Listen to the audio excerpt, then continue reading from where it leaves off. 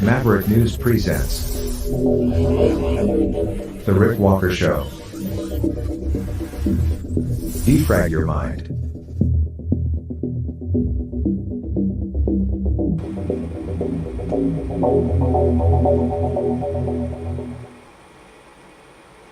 Good evening, everyone. I'm Rick Walker. Welcome back to the Maverick News channel. We have a big night ahead of us.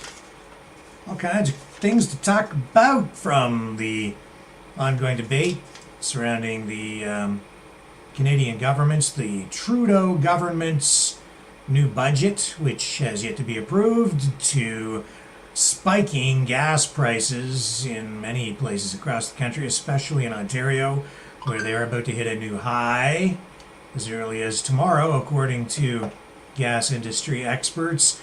We also have evidence of Iranian meddling in protest actions in North America, Canada, the United States. If you think these protests, these pro-Palestinian protests, are entirely organic, you might think again. What else do we have? We have... oh boy. A cyber attack hitting New York State government's bill drafting office. We also have, from the politically correct files, a new phrase. I don't know if you've heard of this before.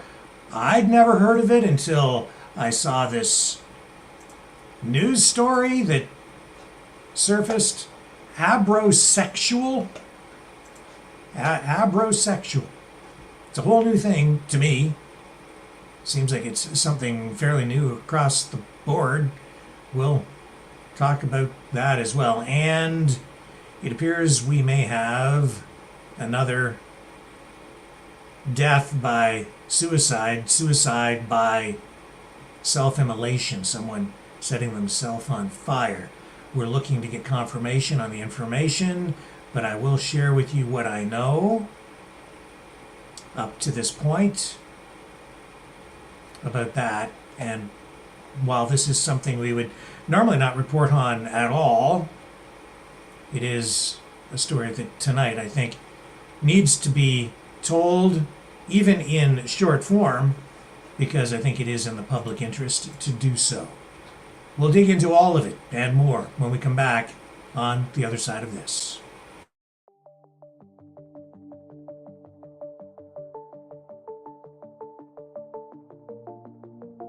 Greetings, brave Mavericks. Our quest for truth continues. We go beyond fake news. Together we expose propaganda. Together we pull others out of rabbit holes. We are maverick thinkers. We are all unique individuals. Defenders of individual rights and freedoms. Credible. Trusted. Grounded in reality.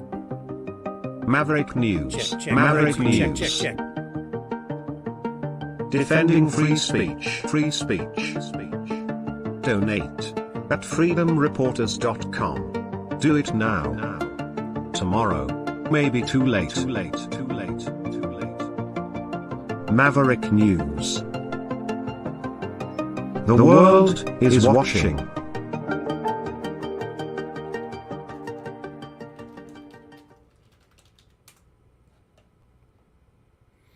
Okay, so I think that should fix my microphone issue, right?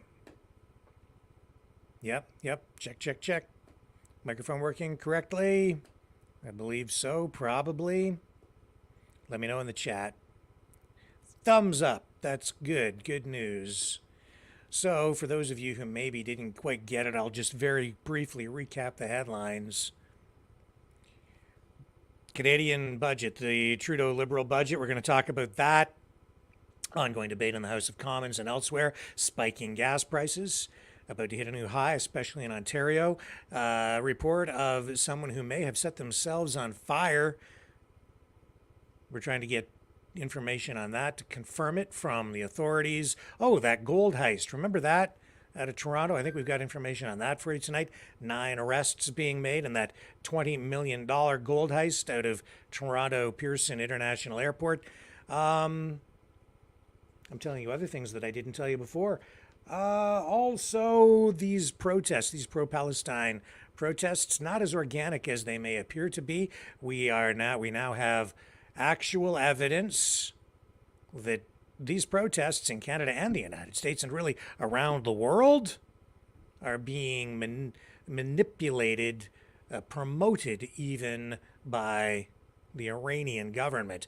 So we have all of this. Oh, there was an earthquake in Japan. And there's this whole new thing out of the politically correct file called abrosexual. It's all new to me. We're going to talk about that. And a cyber attack on a New York State government's bill drafting office. So lots to talk about here this evening.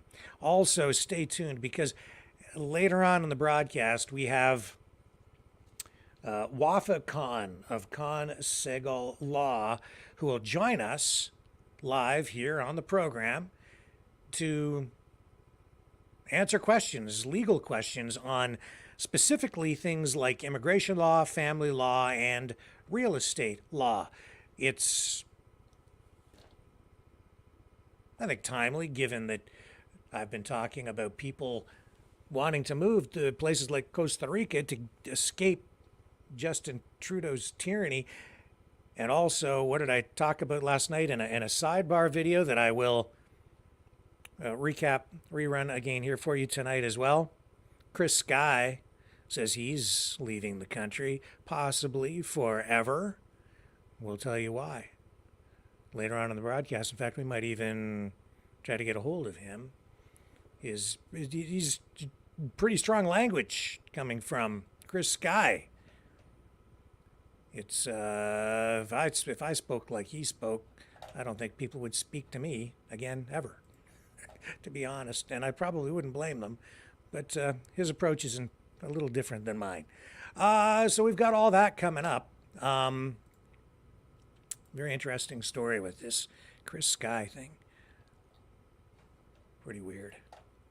Anyway, let's start with the Canadian budget, because the tax thing, it's the top story in Canada right now.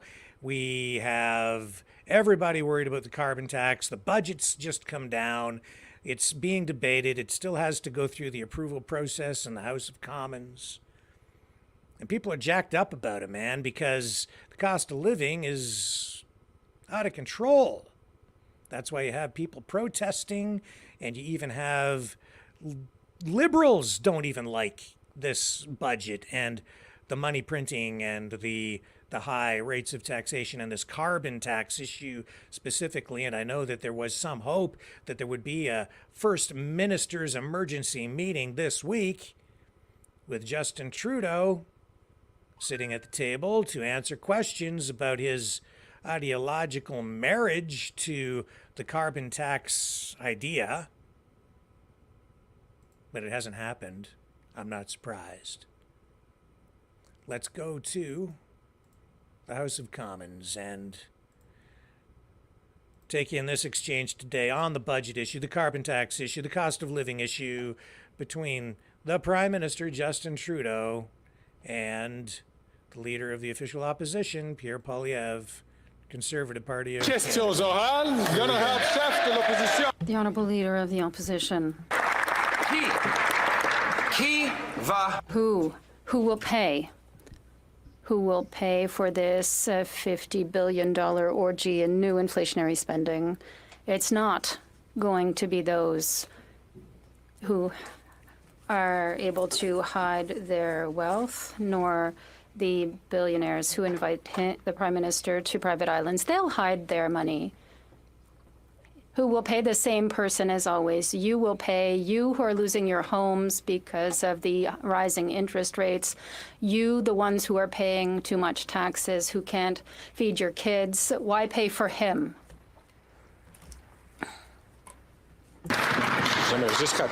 I would just like to remind all members to direct their comments to the chair.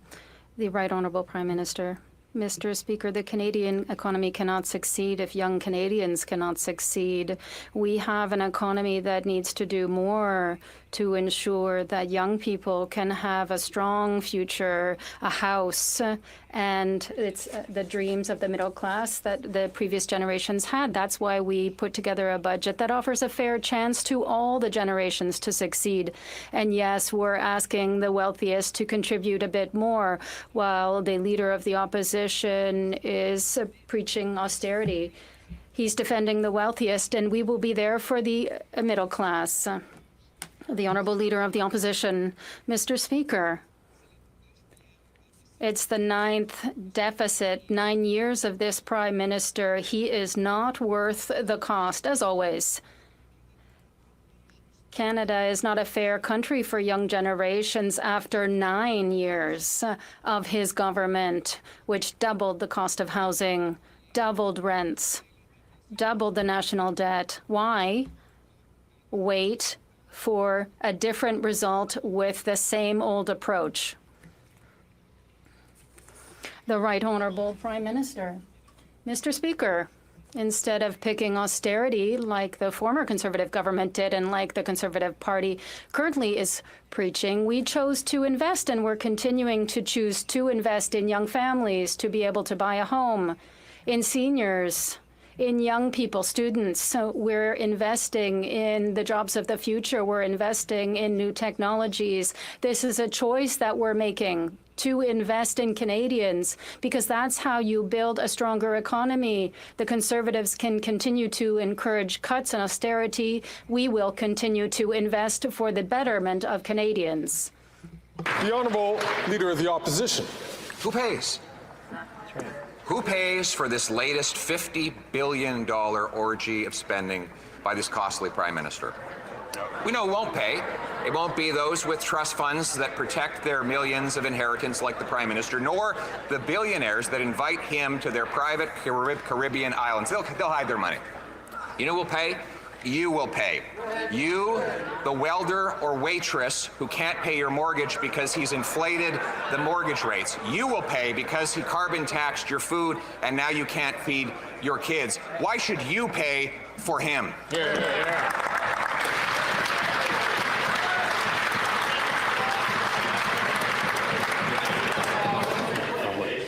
My comment still applies. The Right Honourable Prime Minister. Mr. Speaker, it is interesting to see the lengths to which the Leader of the Opposition will go to avoid saying that he is choosing to stand with the ultra-wealthy, against the middle class, against young Canadians. When we first got elected and raised taxes on the wealthiest 1% to lower them for the middle class, the Conservative Party and that that leader voted against it. We're asking for the wealthiest in this country, the wealthiest 0.1%, to pay more in taxes so we can support the middle class, so we can restore the dream, particularly for young people, of home ownership, of a brighter future that the world is taking away from people all over the world. The Honourable Leader of the Opposition. Mr. Speaker, the Prime Minister likes to blame the world for the problems that he caused.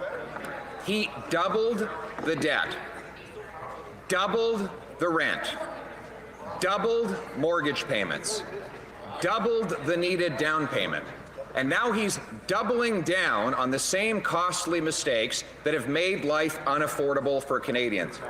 When will this Prime Minister realize that he's not worth the cost and that repeating the same thing 9 times and expecting a different result is the definition of insanity?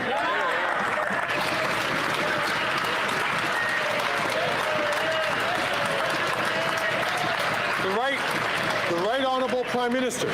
Speaker, what the Leader of the Opposition is saying is that he stands with the ultra-wealthy 0.1% in this country, and everyone else is on their own, because that's what he would do as he slashes programs, as he slashes investments, as he doesn't build the homes necessary, as he doesn't have a plan to fight climate change and create good jobs, as he has stood against affordability measures, as he stands against seniors getting dental care, Mr. Speaker. He is choosing to stand with the ultra-wealthy while we are investing in Canadians and building a stronger future that is fair for everyone.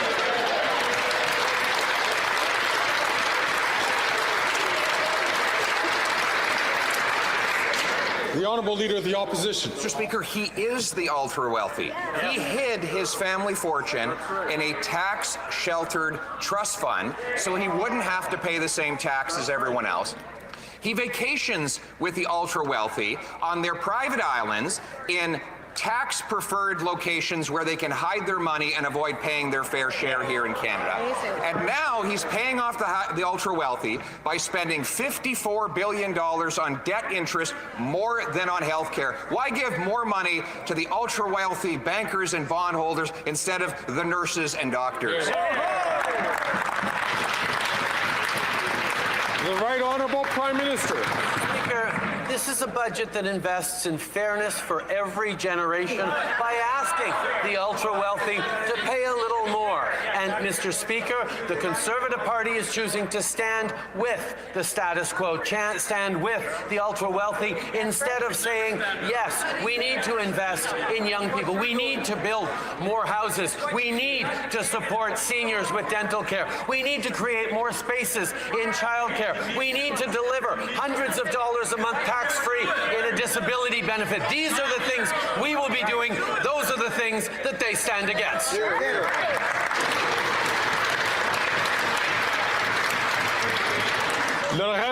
The Honourable Member for Belleau-Chambly. Okay. So that's the exchange in the House. But there are real cracks becoming visible within the Liberal ranks. Trudeau is in a little bit of trouble, maybe a lot of trouble, because even his old finance minister, Bill Morneau, has come out with harsh words for Justin Trudeau's budget. Bill Morneau says that it is a threat to investment and economic growth. Now, he was the finance minister for, from about 2015 to 2020. He had the job before Chrystia Freeland. And he is saying that the higher taxes that are part of this budget will probably scare away investment. He says that the wealthy business owners and corporations, the people most likely to face a higher tax burden as a result of these changes that are coming up on the tax system, will think twice about putting money into Canada as investments to make it work here, because they stand to make less on their investments. It's as simple as that. As a result, you won't get the economic growth, you won't get the same level of taxation. So by trying to charge more in taxes, you will end up collecting less.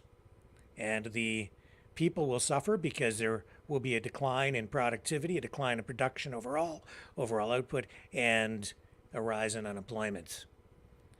That's what he is saying. And this is a liberal. This is a guy who used to be Trudeau's right-hand man. But they had a rift, a falling out, back around 2020. And Morneau is out of the picture. Don't be surprised if that guy runs for the leadership when the time comes. He may be the next leader of the Liberal Party, and he may pull things back over away from the left a little bit and bring it a little bit further over to the right. It won't be too far to the right because he's still a progressive, and make no mistake about that. The Liberal Party overall is fairly progressive. They do have a conservative wing. A little bit. And of course the NDP under Jagmeet Singh continues to be the tail that wags the dog, and we talked about that last night. Now, while all that's going on in the House, and Morneau criticizing Trudeau and the new budget, an actual Liberal premier from Newfoundland, Andrew Furey, had these harsh words to say about Trudeau and his carbon tax today, which is all part of the overall new federal budget, an integral part, the carbon tax. Let's bring it up here. Here's Andrew Furey, Premier of Newfoundland. To be an and asset Labrador. being a friend of the Liberal Party federally. Now it seems like it's maybe not. Hang on just a second here.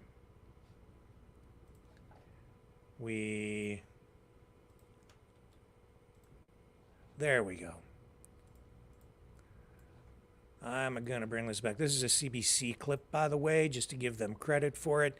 And here he is. To be an asset being a friend of the Liberal Party federally. Now it seems like it's maybe not. You're Well, talking about fighting them. No, I'm not fighting. I mean, I think, on the carbon tax in particular, the Prime Minister has tried to bait me at times with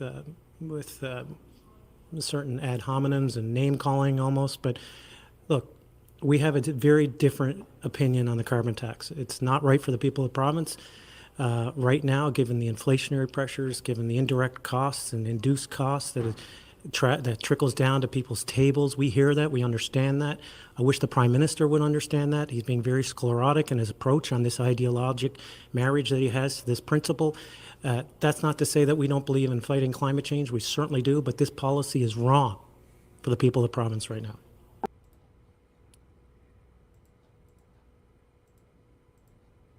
$1.69.9 a liter for gasoline here where I live today. That was a 10-cent spike in the space of a day, because it was $1.59.9 yesterday, and some of that is attributed to the new carbon tax, and it's going to increase over time. And as of tomorrow, gas industry experts, gas price watchers, like the gas wizard, I think they call this guy the gas price wizard. This is Dan McTeague. And they're predicting that by tomorrow, in some places here in Ontario, the price will hit $1.79.9 per liter. That's 3.78 liters per gallon, folks. So if you want to know the price in gallons, take that $1.79, multiply it by 3.78, then do the exchange into US dollars, and you have yourself the price in US funds to compare. I'm not going to do the math. I'm not going to go down that road. It's apparent enough at $1.79 per liter that the price is spiking. The problem is Canada is fading, the United States is surging ahead, and we're not going to get the pickup. We're not going to get, be able to be pulled in with their wake, because we don't have things that the world wants. And as a result, the Canadian dollar continues to remain very weak. 139 pennies, as I mentioned earlier, to buy a US dollar adds 26 cents to a liter of gasoline. because energy is at the core of our economy, it also affects the price of food, of heating, the price of pretty much everything that we do. And so a weak Canadian dollar combined with high taxes is a dangerous recipe. Any party, conservative, liberal, or otherwise, proposes to eliminate it won't just be doing themselves politically a favor. They'll be doing a lot of constituents and consumers across this country a massive favor. I've had discussions with liberals, provincially and federally. I've warned them this is going to happen. I've been saying this for 7 or 8 years, and it's now taking place. So to me, you're going after a speck of grain on the Lions Gate Bridge in order to be able to virtue signal. You're taking the economy down as a result, and you're going to lose not just party status. It's likely that those parties will disappear for a very long time. The longer, the better. It's the hot button issue right now, man. It's the issue that could ultimately lead to Trudeau being kicked out of there. Yes, sir. Yeah, I know a lot of people are impatient. You're worried. A lot of you are chomping at the bit, but you just be patient. I'm telling you. It's coming. Now, he's going to get his the next time people get to cast ballots, and that is not that far away.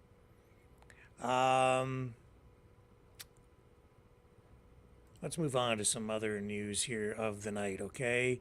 That gold heist at Toronto Pearson International Airport. Remember that $20 million? Well, police say one former and one current employee of Air Canada are among 9 suspects that they're now facing charges in connection with that theft at Pearson last year. So we know that police have laid a total of 19 charges against these individuals, and Canada-wide warrants have been issued for the arrest of 3 of those suspects who have not yet been apprehended. All of the suspects arrested in connection with this robbery have been released on bail.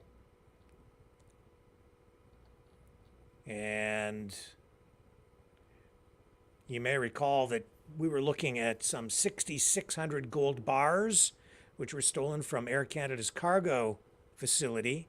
This was back on the 17th of April of last year, almost exactly 1 year to the day that police have now moved in and made arrests and laid charges against these people. They have video evidence, surveillance video.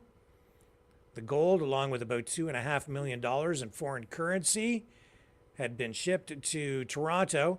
It came from Zurich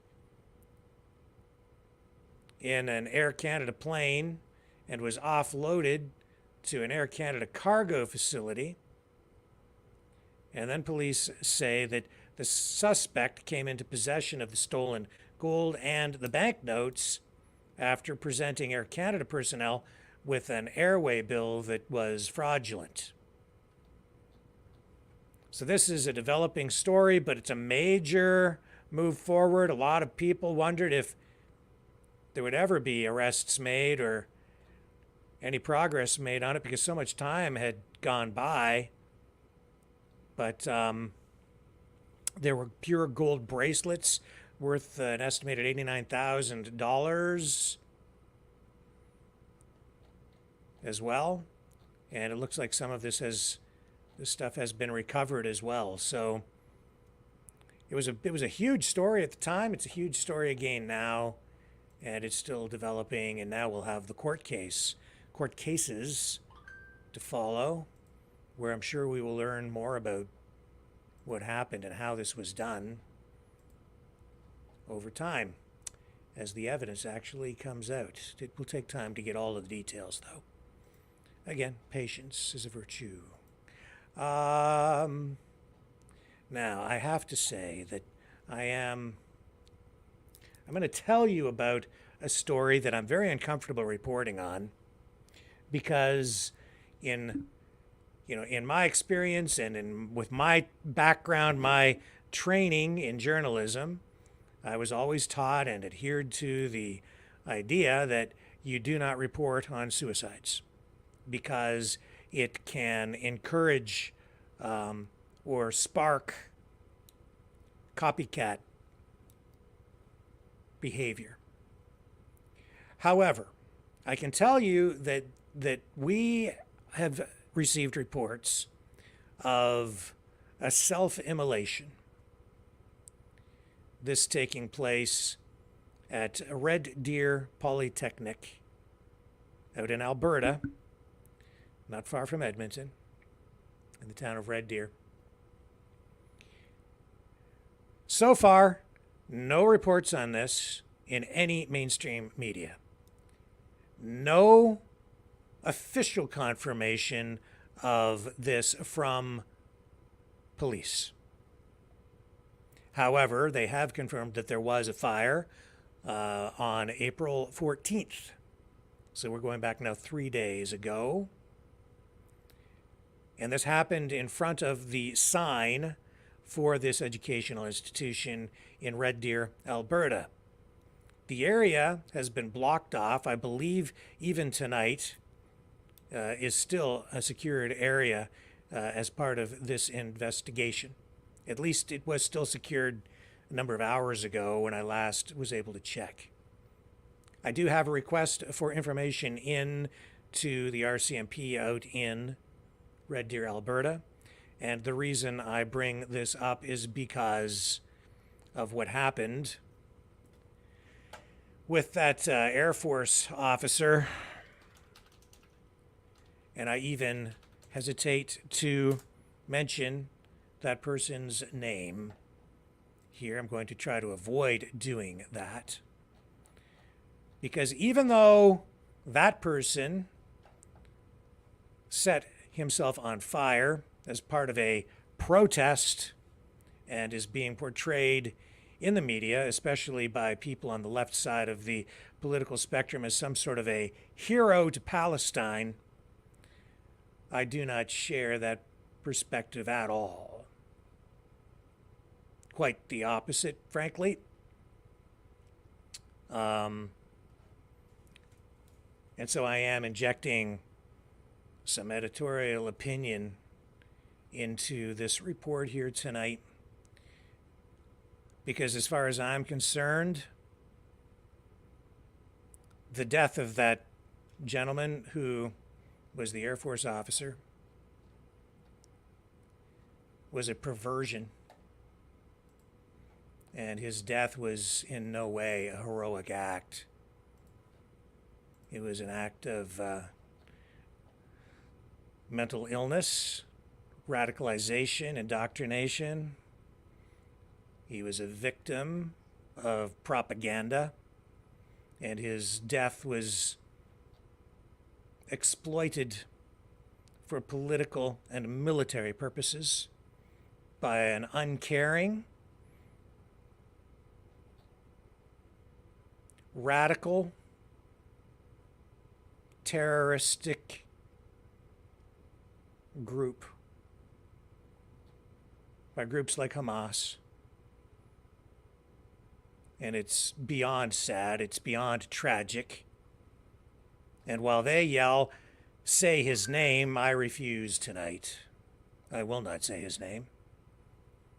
That guy who did it to himself was a victim of a twisted, sick ideology.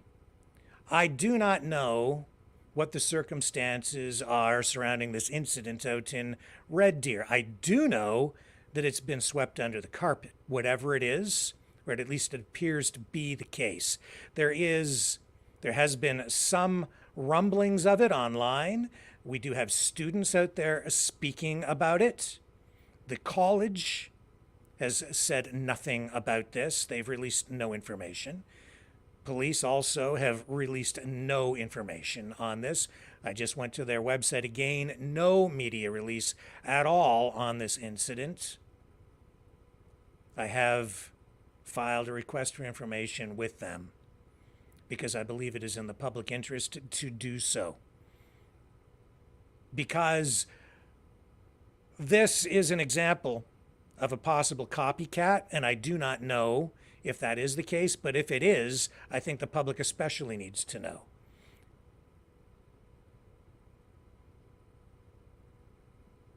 People are out there being subjected to all kinds of information warfare, propaganda, and it is twisting their minds. And I am certain that there has been more of this going on than any of us know, because this kind of thing is, generally speaking, not spoken about at all. And that is the case with this story, this incident. Now, I don't know. Again, this may or may not. I don't know what the motivation would have been behind this, and I don't know the circumstances behind it. And it is even possible that the information that we are receiving on this is not entirely factual, which is why we need to get more information from police. Because whether I report on it or not, people are talking about it out there. And if it is related in any way to this other incident,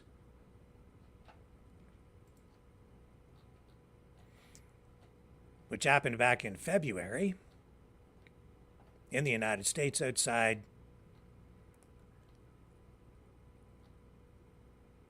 the Israeli consulate,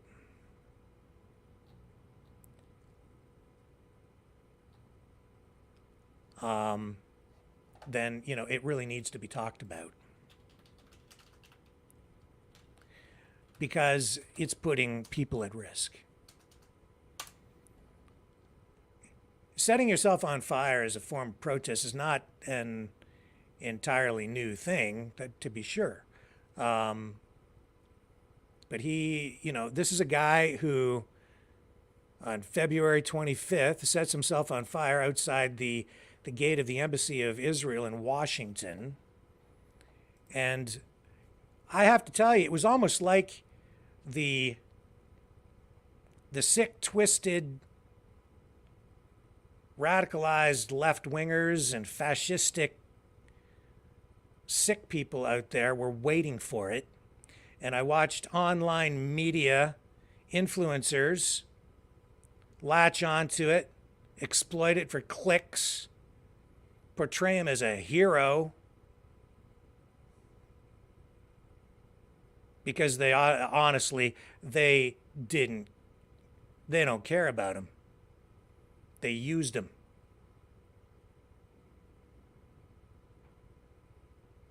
You know who else they don't care about? Anybody else that does the same thing. They don't give a damn about that person as an individual. It's all about their movement, their political aspirations, their cliques, and their ultimate objectives. And it is disgusting. And to prop somebody up like that, portraying them as a hero, he might be a martyr. Oh, to be sure. He's a martyr. They've martyred that guy. And in so doing, they're exploiting him. But that is part of the ideology behind that terrorist organization, is to martyr people, including children and mothers and civilians of all kinds, as they hide behind them. That's their main play, man. Victimology.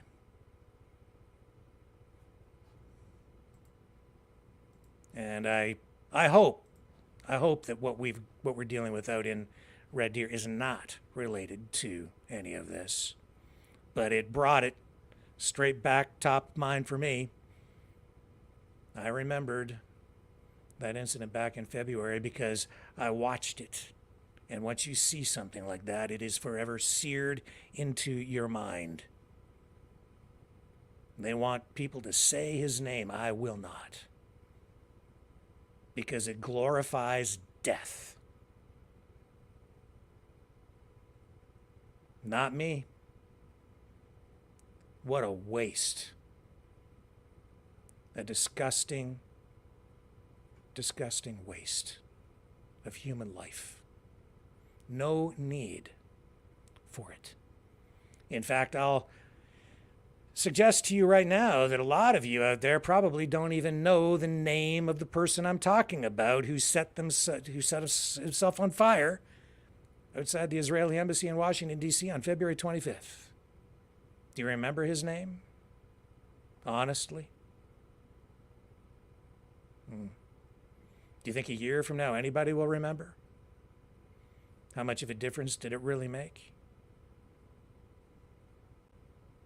And then for it to possibly lead, and I'm certain that it did, because there was all kinds of concern at the time that the glorification of his suicide, and it was a suicide, would lead to more acts of the same.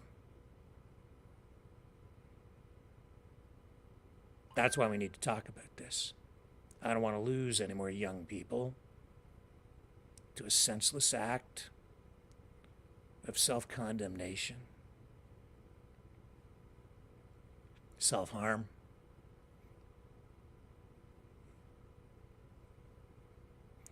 When I find out more, I'll let you know.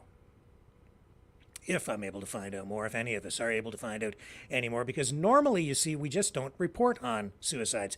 Because if you report on them, quite often what the person who has killed themselves, that's what they want. They're looking for attention for one reason or another. So you don't give it to them. Because if you do, it encourages other people to do the same thing.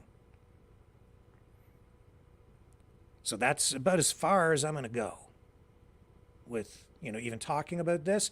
I'm bringing it to your attention because it's a mental health issue. It's also a political indoctrination thing.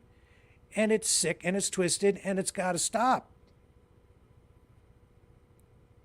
And I've had it up to here, honestly, with these other people who are glorifying it. And a lot of them, online influencers, way bigger than me, much bigger followings. I don't care. In a case like this, they're so wrong.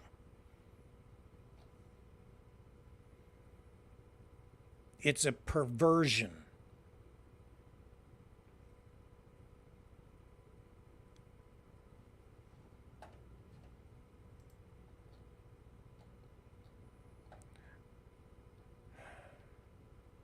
I weep for both of them and for the others who have done similar things. For their sacrifices really have been for nothing, regardless of what these other people might say. I'll be back.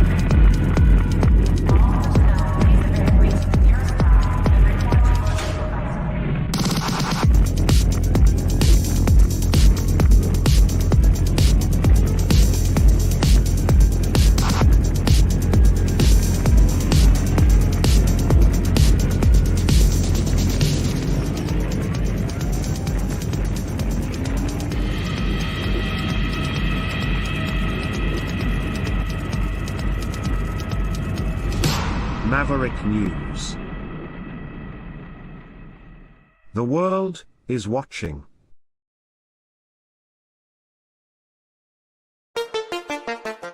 The New World Order. Government overreach. The Great Reset. Mainstream media lies. Now more than ever, independent voices are needed. Donate now, at freedomreporters.com. That's freedomreporters.com. Maverick News. The antivirus program for your mind.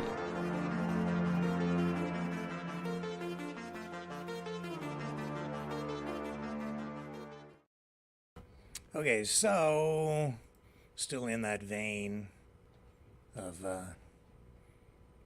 what's going on in Gaza and the Middle East in general, and with that issue.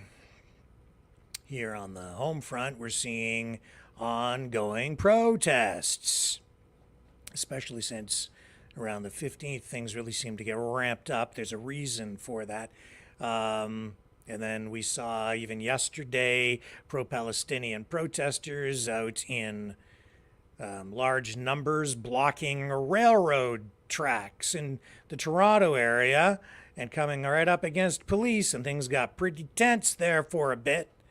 Here's a look at another one of those clips from Kareem Assad. Fuck you, TPS! Fuck you, TPS! Fuck you, TPS! Fuck you, TPS! Fuck you, TPS! Fuck you, TPS! Fuck you, TPS! Fuck you, TPS! Fuck you, TPS! Fuck you, TPS! Fuck you, TPS! Fuck you, TPS! Fuck you, TPS!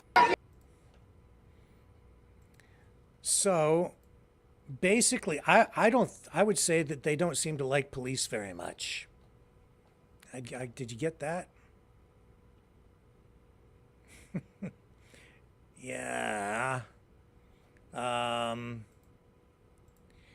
We've seen protests like this going on all over the world. And one of the reasons for that is because these protests are being helped along just a little bit, maybe even a lot, by foreign governments.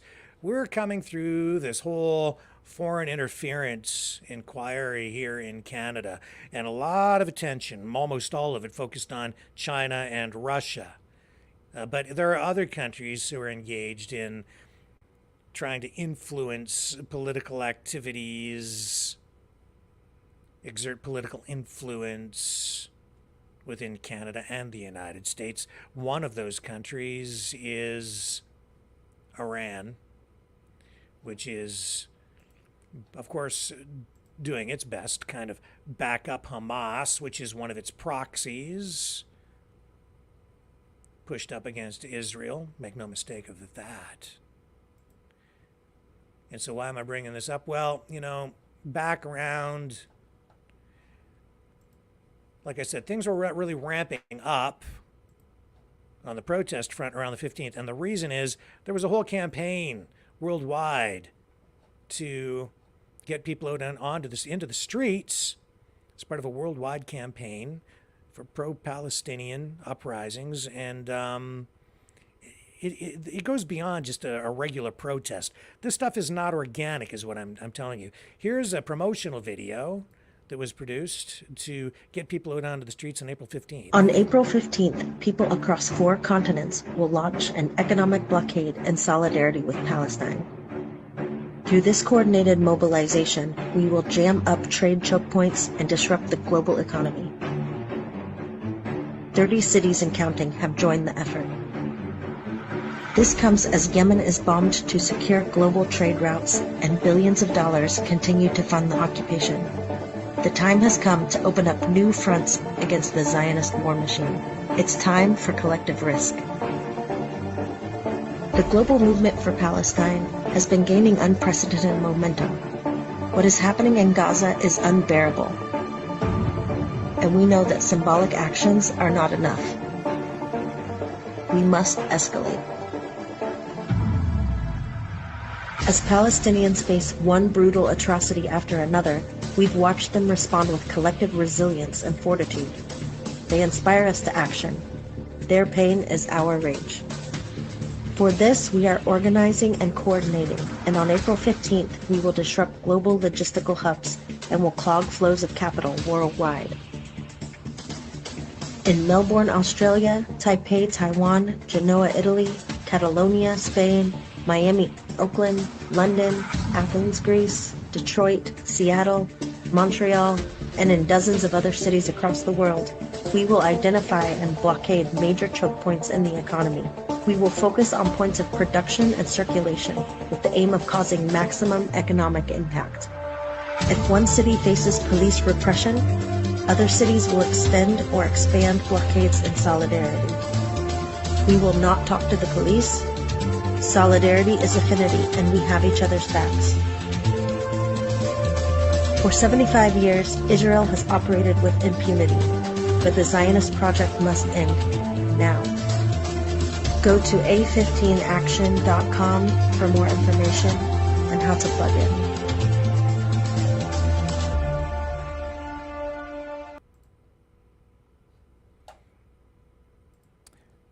So there's some truth for you. And I'm going to say something here, and it might not make me very popular.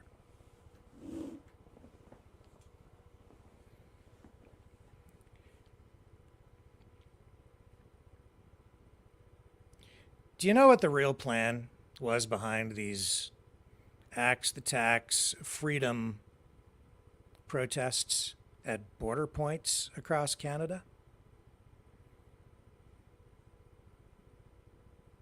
Why would they set up on a highway at a border point, at all border points across the country? What's the objective? They told us, you listen to what they're saying. Every cross interprovincial border point across the country is where they targeted these protests for Axe the Tax, and yet when you listen to the influencers who are helping to push those protests along, what was the real objective?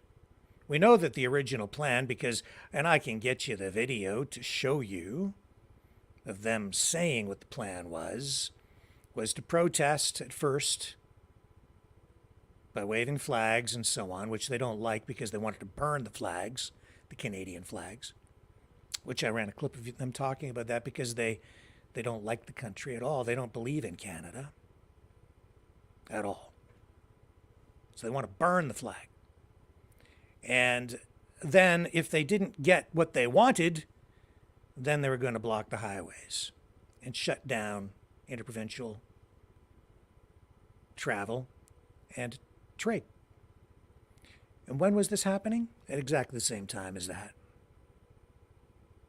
Coincidence? I don't think so. The whole idea behind what you're seeing there is to get people to act out without realizing what it is they're actually supporting, what they're involved with. And so they're using that old KGB technique described by Yuri Bezmenov, former KGB agent, and there's that video online, and we've played that for you before. How does all of that work? They don't have to start these movements, these political organizations, these foreign interferers. They just help them along. They see a snowball start to roll, they choose a date, they have certain people in place, they have websites, they have social media accounts, and then they just plant ideas, or they even set up events and get them rolling along. And they will have people in place that are working as agents as well to help push these destabilizing demonstrations. It's part of fifth generation warfare. These demonstrations that you're seeing, are there these pro-Palestinian demonstrations, even some of these freedom demonstrations are part of their plan, these foreign actors. And the people involved in the demonstrations often don't even realize that they're being used as dupes to do the bidding of the people who are planting these ideas in their skulls. And some of them become very indoctrinated into a particular way of thinking because of the information warfare that they're being subjected to online. How do I know? Because I've read intelligence reports. And tonight I can show you as well that there is actually, let me find this here for you. Here's a top secret letter from Iranian the Islamic Revolutionary Guard Corps. This has been leaked. And this goes back now to April 15th, and they did not get the traction globally that they wanted. They did not get the traction that they were hoping for here in Canada with both the Palestinian protests and possibly even these freedom protests, which honestly, I think, and I'm not saying that the people involved in the protests on the ground are even necessarily aware that they're out there helping these guys, but whether they're aware of it or not, they are. Because they're destabilizing the country and helping to the snowball roll down the hill, gain momentum, and pick up more and more snow and become larger as it goes down. And that's also been part of their strategy. If within 72 hours they were going to blockade the highways, they didn't get enough people to come out to do it. So what are they doing? They're still sitting out there and they're trying to build it day after day after day and get it really big up at around the weekends. Is what the plan is, so that they can then blockade the highways and shut down trade and disrupt the entire damn country at the same time as all these pro-Palestinian protesters are out there as well. And then it all kind of comes together. And I can tell you as well that there's been a lot of talk within the movement of bringing the freedom movement and the pro-Palestinian movement together, but it hasn't really worked out. Because you have, in the populist movement, within the freedom movement itself, such a diverse range of political views that just in some ways don't quite mesh with what's going on with the pro-Palestinian movement. So it kind of came together during that previous Million March for Children back in the summer for a minute. Then October 7th happened, and that all blew apart. Because it just couldn't hold. You know what I'm telling you is true. This is some of the unspoken stuff. But the reason I'm telling you tonight is because people are being encouraged to take their kids out to these things. They're encouraged to bring their pets out to these things. We've seen these freedom protests portrayed as something almost like a carnival atmosphere. It's fun for the whole family. Come out to the side of the Trans-Canada Highway to the petting zoo. It's not a petting zoo. It's about this. And you need to be aware. It's only fair that you know what you're getting yourself into when you go out to these things. You damn well should have, there should be transparency and truth in what you're being told so that you're not being used as a pawn or cannon fodder. Because some people are simply not being truthful with you. You think you're out there flying your Canadian flag because you're a patriot, when in reality, a lot of the people putting that whole thing together want to set that damn thing on fire because they hate this country with every fiber of their being. And they've said so. It's one thing to want to fix it. It's something else, again, to want to tear it down, just like these guys.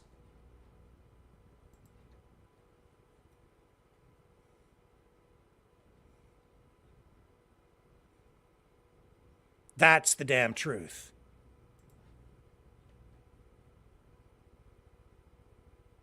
You know what they call people who want to destroy the country? They call them traitors.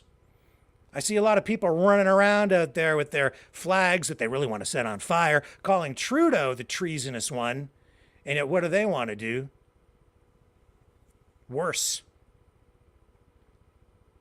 I understand that the Prime Minister is has given up much of our sovereignty to global interests. And I'm not in favor of that. No, sir, I'm not. But I love my country. And I'm not going to sit here and let people lie to you so that you get to go out and get your ass arrested or put your children at risk or your pets because you think it's all bouncy castles and fun times. But it isn't. It's serious business. And there's a lot more going on than people realize, and people are being manipulated in ways that they are not aware of, including some of the leaders who are not leaders at all because they're just being duped. They're useful idiots. And I'm all for the protesting, and I have nothing against axe the tax protests. I'm all for that. I don't think that the carbon tax is a good idea at all. I want it gone too. And I'm all for protests. That's why I haven't been coming out and saying anything, really negative about the protests themselves. It's all fine as long as you stay within the guardrails and do it right. And so far they have, but we know that there's a larger agenda there. And I swear to God, it's connected to this. And you know why I know? Because it's just blatantly obvious. I could go back and map it out on a graph. Every time there's a major development internationally, there's a coinciding attempt to ramp people up and get them out and get another convoy going as well. Because why? Because I'm telling you, there is some foreign influence going on within the freedom movement itself, so that people are being manipulated and they don't even know it. Every single time. Whether it's the release of the Sound of Freedom movement movie, and then and it was a progression at that time. You had the release of that movie, and then you had the whole Save the Children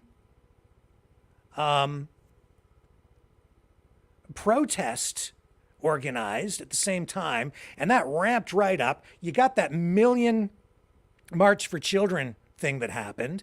Very successful, I would say, but it all coincided. It all came together at exactly the same time. And then we got the October 7th thing, and it all kind of blew up.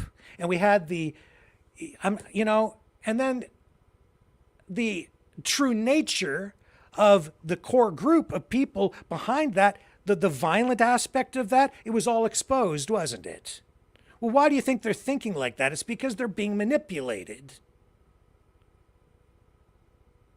It's not even that I'm not against the people who are out there trying to make a difference. I'm just warning you. I'm telling you. And this is the proof. This is a letter between generals in the IRGC talking about manipulating people in exactly this way. This is about the Iranian government fueling these kinds of protests with websites, online information warfare, propaganda, specifically aimed at the April 15th activities, which we did see bridges shut down in the United States, major thoroughfares shut down, infrastructure shut down, not on enough of a scale. Airports, people couldn't get to their planes. Major disruptions.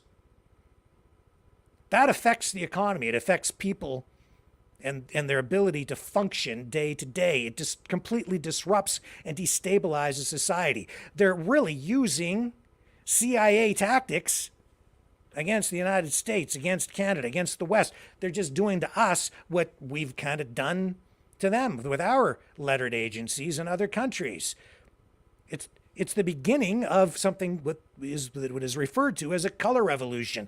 It's destabilizing things to the point where people get pissed off and they rise up. That's the way it works. I'm telling you because I don't want you guys to get hurt. And I don't want people with the best of intentions to get sucked into something unknowingly where they're going to suffer as a result. Everything I'm doing, everything I'm saying, everything I've said for the past 2 years sitting in this chair is about exactly this kind of activity. Using people as pawns, as cannon fodder, political cannon fodder in fifth generation warfare. This is World War III, and you are the foot soldiers. If you let yourself be a foot soldier. But if you're going to be a foot soldier, you better know what it is you're fighting for. Because All I'm seeing is a whole lot of people talking about what they don't like and what they want to tear down, without a real plan in place to tell us what we're going to get on the other side. And you know who ends up suffering when roads are shut down, bridges are shut down, railways are disrupted, you can't get goods to market? You know who suffers? The people. Not the big corporations. They're multinationals. They have so much money, they'll never go bankrupt. But the people suffer because they can't work, they can't pay their bills, they can't get the groceries, they can't feed their kids, the kids can't go to school, they can't get places. Everything goes to hell in a handbasket, and that is exactly what these guys want. Because as soon as things go to hell in a handbasket, you know what they tell you? They tell you it's the government's fault. And yet they're the ones actually shutting stuff down. And you know why the cops shut down the highways? Because the protesters are up the road, and they don't want the protesters to get run over. But then you hear, oh, it's the cops who shut the highways down. Wasn't us. No, you had nothing to do with it. Right. You're just down there, and that's why they shut it down, to keep people safe. Oh, well, they use safety as too much of an excuse. I know that they overstepped their bounds and they used too much force in Ottawa. I wasn't in favor of that, and I said the use of the Emergencies Act was a big mistake, and that's the mistake our governments continue to make here over and over and over again. They use too much force. We saw it in Ottawa. You're seeing it right now in Gaza with Israel, with Netanyahu, who fell into the trap after October 7th. Just the stupidest thing you could do was to go in hard the way that he did, because why? You're losing this kind of battle, this information warfare battle, the public relations battle. You lose that, you lose the war. Doesn't matter how much you blow up.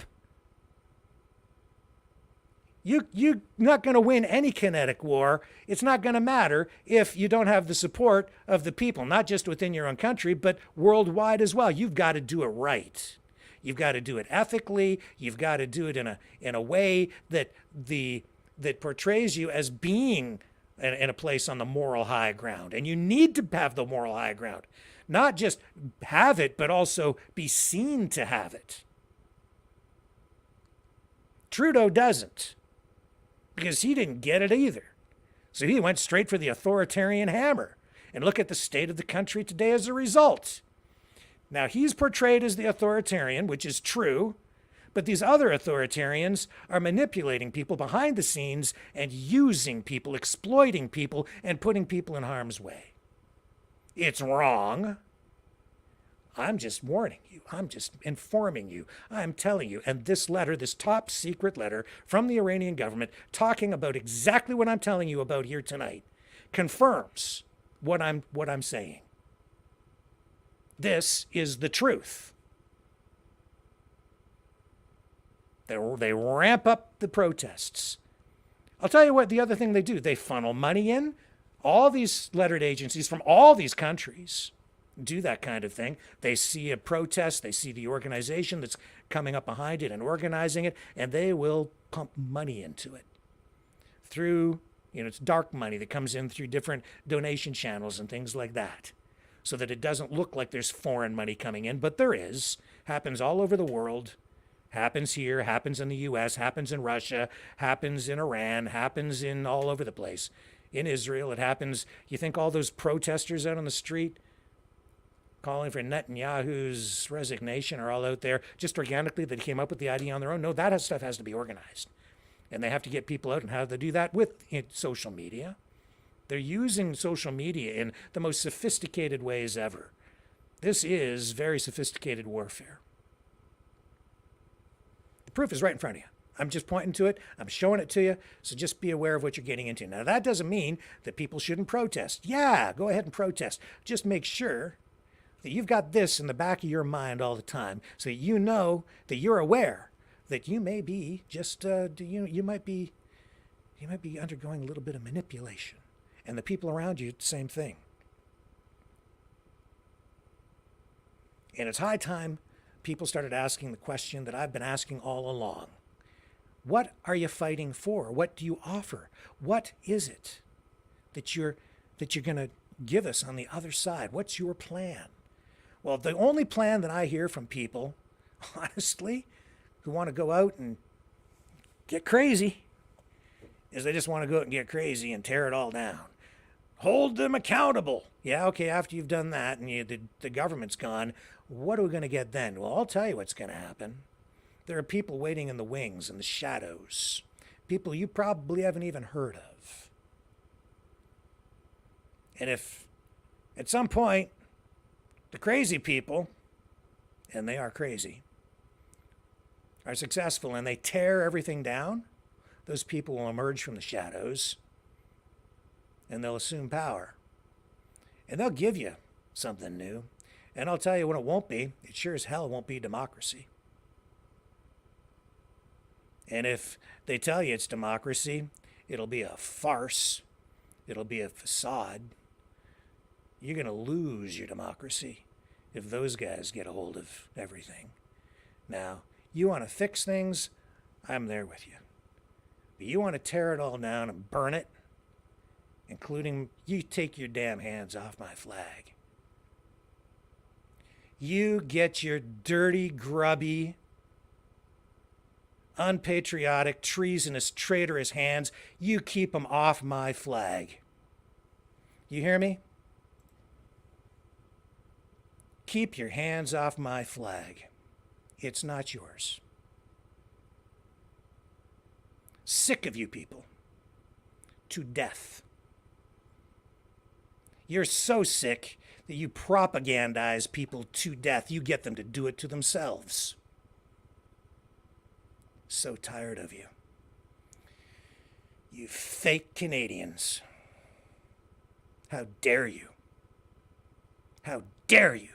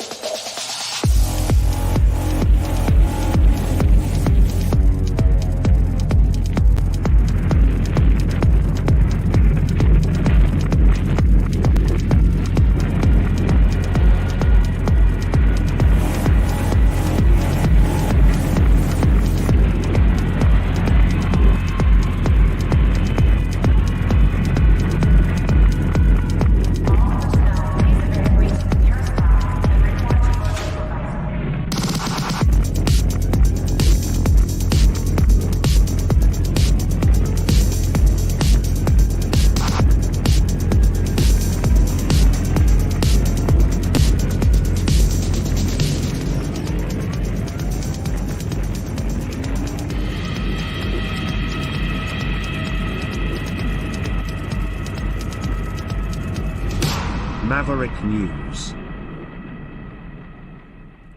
The world is watching. Somebody else who's fed up, so fed up that they're leaving the country, is Chris Sky.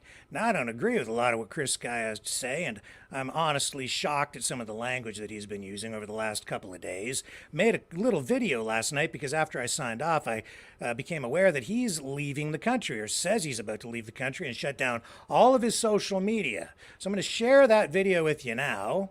Going to run that because not a lot of you saw it. But this is what I had to say last night about Chris Sky saying he is leaving the country. And he'll explain in his own words.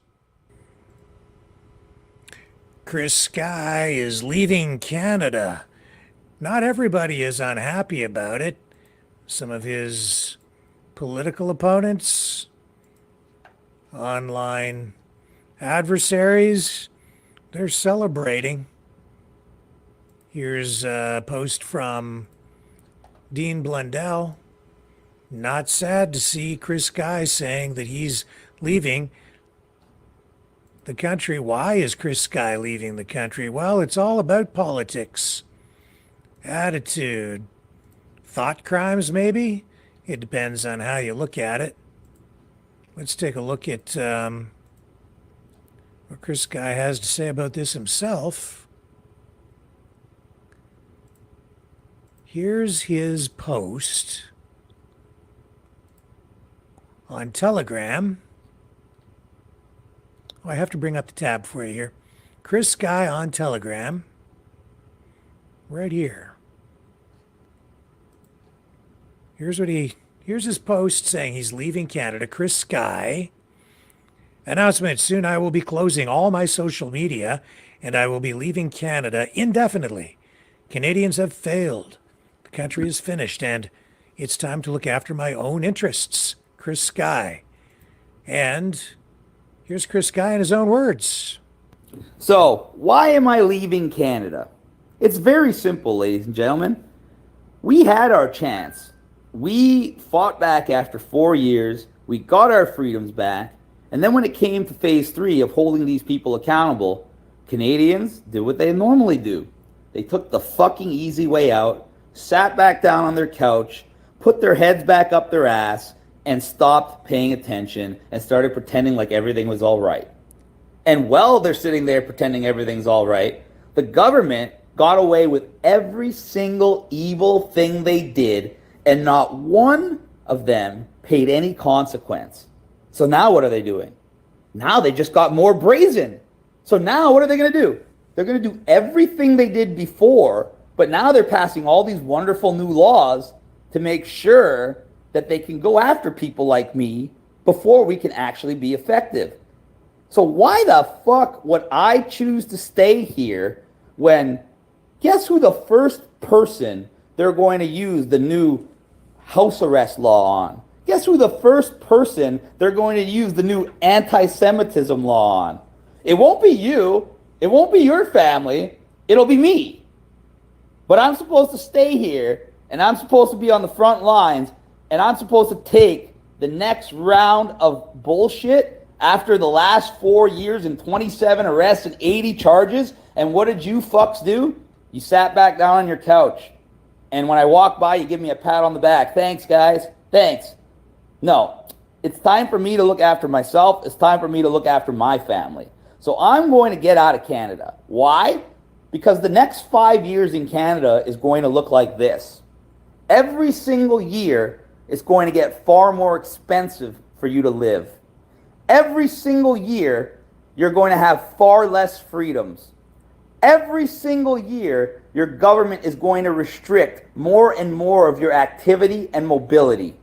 Every single year, the Zionist agenda, the LGBT agenda, the attack on your children is going to move forward. And every single year, Canadians are going to make excuses and try to justify how their lives are getting shittier by the second. Just a few days ago, I had a Canadian woman tell me, you know, you're 100% right. It's absolutely insane what's happening with food prices. But you know what? We shouldn't be eating so much anyways. That was the most Canadian comment I've ever heard in my life. Being so fucking pathetic, so demoralized, and having so little wherewithal that you will accept a reality where you simply cannot even afford to eat. And then you will try to justify it and rationalize it by saying, oh, well, I was eating too much anyway. That is the Canadian attitude. Piss on me, shit on me, bend me over, fill me up with your fucking cum, and I'll just ask for more. So why the fuck would I stay here and fight for fucking losers like that? Why would I put myself at risk? Why would I sacrifice the rest of my life? I already sacrificed the last 4 years to save this country. And we did save this country. And now you fucks are letting it slide way worse than before. And making even more excuses than before. And thinking it's okay now because you don't have to walk around with a mask for right now. So what do I have to say to all Canadians? Fuck you. You are the reason why I'm leaving. It's not Trudeau. It's you. Trudeau is a symptom of the problem that is the Canadian condition. And the Canadian condition is that we have the weakest, most feminized, pussified males on planet Earth and the most ignorant females that will take the lead over these men, but only to lead them even more astray. That is where we are in Canada today. Demasculinized anti-male, non-leaders being led around by females that don't know their ass from a hucking hole in the ground. Canada is done. Canada, in the next 5 years, is going to fall farther than any other nation on planet Earth. And if you're unlucky enough to be here, congratulations. You earned it. As for me, I earned something a little better, and I'm going to enjoy it. Wow. It's not just that he hates Canada. Chris Guy seems to hate Canadians. And he says so. Wow. Well, you can see why some people are not sad to see him go. Others hope he comes back. My guess is this is sort of like a Snoop Dogg moment. Remember when Snoop Dogg said he was giving up smoking? It has that ring to it, that feel. It's I think this is kind of Chris Guy's Snoop Dogg moment. I think he'll be back. Just saying. We'll see where it goes, folks. I'll have more to say about this tomorrow night. Okay. And I did, and here I am. And,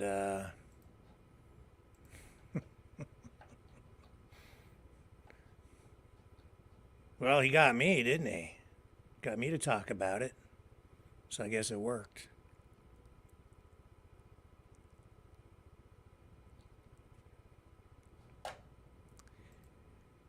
Got me to click. Snoop.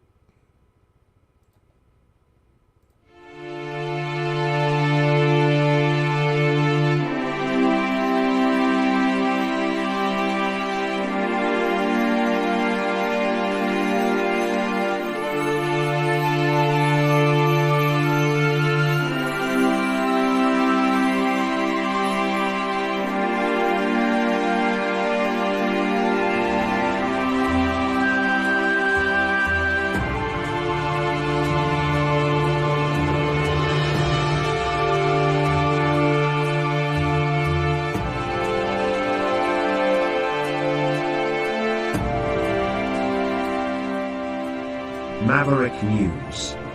The world is watching.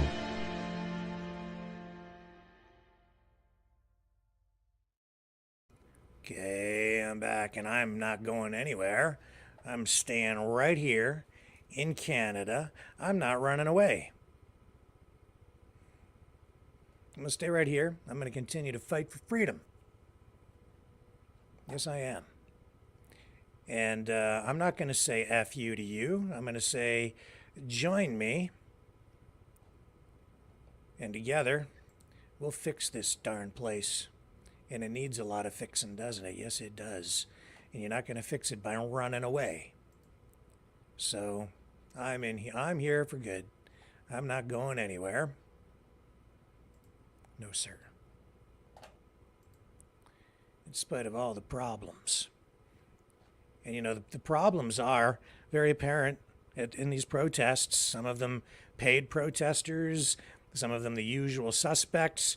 They come out for, you know, one month it's Black Lives Matter, then the next month it's, I don't know, a climate change agenda, and then the next thing after that, you never know, it's these pro-Palestinian protests. It is people from the progressive left wrapping around and coming in and meeting people on the fascistic right, coming together, and you get this kind of stuff posted online.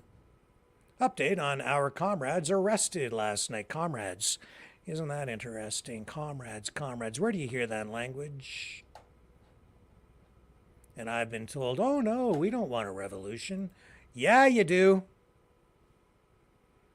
Update on the 4 people arrested at the Toronto rail blockade last night. On Tuesday night, during the successful 5-hour freight rail blockade, 4 comrades were arrested when police suddenly stormed our line. Oh, just out of the blue. Since then, they have been moved around and split up at 2 divisions. a police tactic to make support more difficult. Those pesky cops. Currently, 2 are at 14 Division and 2 are at 23 Division. All are awaiting bail hearings. Stay tuned for further updates. They blocked a train there for 5 hours. And their intent, I guess, was to hold the federal government accountable for their policies on Israel, Palestine.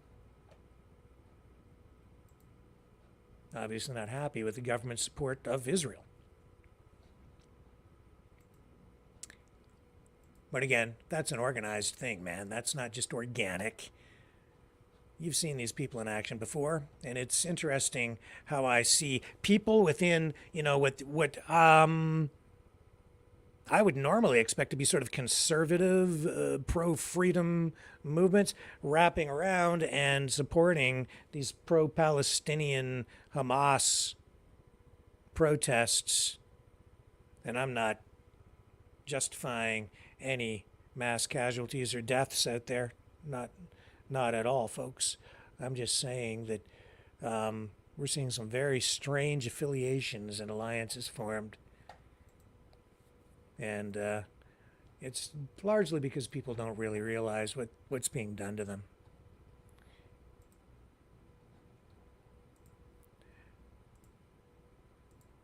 And the cannon fodder got arrested. At least 4 of them did last night.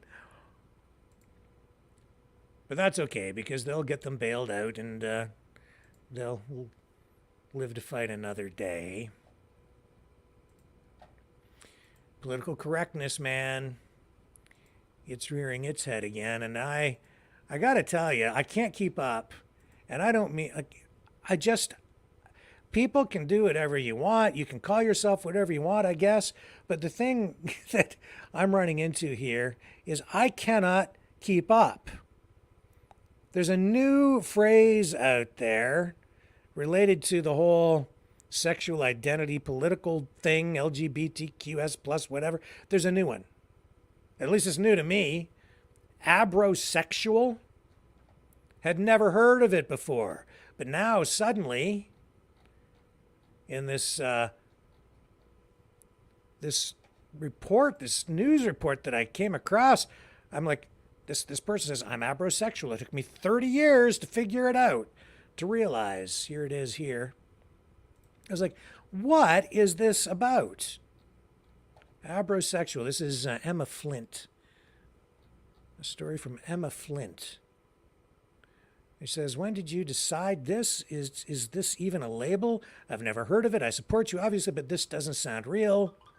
Just some of the words that greeted me, she says, when I came out as abrosexual, or is it abrosexual? I don't know, to a close friend back in 2020. Needless to say, we're not friends anymore. For those of you who don't know what abrosexuality is, in layperson's terms, it simply means when someone's sexual identity fluctuates and changes. Whew. Just when I thought I was figuring things out, now it's fluid. Like, how am I supposed to deal with the pronouns on this? I don't know what to do. It's like, do what you want, man, but please just don't get angry with me if I don't use the right pronoun, okay? I read and reread the text, the dismissiveness of their message getting deeper each time. Here I was, it says, sharing my identity with someone I trusted, only for them to scoff at my words. Although the easy defense is that you can't determine someone's tone from a text message, I think it's clear that the vibe was far from supportive. It was judgmental and immediately doubtful. Sadly, this person isn't the only one who's voiced their opinions on my abrosexuality, and I doubt they'll be the last. It says, when I was growing up, I'd never heard the term abrosexual. You were either straight, gay, or lesbian as far as 90s society was concerned. Anything else was made up. Of course, we know that's far from the truth, but societal blind spots mean we learn terms much slower than if they're readily accessible.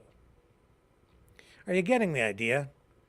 Basically, you can be something one moment and then something else the next.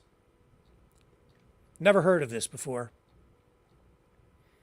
But I guess you can identify as whatever you want these days.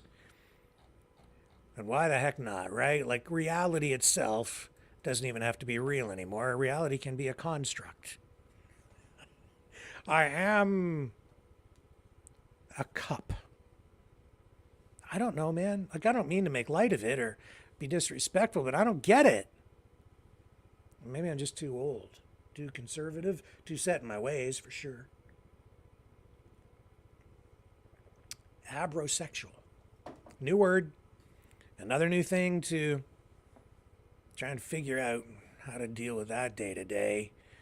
Not that I've ever met anyone who's ever told me that before, so it's a whole new thing to me. Anybody out? I'm going to check the comments. Has anyone ever heard of this before? Abrosexuality? Abrosexuality. Abrosexual. No. Nobody's commenting yet over here. Let me check in the Rumble chat. And, you know, stay tuned here, folks, too, because we've got our guest, Wafa Khan from Khan Segal Law, will be joining us very shortly here on the program. And it'll be an opportunity, I think, we're going to be able to go to the phones and you can ask for, ask questions and get some legal expertise, some expert tips on the legal front. So anybody that has any questions about family law, real estate law, or immigration law, you're in the right place.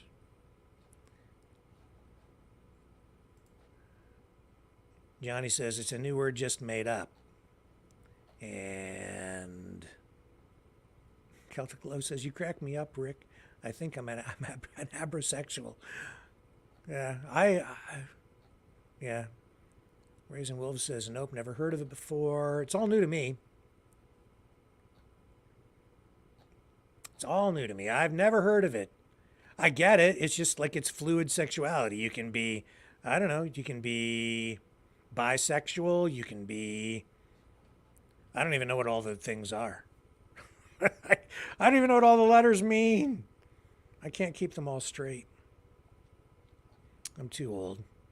My memory maybe just isn't up to the task. Maybe this is a sign of premature Alzheimer's.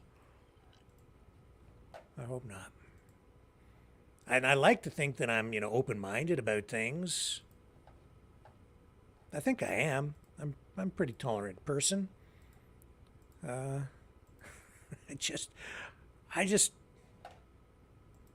don't quite get this one. But whatever. Okay. Abrosexual. So there's a new one for us. Also, you know what I'm trying to be tolerant of? Electric cars. Not being very successful. I don't really like them that much. Germany now is talking about banning weekend driving to meet their climate change emissions targets. Their transport minister has suggested banning weekend car use for the sake of meeting those proposed emissions quotas. The 2-day-a-week ban on personal use of cars, as well as new speed limits. That's what's being considered as part of this whole effort. Got to reduce that carbon footprint for Germany and the world. Transport Minister Volker Wissing is a member of the supposedly pro-market FDP party, and he's been talking about this in relation to the impending new piece of climate legislation, the Climate Protection Act. He's warned that the restrictions on personal car use could be implemented if alternative amendments are not made to that legislation. He says here, comprehensive and indefinite driving bans on Saturdays and Sundays are being considered, Wissing admitted, as Germany's coalition government continues to struggle to set emissions cuts per sector under their new proposed climate legislation. And this is having already a dramatic negative impact on Germany's domestic auto industry because they have plans to ban combustion engines after 2035, as many countries do, including Canada.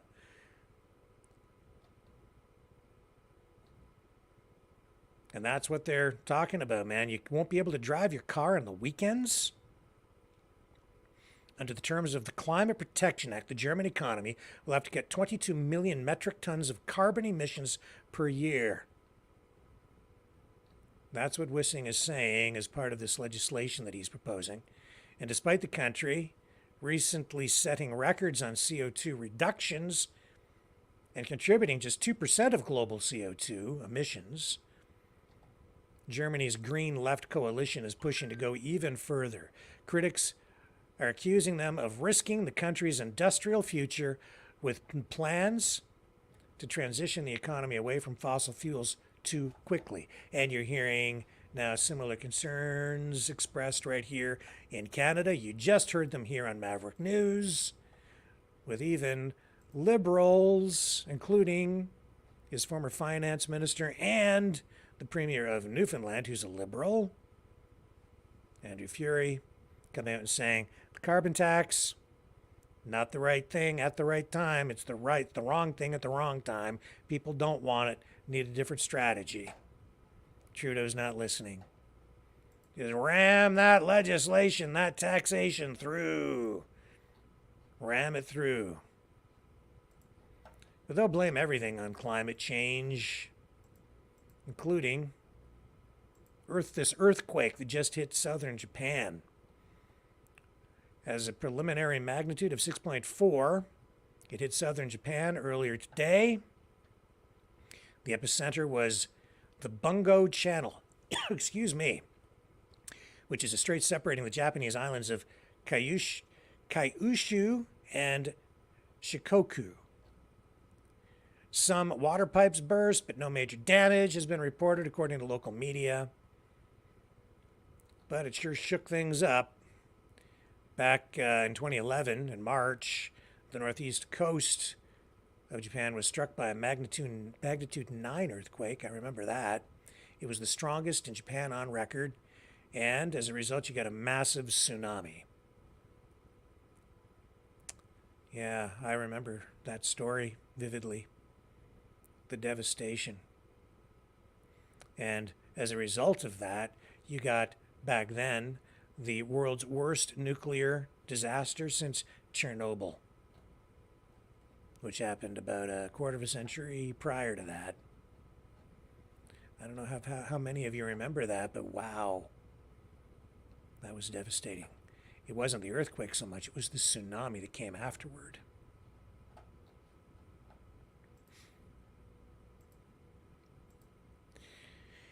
Okay, so what else do we have for you here tonight? You know what? Let me take a quick break here. I'm going to queue up a little bit more news, and our guest will be arriving very shortly, so get those dial-in fingers ready, because we're going to be going to the phones very shortly. We are Mavericks. We say no to the Trudeau and Biden New World Order. And to bugs. Because bugs are creepy and gross. And people should not eat bugs.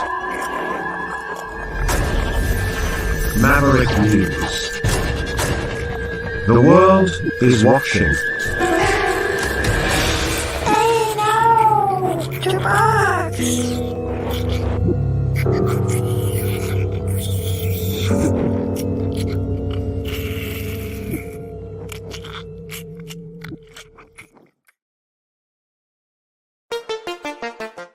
The New World Order.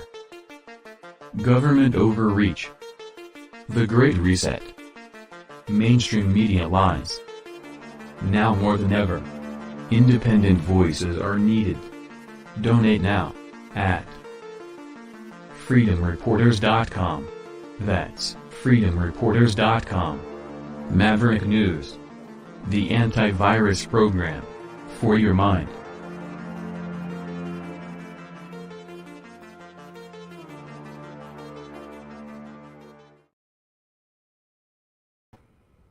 Because this one is something else. But I'm about to tell you, because what I'm going to show you is gonna make you laugh and cry at the same time and burst your brain.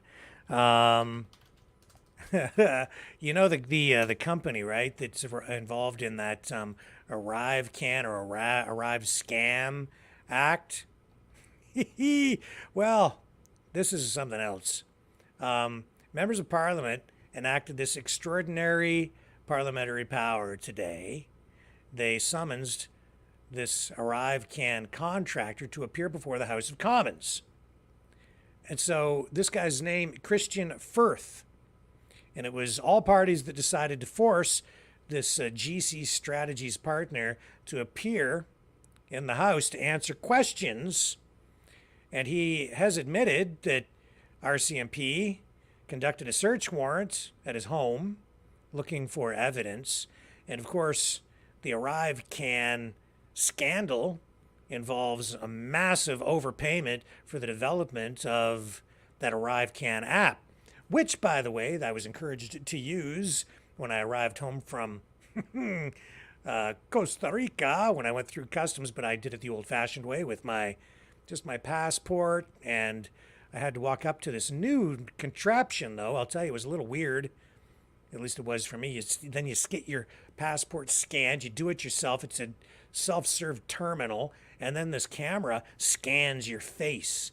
So they have your picture on your passport already. Then they match it to your face. I guess they're using facial recognition to match you up to your passport. And somehow, miraculously, they let me come home. They let me back into the country.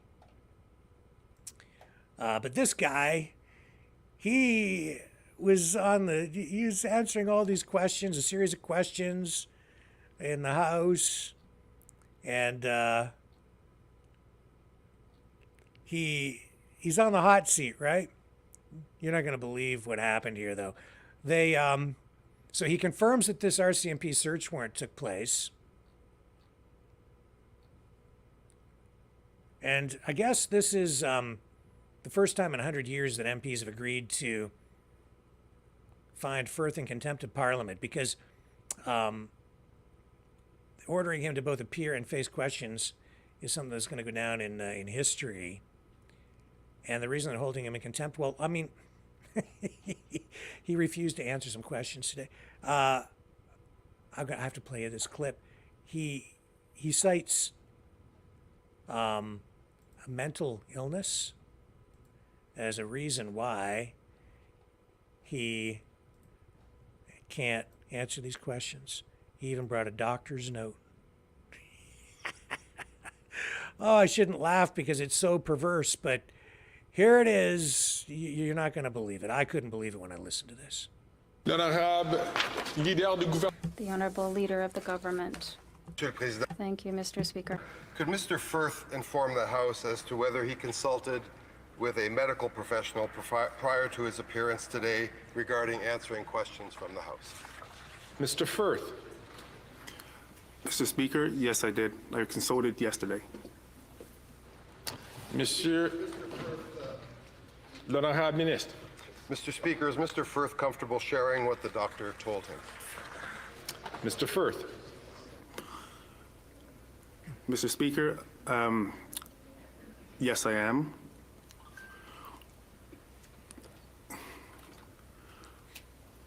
I'm supposed to not participate in any activity that would cause any undue stress to myself, as being diagnosed with having acute mental health flare-ups, actively under therapy, and also on medication. The Honourable Government House Leader. Mr. Speaker, was the information about Mr. Firth's medical condition shared with the House of Commons administration? Mr. Firth.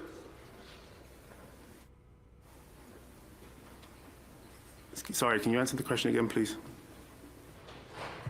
Certainly, by all means. The Honourable, one moment. Just want to make sure the time. The Honourable Government House Leader. Was the information about Mr. Firth's medical condition shared with the House of Commons administration? Mr. Firth. Mr. Speaker, we shared it with the clerk. The Honourable Government House Leader. Mr. Speaker, this information is consistent with what was shared with all recognized parties yesterday individually by the law clerk and parliamentary counsel, that Mr. Firth's health is fragile and that a doctor has provided a note recommending that Mr. Firth does not participate in activities such as the questioning today for mental and physical health reasons. Somebody don't want to answer no questions. Why would that be? Could you explain those millions of dollars and how you spent them, please, on developing that ArriveCAN app? I'm sorry, my doctor has advised me not to answer any questions as it may completely stress me out to the point where I may have a seizure. What does that tell you, folks? Tells me a lot. The doctor's note kind of says it all, doesn't it? I'll be right back, and I'm going to fire up these phones, and that should carry us through until the arrival of our special guest for tonight. The information war is raging. Truth without integrity is worth nothing. Maverick News. Because those who have power and those who seek it must be held accountable. The world is watching. Join our family of truth seekers. Donate today and add your voice to the chorus of Maverick Knights. Donate at MaverickDonations.com. Truth. Integrity. It's the Maverick way.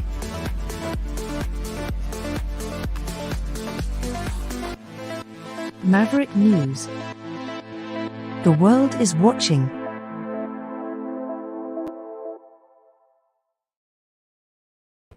Okay, if you'd like to call into the show, you can do that at this number. Okay, Mavericks, it's call-in time. Join the conversation. Call now, 1-519-401-1373.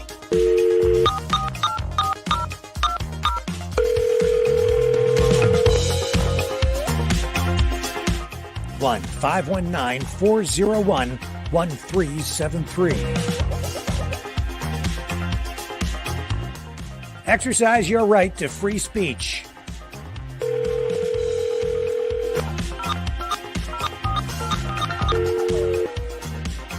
That's 1-519-401-1373.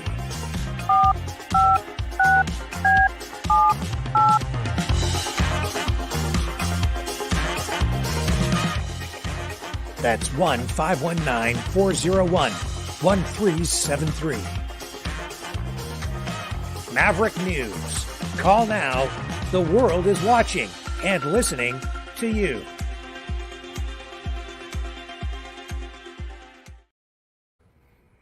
Okay, so if you'd like to call into the show, you can do that at area code 519-401-1373. That'll can't work in both Canada and the U.S. In fact, let me just revise that. And again, that is 1-519-401-1373. There we go, 519-401-1373. You can also support the channel if you like what we do, and we do need your help, by donating to MaverickDonations.com. That takes you to the Give, Send, Go. Or you can also support the program at FreedomReporters.com. And it doesn't cost you anything to like, share, and subscribe. That would help us out a lot. Please consider subscribing over on Rumble. We're really growing over there. And yeah, we can use your support on YouTube as well. We still, we're kind of split between the two platforms. But more and more people moving over to Rumble every day. Picking up a lot of viewers on some other platforms too, with the reposts of these programs on Cloud Hub and Yeah, links over on Truth Social. We're actually getting a following on TikTok too. So check us out over on TikTok. And please subscribe over there. Once we get to the threshold of subscribers, we can start to live stream over there, and that'll make a big difference too. That'll help replace some of the stuff that we've kind of lost over on Facebook. So just putting that out there, and would sure appreciate your help. And we've got our guest waiting in the wings. So without going to the phones, we'll delay that actually. Do not call, do not pass go, do not collect $200 because our guest is about to join us on the other side of this. Hang on, I'll be right back.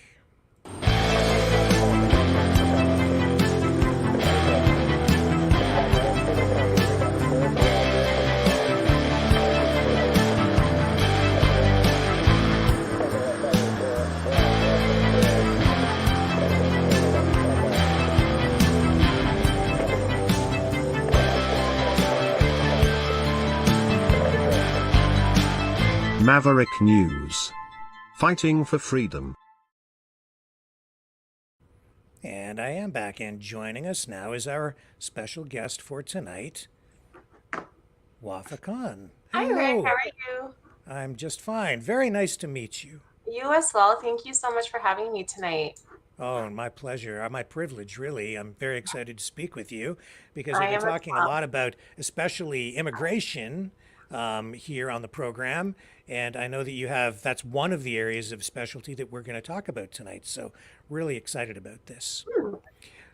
Let's first of all, So I'm looking forward to it. yeah, let's just first of all get you to introduce yourself and tell people about the law firm that you represent. Sure, yes. So my name is Wafa. I am a lawyer. I graduated from the University of Ottawa about 2 years ago, so I've been in practice for about a year now. My business partner and I, Mr. Segal, we opened a law firm, which is Con Segal Law, a couple of months ago. So we specialize in immigration, real estate, as well as civil litigation and family law. So we're starting up, and we're looking to, service everyone across Ontario, across the globe as well. Immigration is a very interesting area of law because you get to service not just your Canadian citizens, but you get to service everyone around the world. And I think that's what really sets us apart and what we're trying to achieve here. Yes. So are you based in Toronto or London? Or So both? our offices are based in Toronto, but we provide services virtually. So if you or someone you know is looking for a lawyer, a paralegal, any kind of legal service, we're able to provide those services within the entire province of Ontario. Okay, and you've graciously joined us here this evening, and as we explore these issues, I'm sure that we may even have a couple of people call in this evening to maybe ask some questions and get some tips from you. Let's start with some of this immigration stuff because this is an important issue for Canada. We're growing as a country. We're bringing more and more people in from all over the world. So how are you servicing the new Canadians who are coming in? So what we're trying to focus on is not doing mass immigration. I know that's an issue that a lot of people think is unfair because we're not focusing on Canadians, the Canadian economy. So what we're trying to do is work with businesses. So businesses, if you have a company that you run, a partnership, and you're looking for an individual to hire, but you cannot find them in your local area, there's nobody qualified in Canada, what we're doing is we're trying to work with those businesses to find qualified candidates overseas. And we help you liaise with that individual. We help you with the entire process from start to finish on bringing over a qualified individual from anywhere across the world. So that's something that we're really trying to focus on is ensuring that businesses in Canada are allowed to grow. And we're supporting the Canadian economy. At the end of the day, that's all we all really want is to ensure that we're helping our neighbors, our friends, and that's our main focus is business immigration. So you're really focused on bringing quality people here who have skills and a lot to contribute to their communities and to whatever profession it is that they become involved with. Absolutely, yes. So for us, it's more about the quality of people versus the quantity. So right now, I'm sure everyone's aware there's a high shortage of physicians and nurses right now in the hospitals. There's an immense shortage of that in Ontario, especially. So we're trying to bring over those people that are qualified, that can come here, contribute, help citizens of Canada, help people here, and just kind of make it accessible for everyone to get the help and then the assistance that they deserve and that they really, really need. What are some of the unexpected challenges that people who are thinking of moving to Canada to take advantage of these opportunities? What are the unexpected hurdles that they're encountering? I think one of the big things right now is a lot of people are Googling assistance for immigration, right? And they come across individuals that have really great websites, but they're not actually licensed to provide those types of immigration services in Canada at all. And right now, there's a whole issue in the media about these so-called consultants, if you will, being caught. And they're illegitimate. They cannot provide these services, but they are. So a lot of people are using them because they're ultimately more cost effective in the beginning. These people get caught, you're out of your money, your application goes nowhere, and you're kind of stuck. So what do you really do, right? And so I think a lot of people are falling into traps of individuals that they think are licensed, but they're actually not licensed to provide any of those services. It's interesting. I had a friend out in Alberta who was telling me about someone that they know, a roommate who was a new Canadian, but he was using one of these organizations and he was having a lot of trouble. It was ended up costing him a lot of money. How do you identify or determine if you're dealing with a legitimate organization to help people actually come into the country properly? So there's two individuals that will be licensed that can provide those services. One is a lawyer. By default, lawyers are able to provide those services. And if you're looking specifically in Ontario, the Law Society of Ontario has a directory page.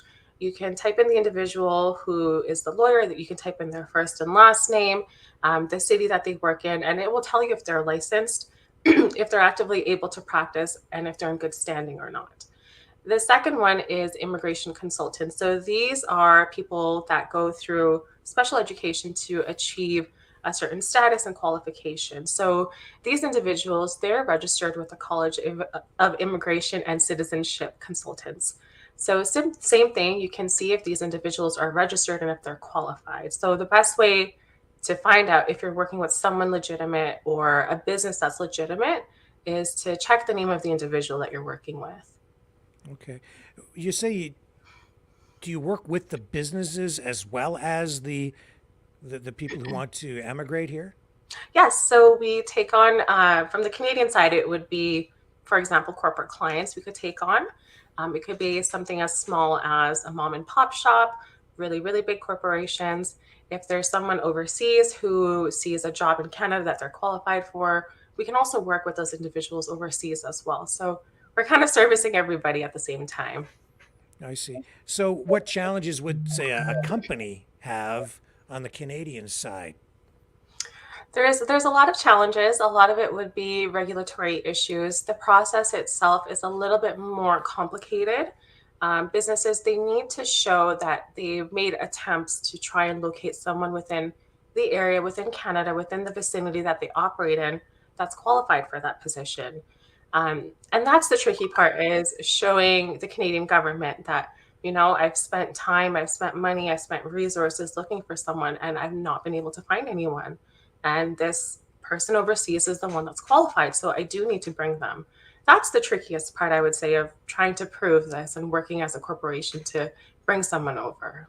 Right. And so your services would actually help to expedite the process, right? Because you're professionals and you know the process, so you know exactly how to make this stuff happen in an efficient way. I would hope so. I mean, that's what we're trying to do, is streamline everything, make it easier for everyone. Of course, you can try and do it yourself, but it's very, very costly. It's very time consuming as well. So you end up losing a lot of valuable time trying to figure it out yourself. Right. Now, you also are dealing with some other areas that I think are also of growing concern to a lot of people. Family law, for instance, and real estate law. Like, can you tell me how what's changing on the family law front? Because we're seeing families in general, take on different forms these days. Our culture, our society, our demographics are all changing. So I would say in family law, what I'm noticing particularly is a very high number of divorces. And I'm not talking uncontested, I'm talking really nasty divorces. And I think, a lot of this has to do with the last 4 years. We've all been forced to stay inside with certain people. And I think that's really caused a rift in a lot of relationships. So with family law, I'm noticing there's a lot more longer, time consuming, more expensive divorces coming out of it. And the other thing is that the rights of children have really, really developed over the last few years. So I think taking into consideration what the best interest of the child is and what the rights of the child are, that's really affecting and impacting the rate at which family law proceedings are going through the courts right now. That's very interesting because we're hearing all this talk about parental rights and whether parents even have rights. And if they don't have rights, then who has the rights? Is it the child or is it the state? How do you view these debates and issues? It's a very, very gray area. As far as what I can tell you based on what case law says and what the court system says is, it doesn't matter if you and your partner have a nasty fight. It doesn't matter if you are arguing over who owes child support. The court doesn't care. What they care about is what's best for the children. At the end of the day, the children's interests are way, way more important than what the parents think is in their interests, right? So at the end of the day, the court's always going to rule in what they view as doing what's best and for the most benefit of the children of the relationship. Mm-hmm. Are there any legal aspects to what I was talking about here just a short time ago? Just a story about this journalist was talking about coming out as abrosexual. And so you have these, I guess, are there rights that kind of go with those sorts of issues, LGBTQ, S plus issues, or do you deal with any of those kinds of things? I haven't dealt with it in my practice personally. I can imagine though that that is something to consider, right? Now you have children as young as 14, 15, 16, changing sexes, changing genders. And I think at the end of the day, if you have one parent in a family law dispute that's against it, but another parent that supports it, I think the court's in a really difficult position to try and decide what really is the best thing for the child, right? At the end of the day, they want what's best for the child, but how do you decide that when there's conflicting science, there's conflicting evidence, there's faith and religion and your own belief that goes into it, right? How do you decide that? I can imagine it's very, very complex and convoluted. Yes, and you have changing technology, changing medical capabilities, and how does that mesh with, current case law? It becomes very complicated when you have a changing society and changing technologies. How does that mesh with the current law? Any thoughts on that? I mean, it's hard to say, right? At the end of the day, the courts are developing as quickly as society is developing, but I think the sanctity of humanity still remains at the core. And I imagine that now that there's certain areas of law like human rights law, LGBTQ law that's developing, I think that will change the trajectory of how the courts go about assessing the outcome of certain cases. But I think it's a little bit too soon right now to really know what will happen. And I think, political sway also plays into this as well. I think based on what parties and leadership, I think that also affects certain decisions that are made too. Right. And you as a lawyer, I mean, you just have to deal with the law.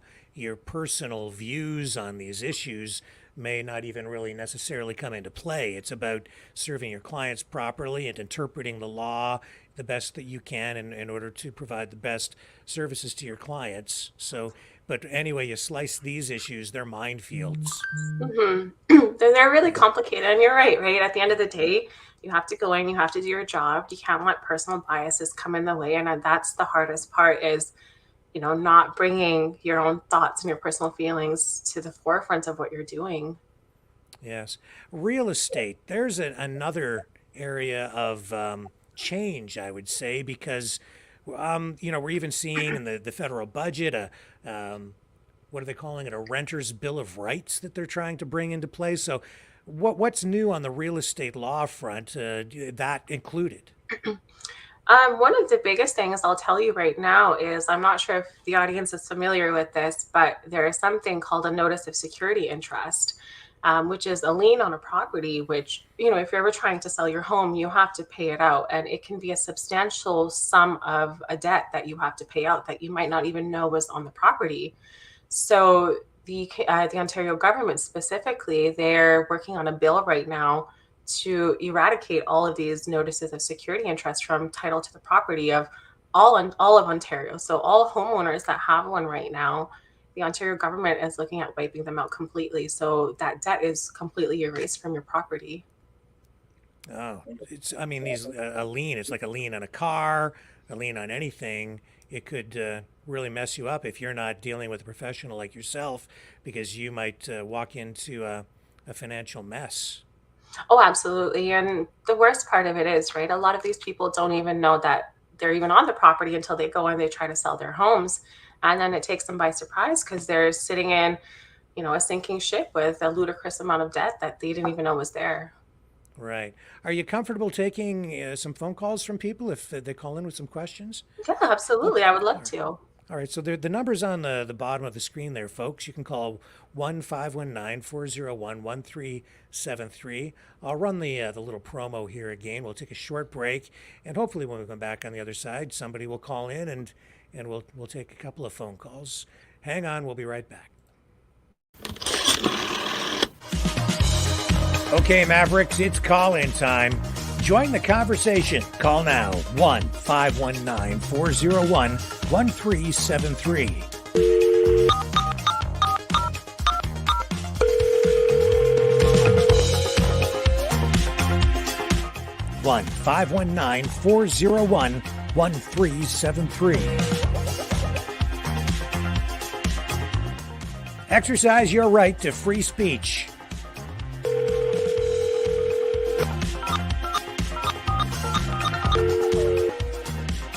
That's 1-519-401-1373.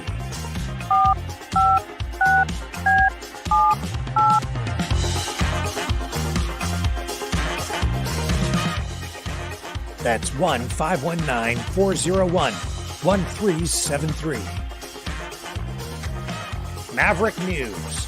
Call now. The world is watching and listening to you.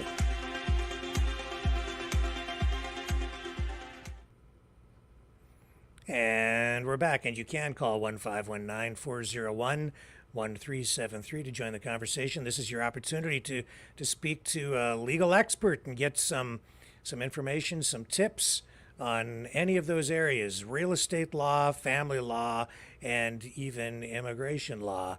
The immigration thing, that's, it's a growing area. With the numbers of people coming into the country, is that presenting any special problems or challenges for lawyers like yourself or your industry? Absolutely. Especially right now, given the large number of refugee claims that we're seeing, the Immigration and Refugee Board is extremely backed up.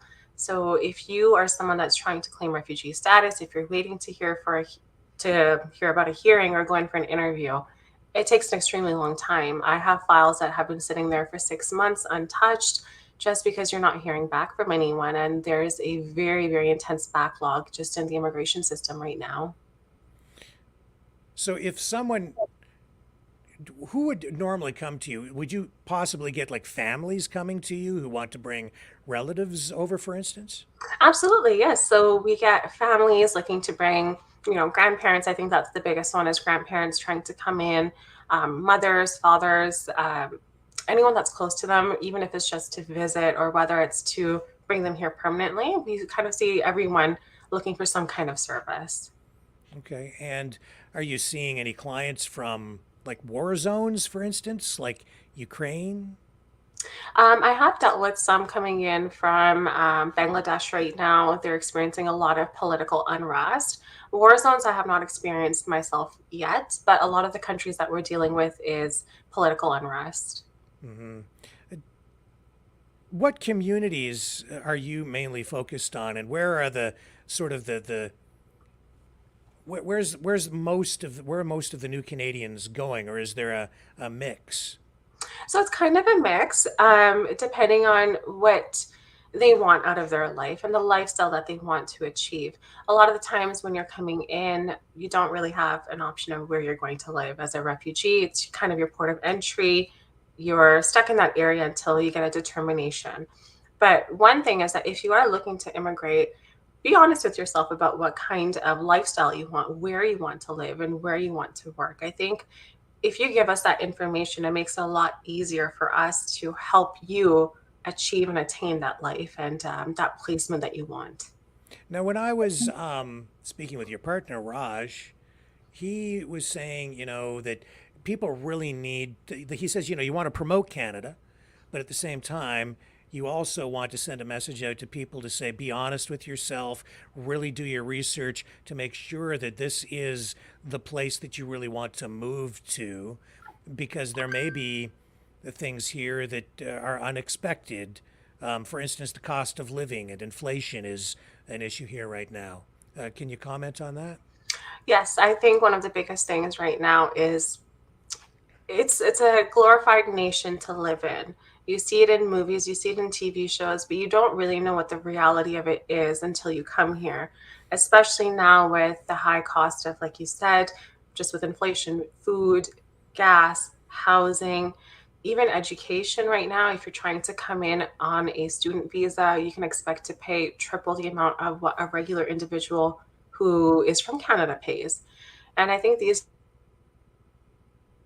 are these are things that they don't expect, but when they come here, they're taken aback, they're taken by surprise, and it's a really difficult adjustment to come to a country where a lot of us might be living on minimum wage, but we have to feed a family, we have to buy a home, put a roof over their heads. It's very, very difficult, and a lot of individuals don't necessarily know that's what they're coming into when they're applying for these things.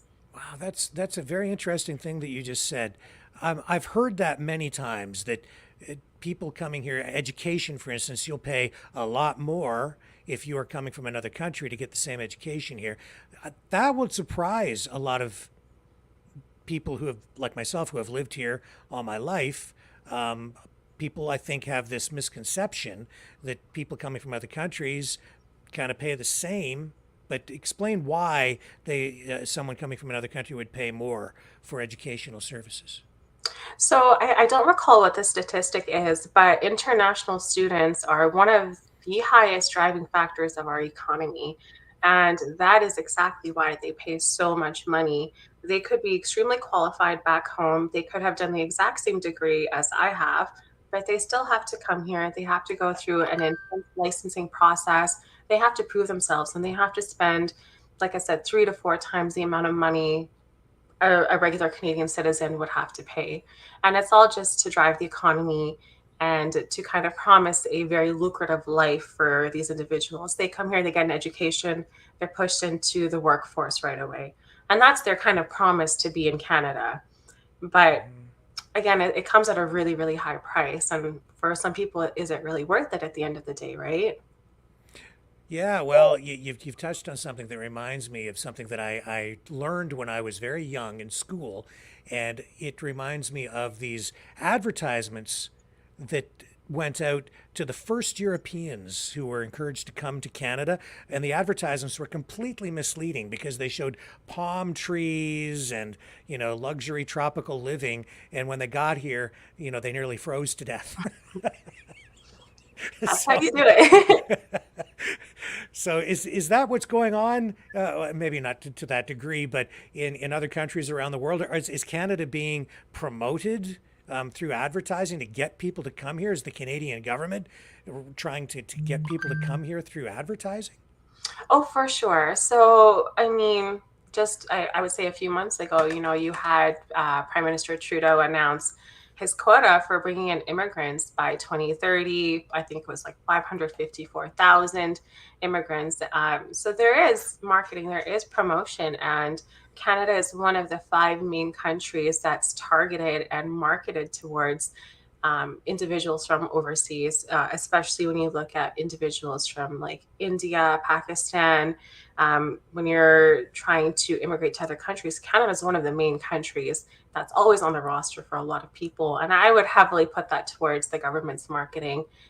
You come here for a better life for you and your family, right?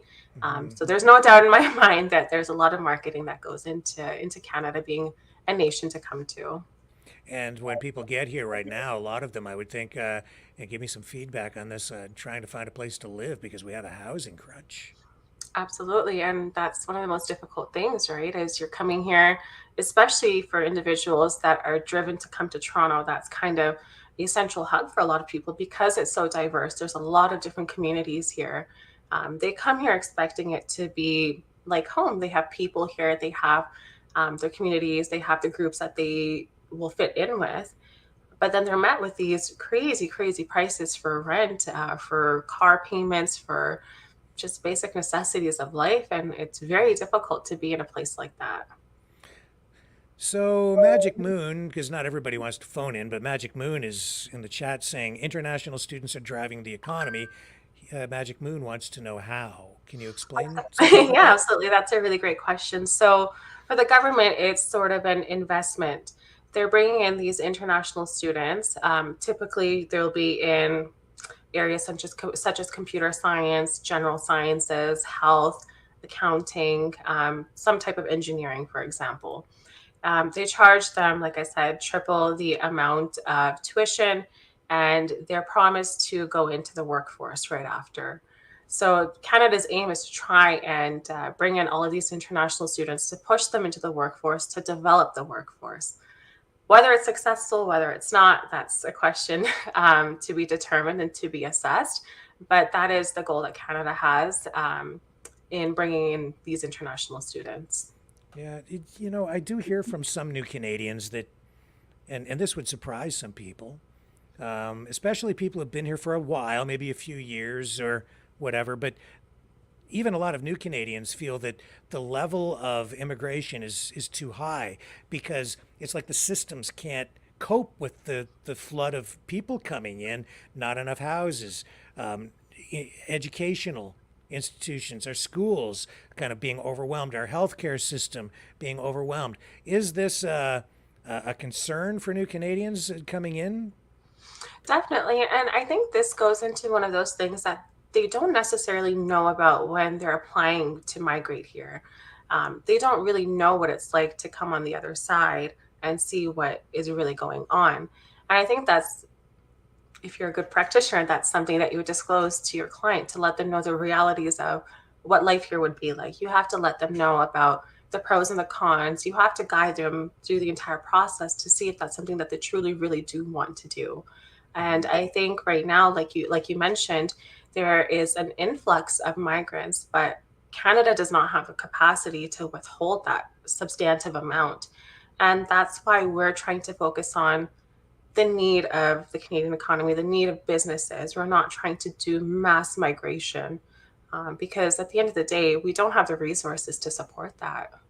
Yeah, and it's important that if you encourage somebody to come to a new place, that when they get here, they are going to be able to live properly and they have a home and a, and a doctor and all the things that families need to grow and prosper. And Steve here says halal mortgages has been proposed by Liberals. And I know out in Alberta, for instance, they have, I don't know how familiar you are with what's going on out there. Maybe it's happening here in Ontario as well. But, halal mortgages to sort of deal with people from, the Muslim community whose religion, I guess, sort of, they don't approve, or they don't approve of paying interest. So they have different financial tools. Are you familiar with that? Can you speak to that at all? So I have seen personally in my life, I've seen independent companies providing these types of mortgages. So especially in the Greater Toronto area, you have brokerages that are run by these individuals that practice halal mortgages, and they provide those to their communities. I have not seen it past that though. Okay, it is a fairly new thing as far as I know, and I know that Alberta is sort of on the cutting edge of addressing this issue to accommodate those communities. Is Ontario doing anything similar at all here yet, or are you just hearing rumblings about it? No, it's mostly been rumblings and nothing's been confirmed. I'd love to see some kind of confirmed news about it. I think that would be interesting to see what exactly is going to happen, so not everyone's kind of sitting in the dark figuring out what's going to go on with it. Well, Robert Matt says that people should bring hockey sticks and some skates. And I agree with that. Is there much of a culture shock? There must be for people coming in here. And hang on, we have a call coming in, so let me just see if this is...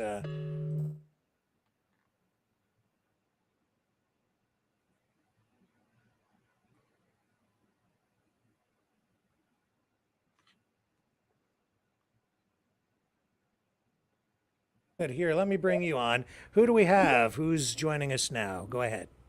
I'm Josie. Hello, Josie. I hope everybody can hear you okay. Rosie, ROSY. Sorry, go ahead. I didn't quite make that out. Okay.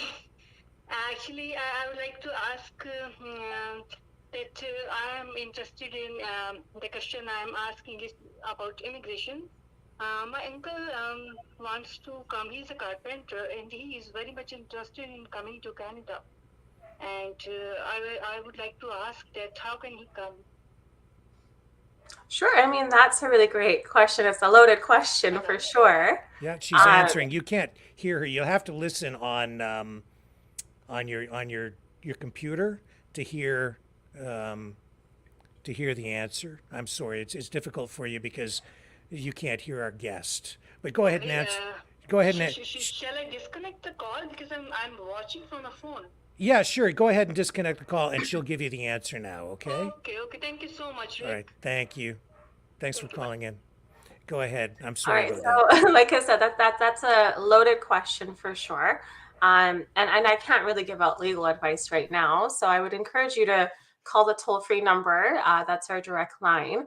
What I will say, though, is that there is, again, a need for certain skilled workers, depending on, your uncle's experience, schooling, the years that he's worked in the industry, and how qualified he is, mixed with external factors. We can properly sit down, do an assessment, and see what kind of class he could qualify for, and if that's something that we really need right now, if Canada's in dire need of that type of position and that type of skill, then we can sit down and chat about how we can bring him here if that's the right fit for him.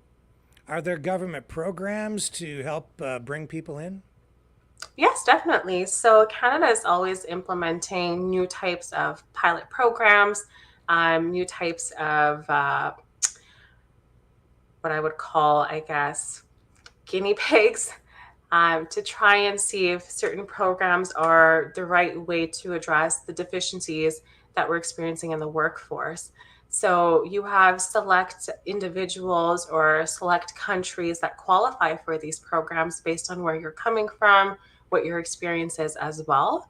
And based on the needs of the program and the qualifications, plus the individual, we're able to better assess if you're a good fit for it or not.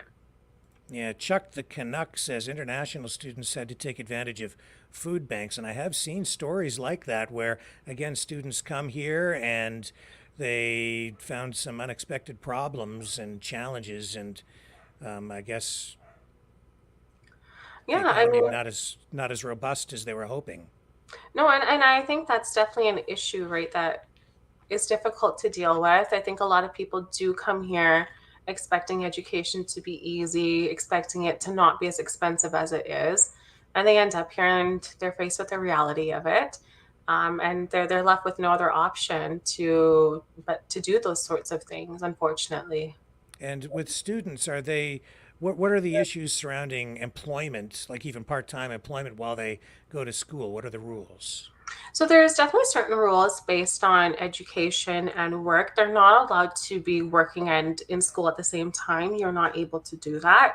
You have certain periods where you might have graduated and you're waiting for, your results to come in. You're able to temporarily work there. So there's a lot of nuances with this type of thing. And if you're a student who is looking to continue your journey in Canada and be in the workforce, in the Canadian workforce, that's something we're able to help you with to understand when you cannot work, how to apply for your visa as well, because it's a bit of a, like I said, nuanced application process. Yeah, some people are. I've heard say many times that we need people to come from other countries because we don't have enough skilled labor, or the people coming in will do jobs that we can't do, or Canadians don't want to do. Um, what areas of expertise are you focused on mainly? We've talked about doctors and nurses, obviously. What are some of the other areas that are coming up short in terms of labor? So the biggest one is definitely professionals. So your engineers, your, like I said, healthcare professionals. But the other one as well is farmers. So there's a big shortage of farmers right now, and that's super important when you're looking at, across the prairies. You have grains in Ontario. You have so much produce that you're producing. Alberta, you've got your livestock, you've got your cattle. There is a huge shortage of farmers and laborers just in general in this specific area. So we're also looking to bring in those individuals because these are very intense positions, very low pay positions as well, that not a lot of Canadians are willing to do. They're very long hours. So that's something that we're looking to also introduce. Yeah, and a lot of the people coming in to do that kind of work, they're sort of here for a season, then they would go home and then maybe come back, and they kind of go back and forth. I live in a farming community, so I'm somewhat familiar with what goes on there. What are the challenges specifically for people who are engaged in that kind of employment that's seasonal and they come and go? So I think the biggest thing with those types of employments is that there's not a lot of regulation. So when you have certain employers that are extremely abusive, that don't abide by employment standards or labor codes, it makes it difficult for these workers because they're here temporarily, but they don't know what their rights are. They're still technically entitled to be treated like humans and to have certain rights. But a lot of the times they don't know who to approach. They don't know the language. They don't even know if how they're being treated is okay or not. So you have these severely underpaid, overworked individuals, and that's the biggest issue that they experience. Yeah, well, I've done stories in the past when I was at CTV talking to, there's a gentleman I know here who has worked for years to sort of represent immigrant or migrant farm workers to make sure that their rights are protected, kind of a union guy. And, he's been pretty active on that front. Just checking in the chat here to see what else people are asking about.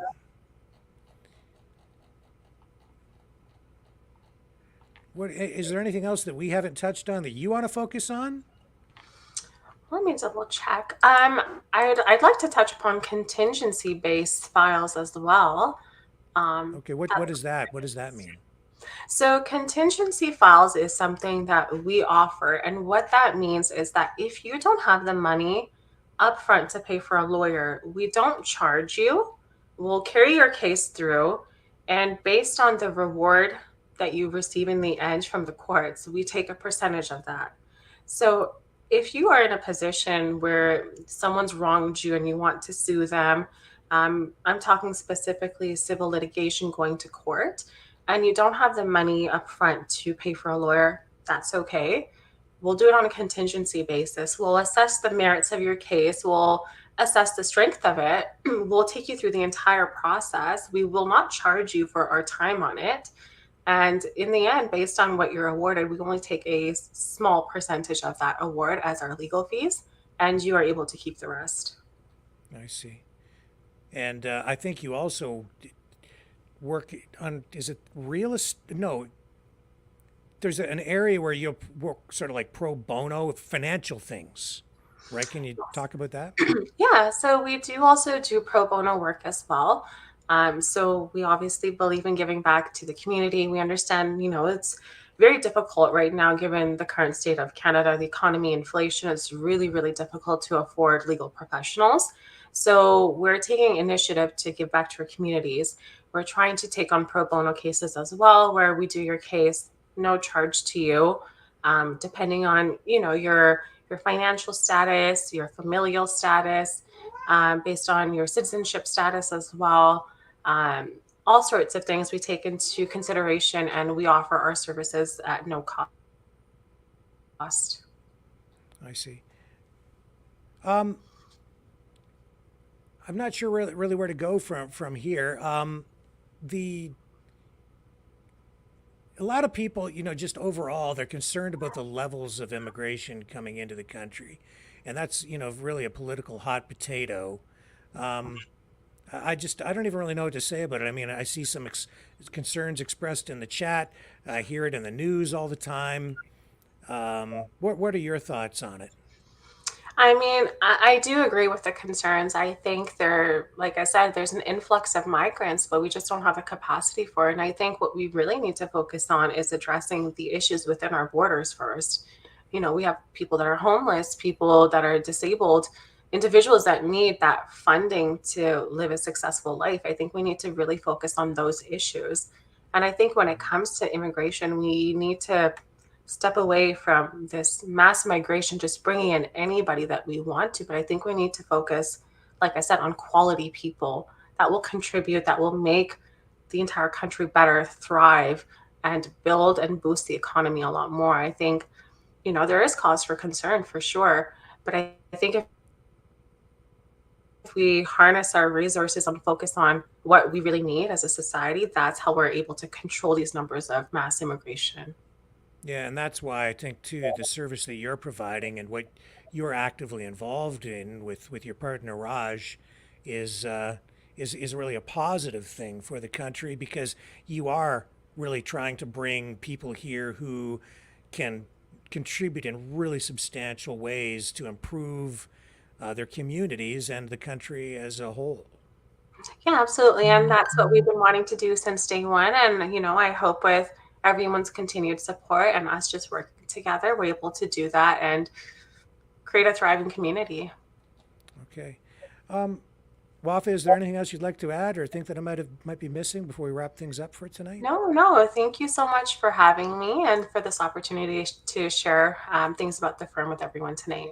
Absolutely, my pleasure and privilege. And please tell people again how they can get in contact with you if they'd like some more information and some legal advice. Absolutely. So the toll-free number that's right under Consegal Law on your screen, you can reach out to that number between the hours of 9 a.m. and 5 p.m. Monday to Friday. It will directly connect you with myself or my business partner. And we do have a live website as well. It's consegallaw.com. You're able to request consultations, send us an email. And for anyone that was attending today and watching us, if you do reach out to us, we will be offering free 20-minute consultations as well if you do have a legal issue you wanted to discuss. Outstanding. And for in case anybody's confused out there and you don't realize who Wafa's partner is, it's Raj, who's been on the program in the past. Our friend and contributor Raj, who hasn't been on in quite a while because he's pretty busy with with his legal work, his paralegal work, and I think he's the president of the Ontario Paralegal Association now as well. So yes, he is. He's staying busy. Raj, he can't sit down. That's right. So give my best to Raj. We miss him here immensely. He's very popular with everybody around here, and we can't wait to have him back on. And we'd love to have you back on the program again at some point. And when you do come back on, bring Raj with you, okay? Absolutely, I will. Thank you again very much. Thank you. All right, folks, we'll be right back. Stay with me. The show will continue. And thank you again, Wafa. It's been a privilege. Thank you.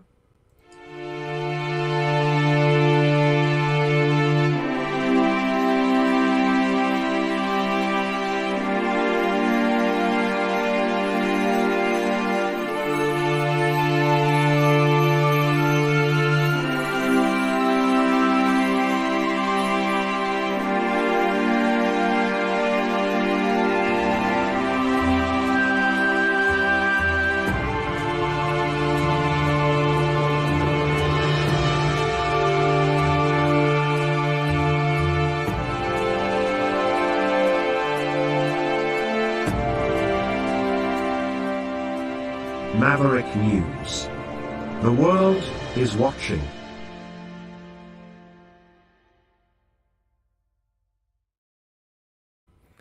And I do miss having Raj on the show. You know, he hasn't been around for a while, and yeah, I miss him. What we are going to do here, though, is we will continue with the program, and I will keep those phone lines open. So if you want to call, you can dial in at 1519-401-1373. The phones are still open. I'm going to touch on a few other news stories while we go along here, and I will be able to hear you, and you will be able to hear me in the conversation. We just had a technical glitch there with Wafa where the caller couldn't hear her, so that was a bit of a monkey wrench, but we're going to work around that, and let's see who we have on the phone right now. Okay, who do we have on the line? Hello. Hello. Is this Rick? It's Rick. Hey, Rick, you sound different. Oh, well, it's just I've got my high squeaky voice on tonight, I guess. You sound like the Costa Rica voice. Yeah, well, I guess maybe too much sun. What's the matter for you, huh? Chris Guy. Hey, how come, hang on a sec. Oh, there I am. Now I hear you. Let me turn, how do I turn the sound on? Oh my God. I'll tell you, you fix that. I'm going to take a quick break. I'm going to be right back. Don't hang up. I'm still here. Hang on. Okay, Mavericks, it's call-in time. Join the conversation. Call now. 1-519-401-1373.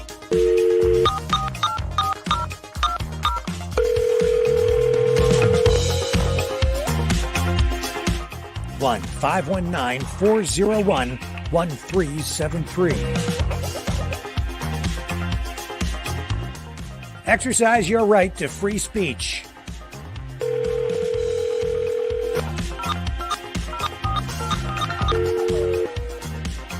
That's 1-519-401-1373.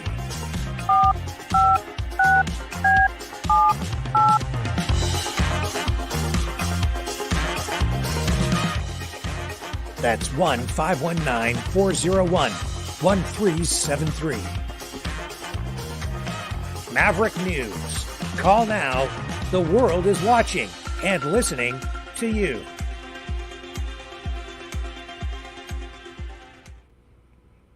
Okay, we're back, and John is on the line with us still. And welcome back, John, again. Yeah. What about Chris Guy? What about him? Oh, the guy's a smart guy. If I was him, I'd be doing exactly what he's doing. Get the hell out of town. He's got he's a wanted man. Everybody, with all these new laws coming in, they're going to lock him up. There's going to be another, what's that guy there? The guy in England, whatever his name is. Tommy Robinson. No, the guy with I forget his name. I'm bad with names. But anyways. The guy.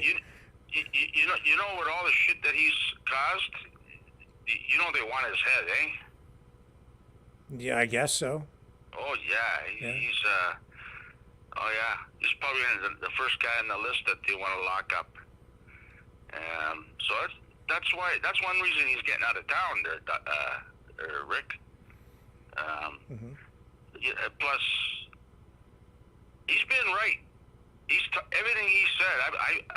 I don't follow him, but I do listen to the guy, and everything he's ever said. How do you listen and follow the guy if you don't follow the guy? Well, I don't watch him. I don't follow him, but I listen to everything he says. I don't know how that works.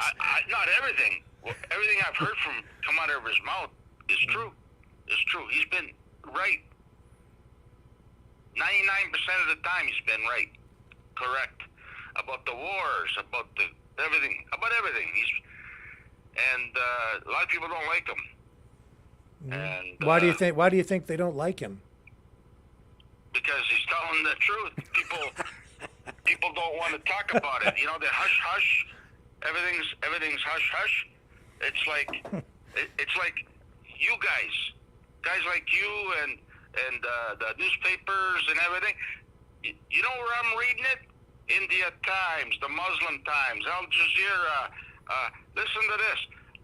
But I'm not reading it in the Canadian papers because guys like you don't hear about it. They keep it low. You know what Trudeau's doing? He's giving free mortgages to Muslims. You know that, eh? Why didn't you call in and ask Wafa about that? She probably knows all about it. If that's the case, I don't know. I don't know anything about that. What do you mean Trudeau's giving free mortgages? I was on the phone. I seen her. I seen her on there, but I'm sorry I didn't hear it. The conversation. I was on the phone. Okay. Well, thanks for tuning in. Well, what were we supposed to do? I'm on the phone. I go on the phone a lot, and if I don't pass out, I'm on the phone. but no, I can send you the link. Right from, What do you mean they're giving free mortgages? What does that even mean? Muslims can come here, buy a house, and not have to pay a mortgage. I don't think that's what that. I think you're misinterpreting that. I think what you're referring to is these halal mortgages where they don't pay interest. But the truth of the matter is, and I am familiar with this, the truth is they still pay the equivalent amount of money. It's just that they don't call it interest.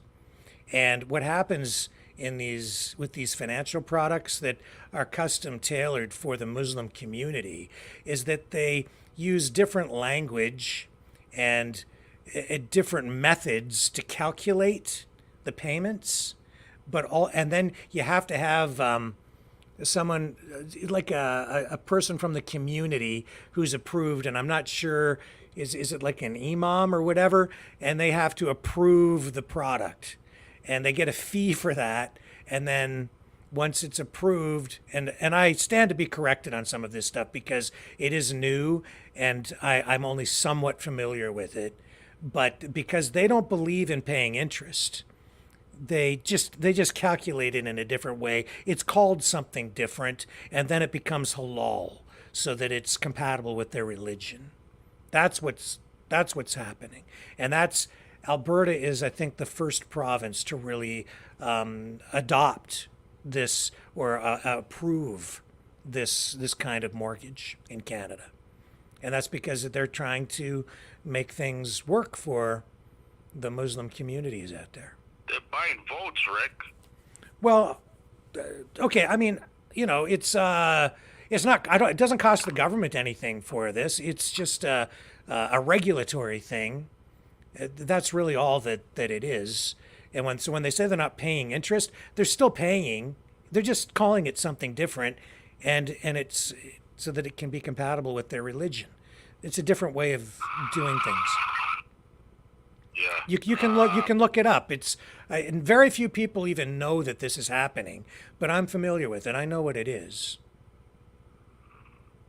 Well, I'll send you the link. You can listen to it later. Sure, if there's some other aspect to this that I'm not, send it to your phone. yeah, and if there's something I'm not familiar with, or I'm, another angle on this that needs to be addressed. I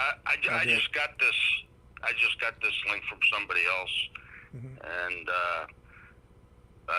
Leo text. He says Trudeau will be out by next Friday. Trudeau's out at our office. I don't know what he was talking about. Next Friday.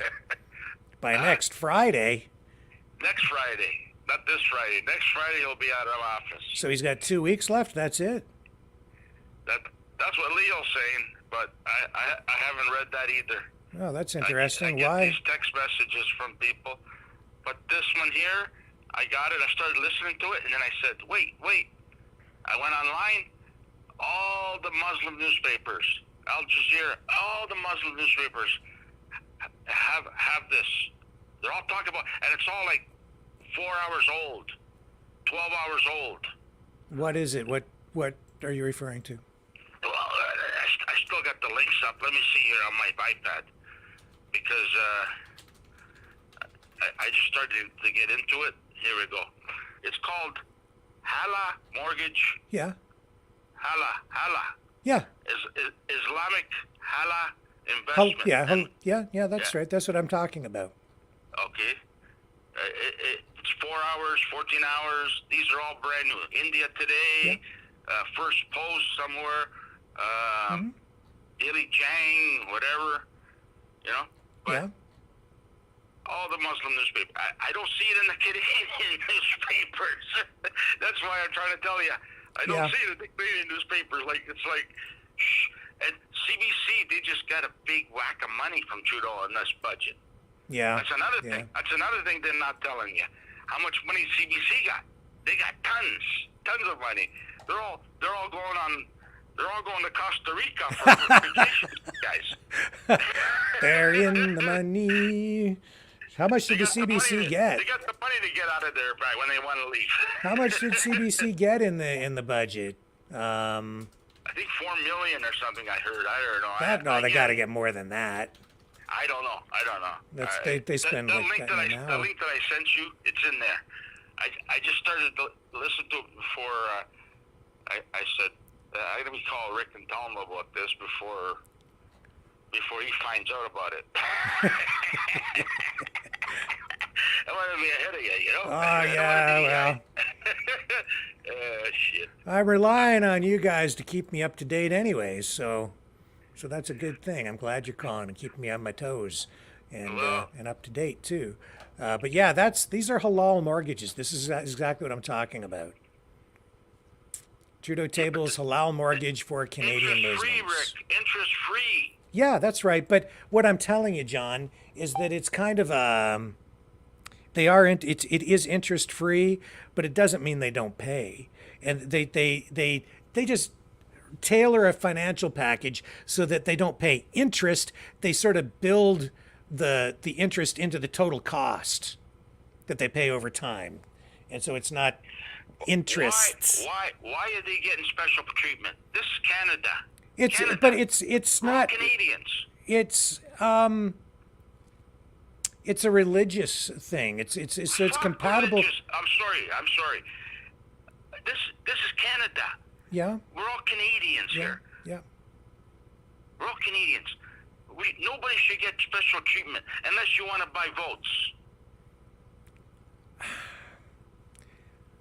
That's simple as that. When you say special treatment, like what is it that they're getting that you are disagreeing with? Free interest, no interest. No, Rick. but what I'm telling you, John, is that it's a turn of phrase.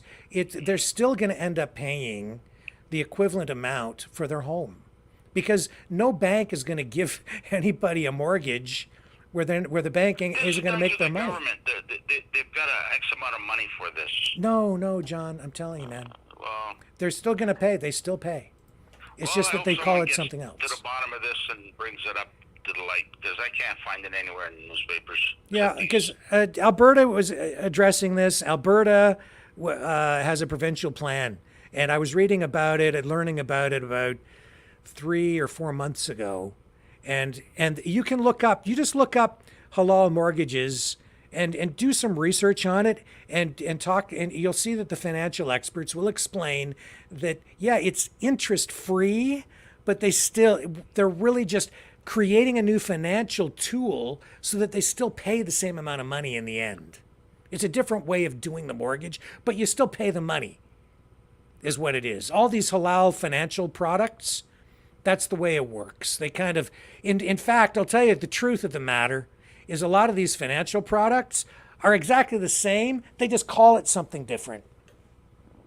And then they have to have some religious leader approve the product so that it's like halal, and then it's okay for the financial institution to provide that financial product to the Muslim community, and then it's compatible with the religion. It's about basically having the financial product blessed, is the easiest way for us to understand it, I would say.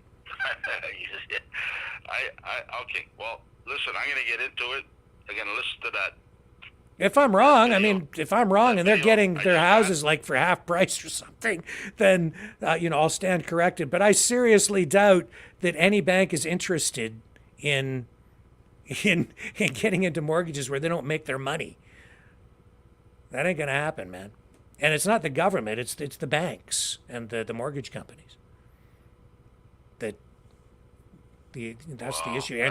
But the government has to approve these financial products, right? Through regulatory processes. I'm gonna watch that video after I. Sure, I'll tell you right now. A lot of people are going to capitalize on that and sell you misinformation or a twisted explanation for it, so that it sounds like it's something really bad. But ultimately, from what I've learned about it, it's just a different way of doing it. But in the end, it's kind of the same. It's sort of like when you go to the supermarket and you buy halal meat, right? It's like the way that the process that they go through when they slaughter the livestock and produce the food. It's so that it's compatible with their religion. And some people think that's not, some people take issue with that too, but that's the way the world is. It's about tolerance. Well, I know between me and you, we don't see a lot of the same difference. Some stuff we do, some stuff we don't. Sure. And I know it sounds like you don't like Chris Sky too much. Man, it's not that I don't like Chris Sky. I don't agree with some of his views. When he was telling people don't vote, I don't agree with that. Because he says, I'm not a politician. You're wasting your vote. But he's a little bit hypocritical there, because he's been involved in politics on multiple levels. He's run for office, and then he on one hand, he's telling people one day to not vote, it's a waste of your time, and then he runs for office. He wants to be the mayor of Toronto, or he was involved with the Republican Party, right? So it's I agree with you, but come on. It's like anything else, John. It's like you and I agree on some things and other things we don't agree on. Same thing with me and Chris Sky. About Gaza. He was right about the vaccines. He was right about a lot of things that he's talked about. He's been absolutely right, correct. And now it's all coming out to what he said. And I don't agree. I don't know why people are so willing. Israel, they want to turn Israel into New World Order headquarters. Okay? Hello, is this New World Order headquarters? He didn't say that. I'm saying that. I know. I can see it now. Just last week, Israel went to Texas and they grabbed Does Klaus Schwab get a special office at the NWO headquarters? They say Schwab's dead. He's really ill. They're looking for someone to take over. Oh, really? They're saying maybe David Cameron's going to take over. David Cameron. That's what I'm hearing. Maybe Trudeau's going to take over. That's when next Friday he's resigning going to WEF, taking Schwab's place. Maybe that's what's happening. I don't know, but Israel went to Texas last week. They grabbed 5 red heifer cows, and you know what they're going to do? They're going to sacrifice them. Okay, that's what they do. And this has all got to do with the Middle East and everything. Shit happening that'll blow your mind, Rick, that you don't know about. Hey, by the way, did you see Chris Sky on Shadow Show last night? If you watched it, he played live video of Chris Sky, a good 20 minutes of it. And Chris Sky is saying, I don't believe him, but he's saying, I am a Freemason. I am rich. I am a Freemason. I was born in something. He's saying that he's Freemason. That Chris Sky is saying he's a Freemason himself? Is he a Freemason? Wouldn't surprise me if he was. Before, and now he's just tiptoeing away, closing all his accounts. But Shadow praised him, that he's been correct on a lot of this stuff. Yeah, well, Shadow would praise him. I can see that. But you don't like him too much because he hates Canadians. Well, I mean, come on, man. Look at the way he talked. Look at the way he just spoke to people. He called you all losers. Because they are. Well, he means you too, pal. The truckers, he stood up for the truckers. He was there. He spoke. They were there. They were fighting. But the rest of the country are a bunch of losers. He's correct, 100%. Canada's a bunch of losers. They can jack your taxes 50% tomorrow. And you know what? Not a peep at anybody. They'll just pay it. You know? Like, we take it and take it and take it and take it and take it. We don't fight for it. And then when you protest, arrest them all, throw them in jail. They're disturbing my sleep time. I can't get to work. There's a traffic jam at the airport. I can't go to Costa Rica. The airport's closed because of the protests. Like, we got to do something about, but. Well, for crying out loud, if you're worried about the pro-Palestinian protests, then maybe you should have a word with Chris Sky, because it seems like he's on their side. I'm on their side too. So you're I know that. So I don't like seeing innocent women and child get murdered. Well, talk to Hamas about that, because they're the ones strapping the babies to their chests and running out in front of the gunfire. But I haven't seen any of that going on, Rick. I haven't seen no Unabomber. No, they only put about 30,000 people out in front of them and used them as human shields. But whatever. I haven't seen any of that going on. I don't know. I think maybe because you need to maybe open your eyes a little bit and see and understand the culture and the strategy, which is victimology and martyrdom. But that's my take. So wipe them all out then, right? Hey, that's what we got to do, right? No. Wipe the whole religion out, huh? Nope. Before they wipe us out, because they do want to take over our religion. They want their religion to be worldwide. Well, we all know that. Yeah. So where are you going to move to, John? I don't believe in religion. I believe in God. I don't believe. I was talking to someone about this. Someone called me, some religious group, this lady, about church. And I said, is this about donating money to the church? No. I says, they've taken enough money from us. The Catholic... John, the Pope, I have a question for you. Yesterday, I ran a clip of the protesters chanting, "From the river to the sea, Palestine will be free." And then they were yelling, "Free, free Turtle Island." What does that mean to you? means they're a bunch of wackos. No. Those people they're the ones that you're talking about that have a mission. They're sick. We don't all have the same views. When you see these people, and this is common, when they're chanting "Free, free Turtle Island," what do they mean? Yeah. Do you know what they're talking about? Those are paid protesters. No, they're not.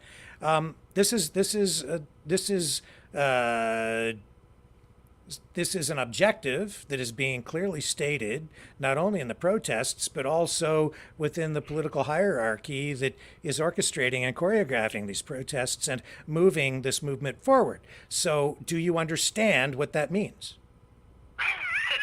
I don't know. You don't? Do you not understand? Do you understand the whole concept and ideology behind anti-colonialism? I call the reserve once in a while. I say, hey, is it snowing up there? No, we don't want nothing white on our land. So you don't. So when they say free, so have you? I don't know how much you pay attention to this show, but over the past 2 years, I've been talking about UNDRIP, Turtle Island, colonialism. Do you understand at all what they're saying when they're chanting "Free, free Turtle Island"? Or are you just pulling my leg here? I'll try to find out. I don't know what they mean about that, but Turtle Island is a big place. You're on it, by the way. You're on Turtle Island. I know all about Turtle Island. I already know about Turtle Island. That's listen. I don't know.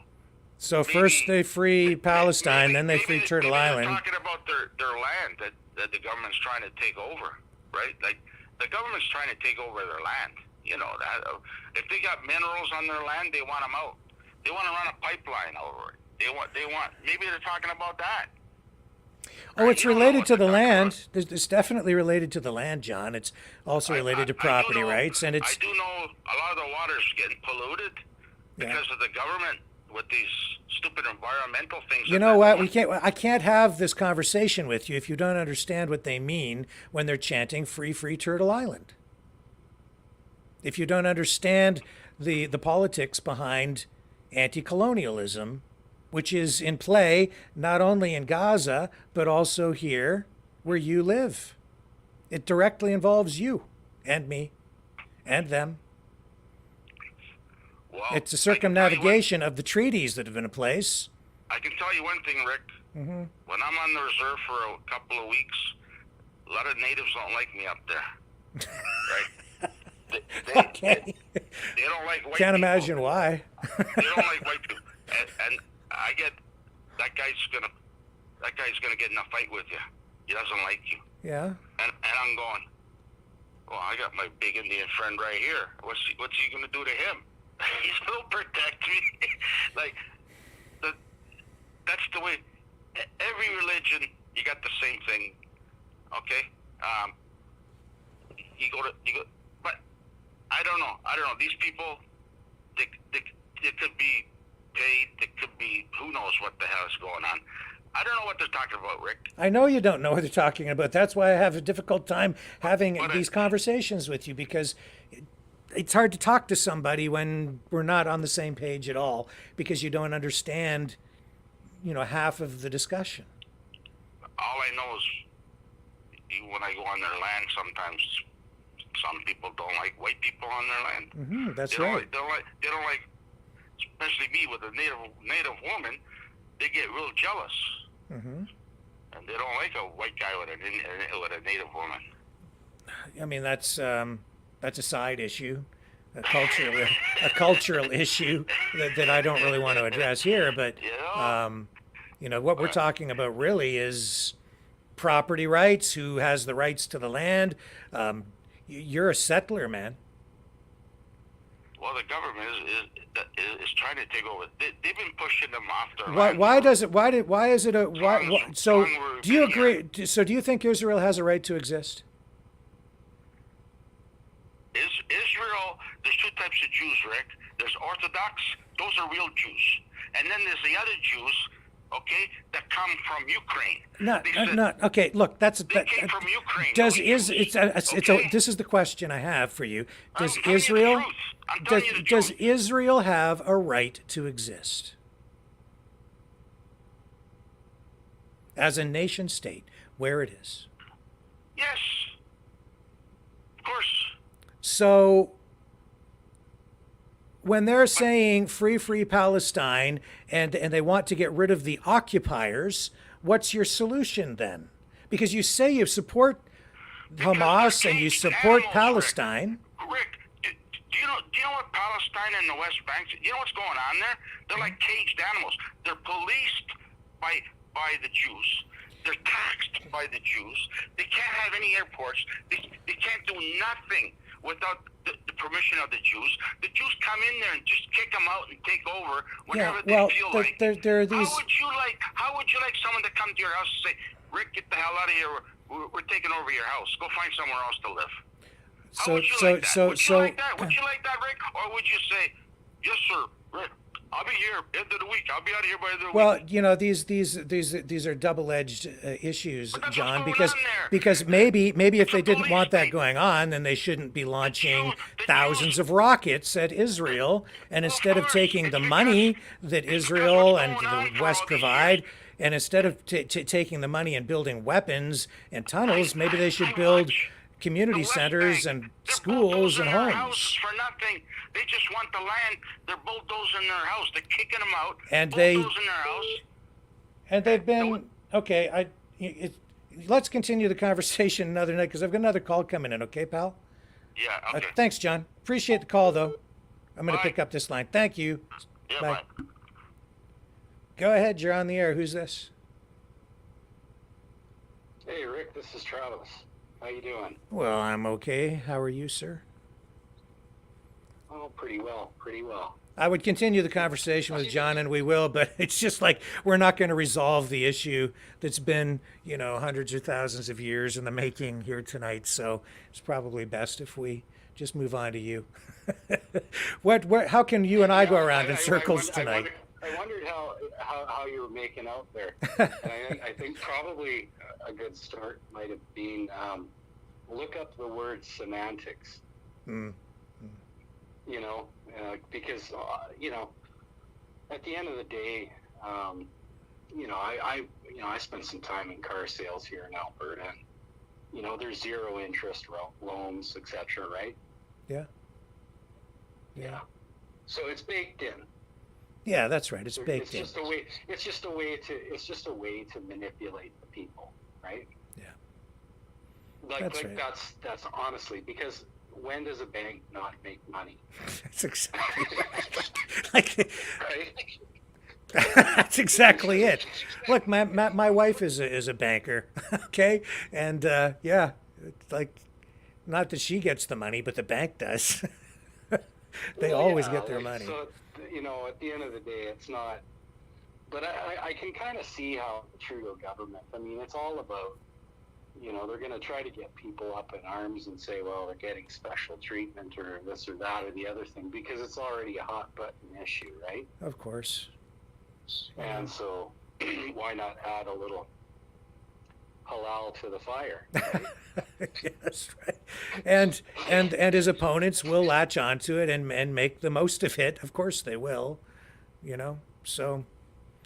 Yeah, exactly. So, and I kind of get the concerns that some people have on the cultural side of Canada. It's a change. People don't like change, so it's a difficult thing for people to understand. It's foreign to them.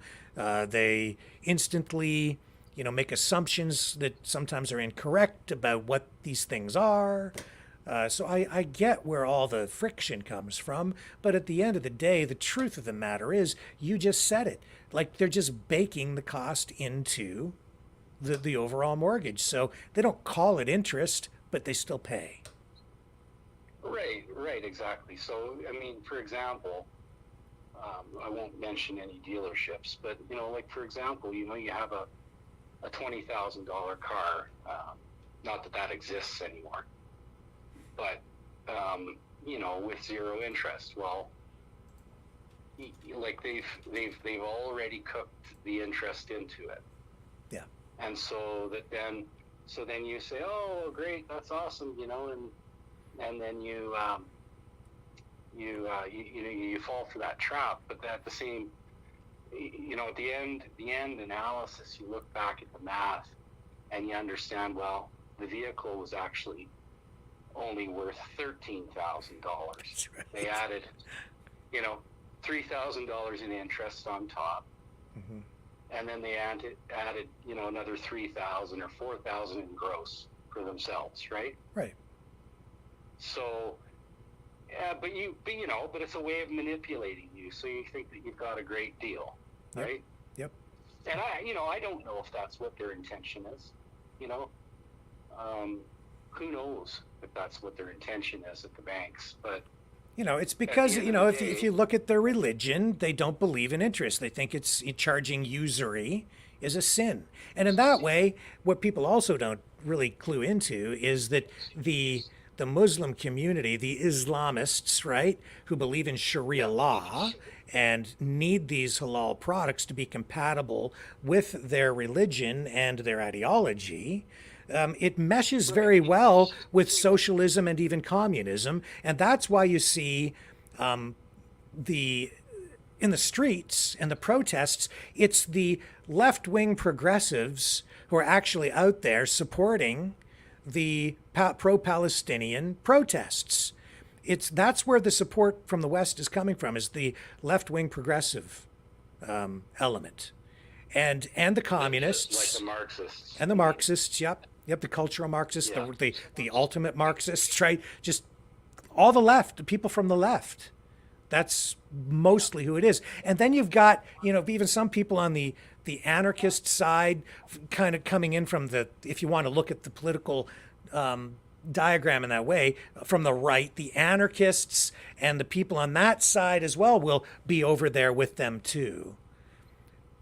It's very compatible when you really research it and get into the history, the religion, the political ideology, the economics, the economic philosophies. These things mesh, so it's easy for them to come together and form an alliance or support each other. Right. Yeah. Well, there's definitely a lot of similarities there for sure. Yeah. For sure.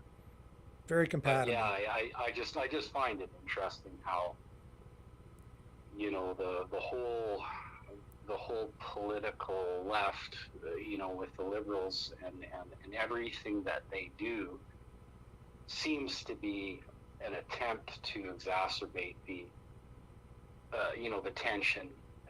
And of course then, the other thing is that they're bringing in immigrants at a level that's, well, I mean. Yeah, I mean, it isn't sustainable. It's certainly not optimal. Well, it's not that it's not sustainable. I think it's obviously that they're doing it on purpose, but I mean they're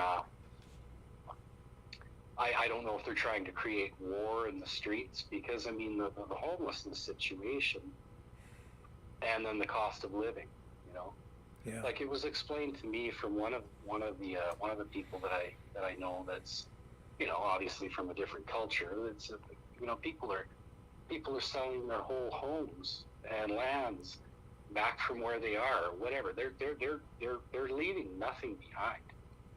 Mm-hmm. So and then they're coming here on this promise of Canada, and it's not the dream. Right. There's nowhere to go. Yep. I mean, that's the thing is that, and the guy that's in charge of housing right now, Sean Fraser, he doesn't know. He doesn't have a clue what he's talking about. He literally has no idea. But I think that that's all sort of by design. I mean, I don't know. What's your opinion? Like, I mean, they're trying to destroy the country.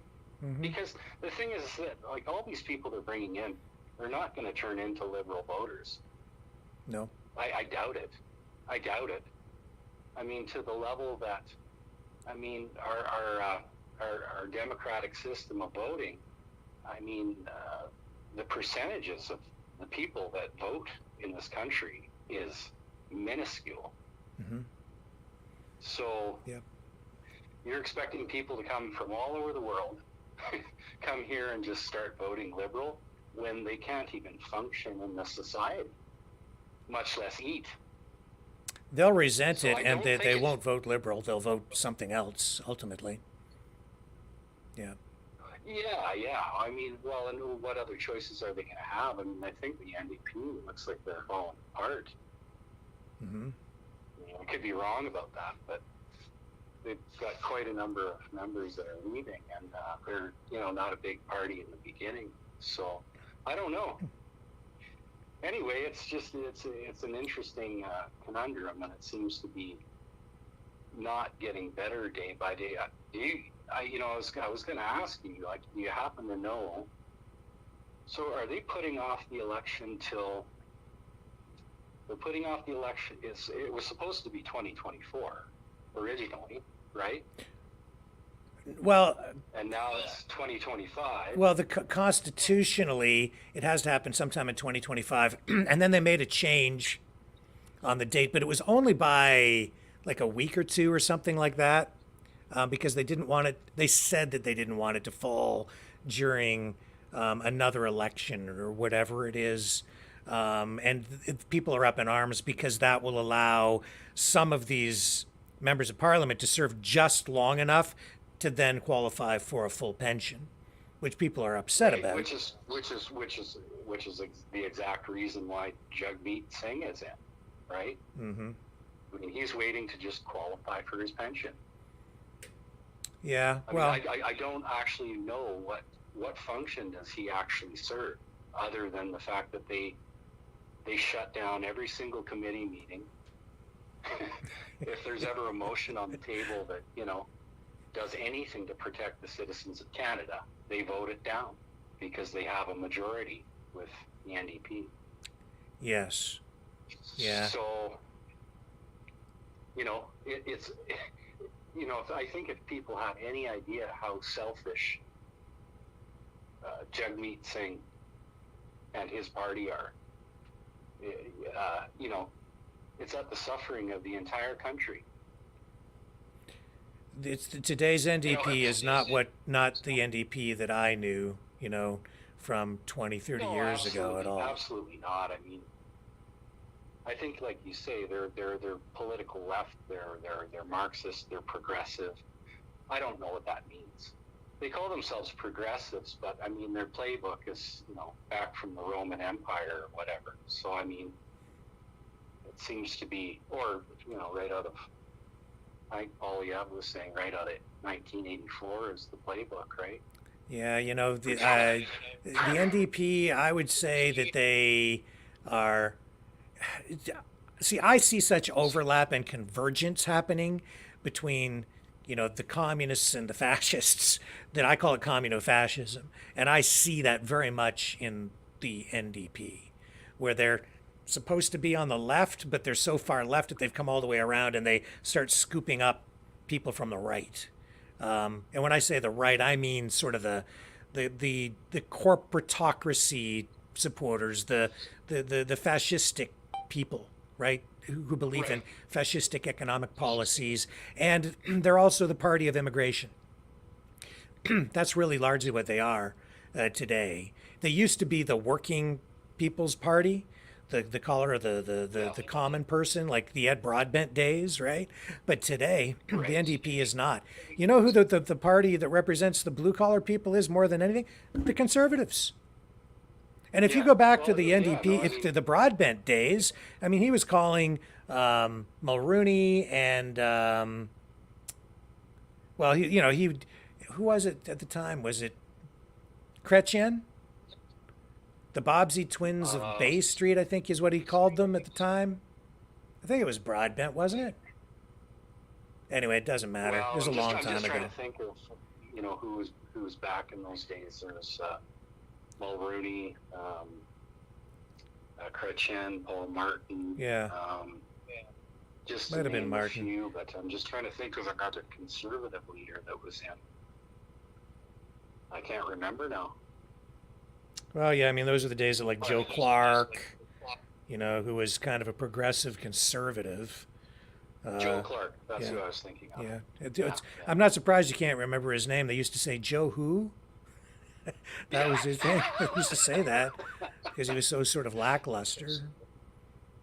And he got that minority government that didn't last very long because he tried to govern like he had a majority, and it doesn't work when you have a minority government, so he didn't have enough support. I think he got defeated because of an issue on a budget, which can trigger an election through a vote of confidence. It's seen as no confidence if you don't get your budget passed.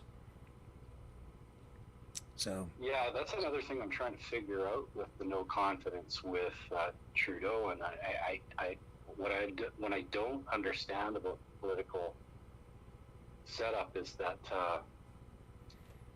they've already tried a no confidence vote, but I think it has something to do with because they have that coalition set up, and I'm not sure if I'm correct on that. So we can't get them out that way. Well, you can, if, like, for instance, what we have right now is they still have to pass this budget. It's being discussed in the House, right? Well, Jagmeet Singh stood up yesterday, and in the news conference, that at the scrum with the media, he indicated there are a lot of things that he doesn't like about the budget. So if the NDP decides that Trudeau isn't going to give them changes that they want in order for them to support it, if he pulls their support, then on a key issue like a budget, that becomes can become a vote of confidence. And if Trudeau loses and the budget doesn't pass, it can trigger an election. That's how a confidence vote can work. What we saw prior to this with Polyev sort of convincing people to call that vote of confidence, it was obvious. I knew that it was never going to pass because the NDP was just going to continue to support the Liberals on that issue. So it was just window dressing. It was theater, is all that it was. Yeah. Well, like the thing is that you know, and the other thing is that I don't know about you know, the NDP's base, but you know, he comes out saying that he's got something worked out for his you know, his universal health care, and all he's talking about is you know, contraception and you know, insulin, I guess. But I mean, the thing is that I think that those things are already available.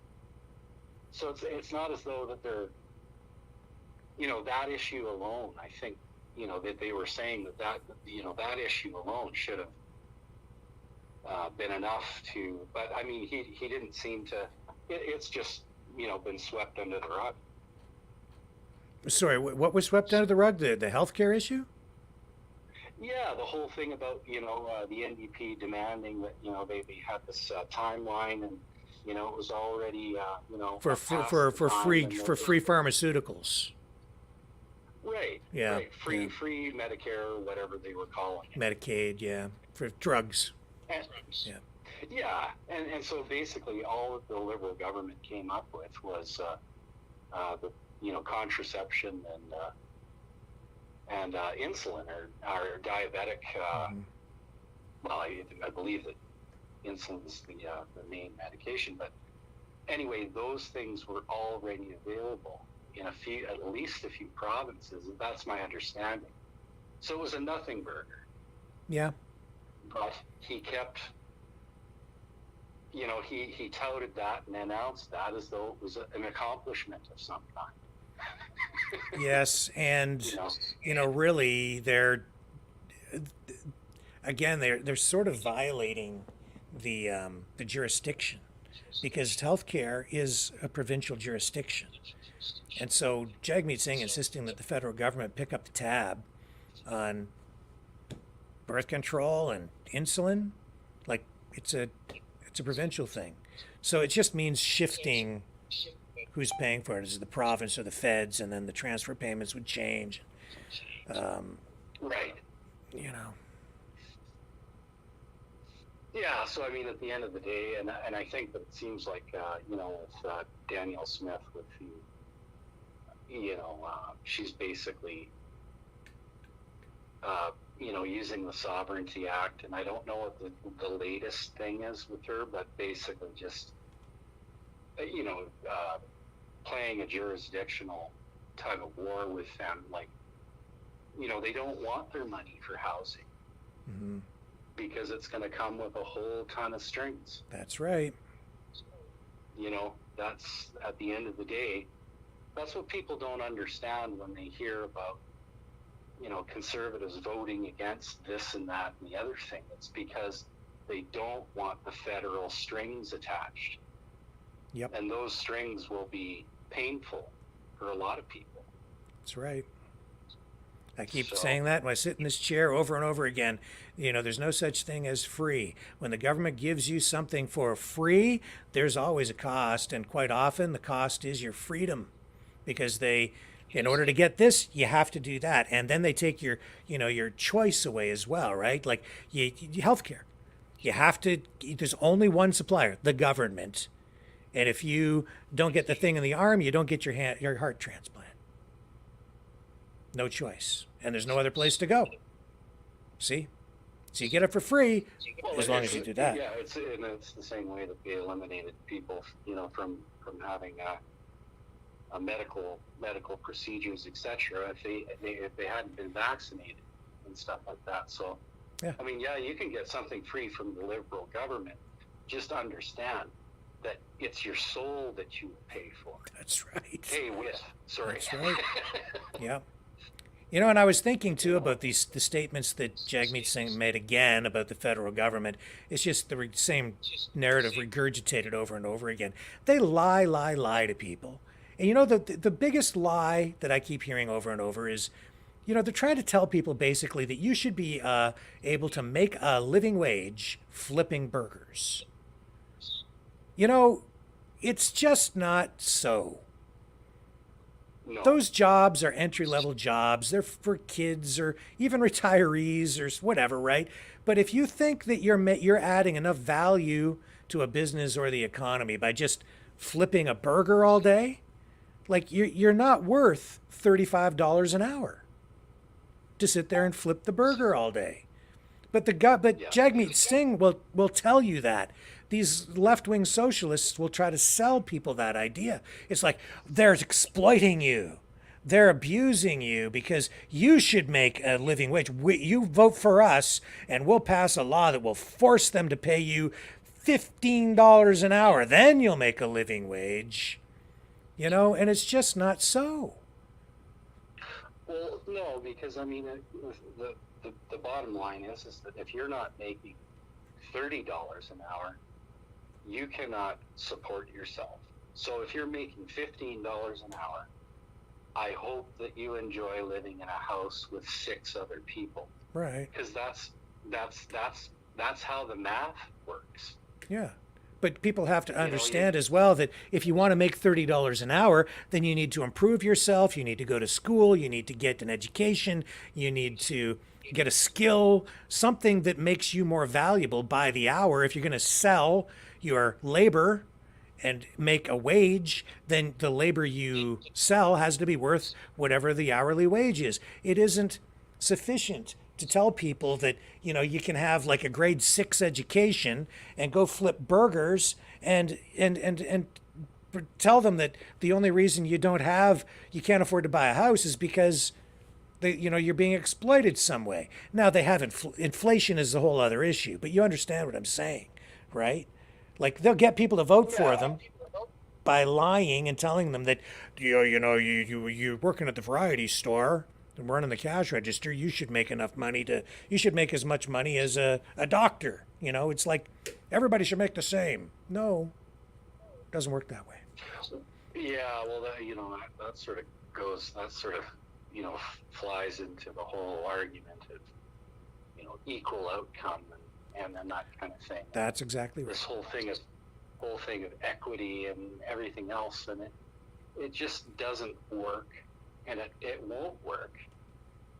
And the thing is that, I mean, if you're going to be working at an entry-level job flipping a burger, well, I hate to say it, but there's going to be fewer and fewer places. They'll only be the big ones like McDonald's, Burger King, that type, all that corporate stuff.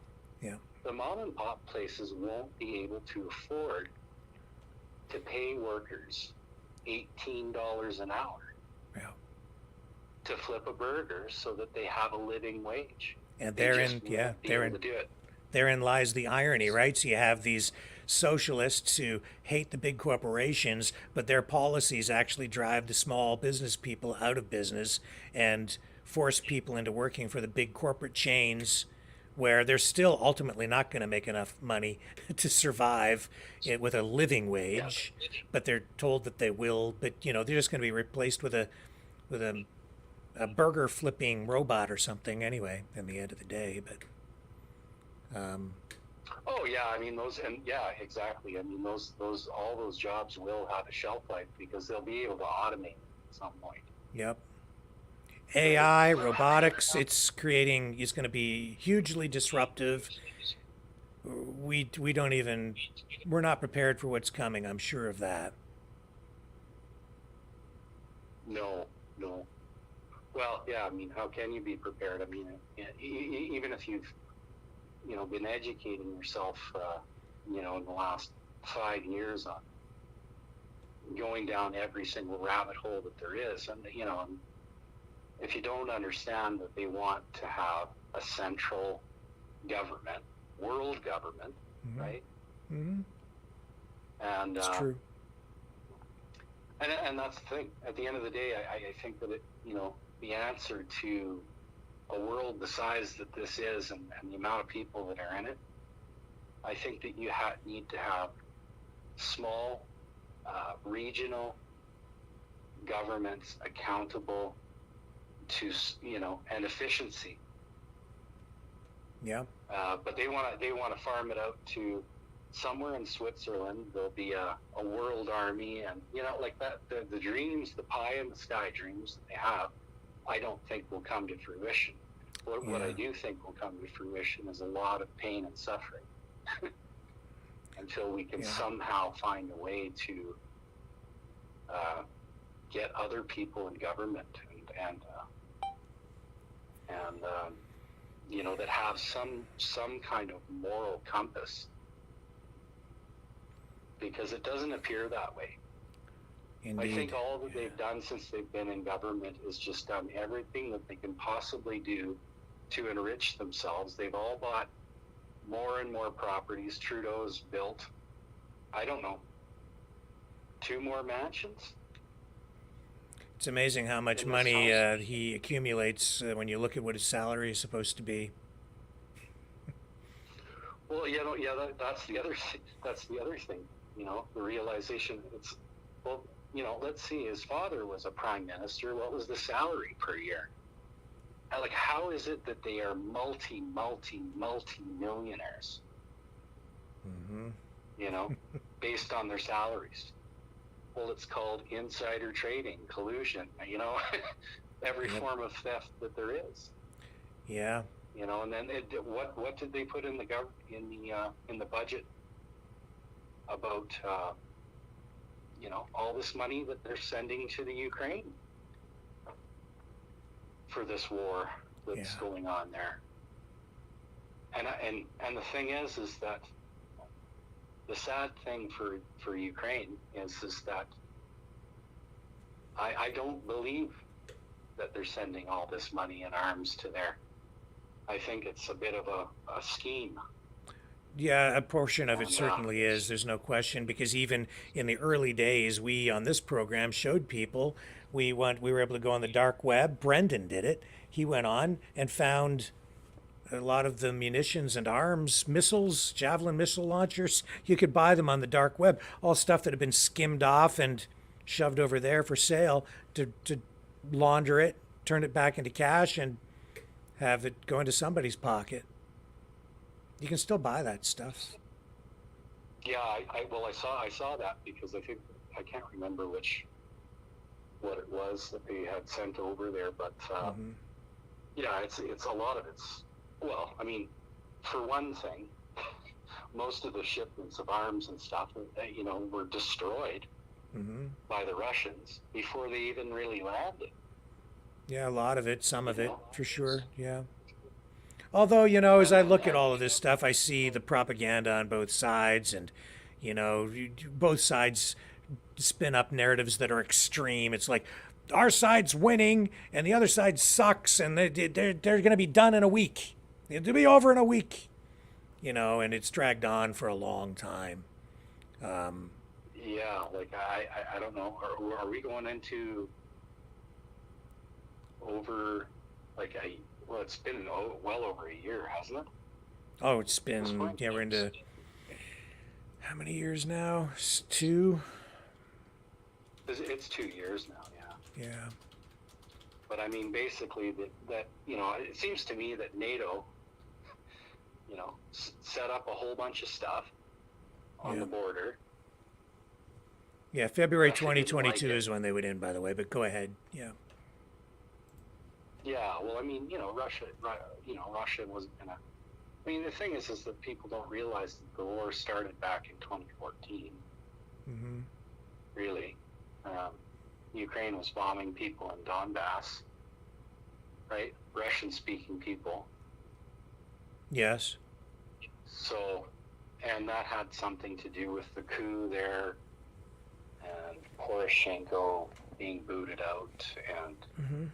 So it's been going on way longer than anybody knows. Yeah, I also see, the two sides to that story as well.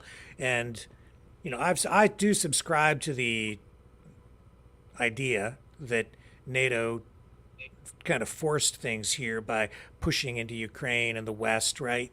But at the same time, well, we're told in that narrative that it's just Ukraine bombing Russian-speaking people in Donbass. It's a little more complicated than that, because really that's true, but the reason that was going on is because you had Russian-backed separatists in those regions.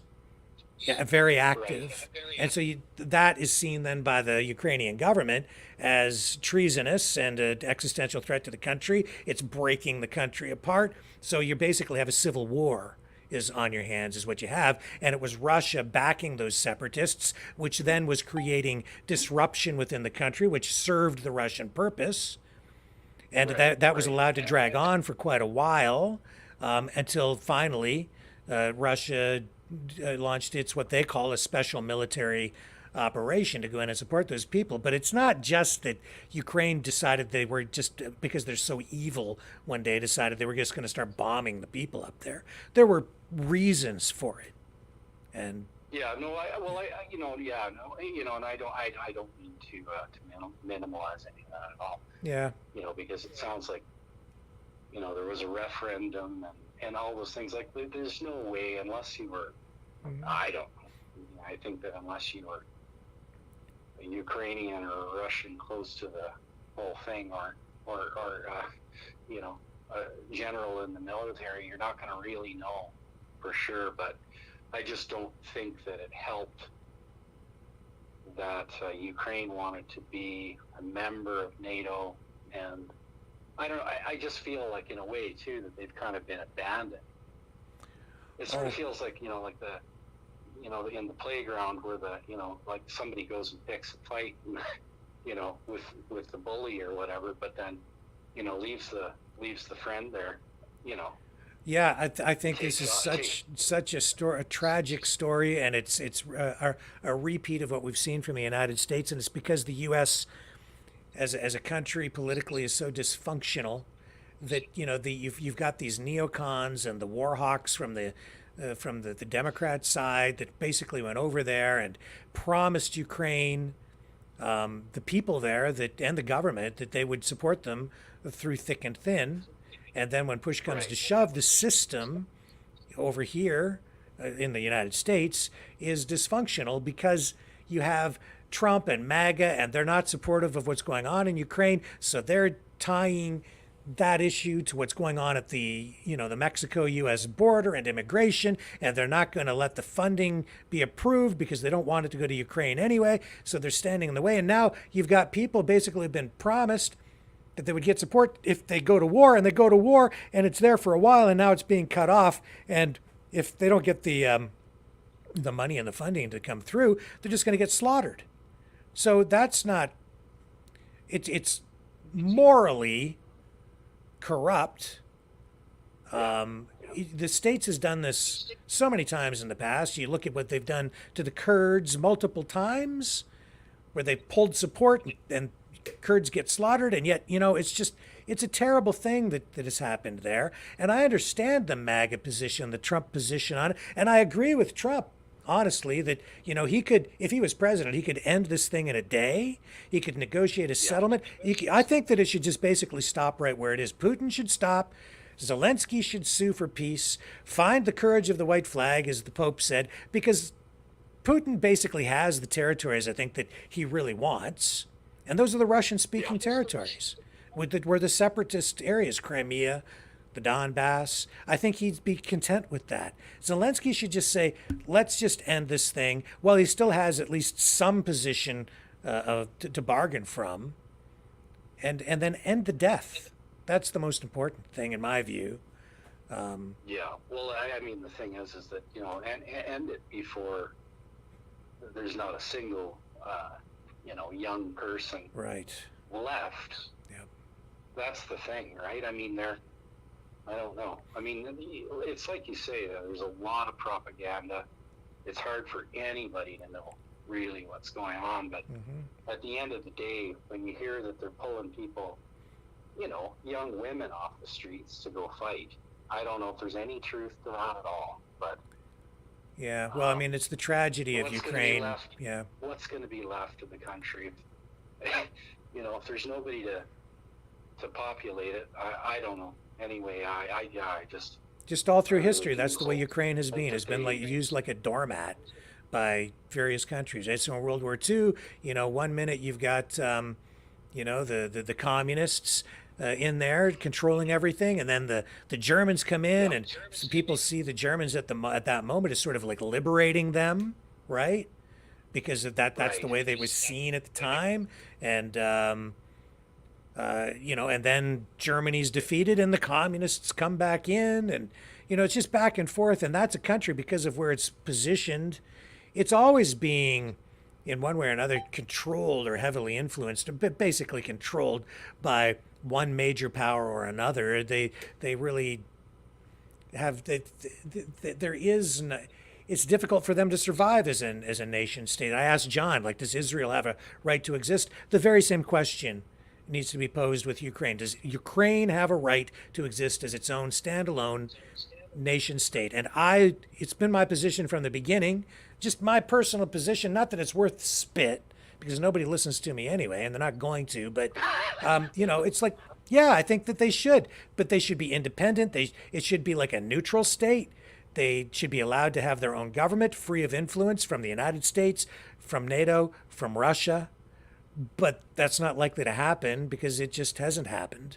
It's either, you know, before 2014, we had, you know, a Russian-controlled puppet government, to be honest, and now we have a NATO-controlled, U.S.-controlled puppet government, and that's what the fighting is all about. Yeah, and at the end of the day, in all of this, in, you know, Ukraine and you know, in the world in general, it's the working people of the world that pay the price. Yeah. Yeah. It's never these puppet masters and their generals and their militaries and all that kind of stuff. And yeah, you know, it's pretty disgusting when the U.S. is buying up a whole bunch of you know, their politicians, and I think some of ours too, buying up stocks in you know, Lockheed Martin and Raytheon and all these things prior to the war, because they knew. Mm-hmm. So I mean, I don't know how. I don't know. You know, I guess the political class is above the law, because I don't think there's anybody in this country that will prosecute them. I mean, how many crimes has Trudeau committed? They are largely above the law, because they are operating in an international sphere. And like I've said many times, if you're the president of the United States, you can kill people. Or if you're Vladimir Putin, you can kill people, and no one's going to do anything to you about it, because it's like international law at that point, right? And who enforces that? Well, basically the ones with the biggest guns. And if the United States, not a member of the ICC, so like, you're not going to be held accountable there. And these countries do terrible, unspeakable things, because it's the law of the jungle when you get into international law, largely. Which is honestly what, you know, the New World Order is supposed to be about, what the League of Nations, the United Nations, what all those things have historically supposed to have been about. It's about world peace by creating one set of rules that all nation states abide by. And so that if somebody gets out of line, you know, they're held accountable in an international court. But it just hasn't really come together the way that they've wanted to, and unfortunately, it also doesn't run around democracy in the end, because you end up with this one world government that's unelected, sort of administering everything globally. That's not, I think, what the intent was ever supposed to be. It's supposed to be about finding a path to world peace by having a set of international laws that everyone can agree upon. But that's a very difficult thing. Yeah, yeah. Well, you know, it's I think it's like you say, where there's, you know, there's a grain of truth, and then maybe there's a grain of, you know, real intention that is, for positive intention that is, the dream of all these things. But I think it's just been it's all just been derailed.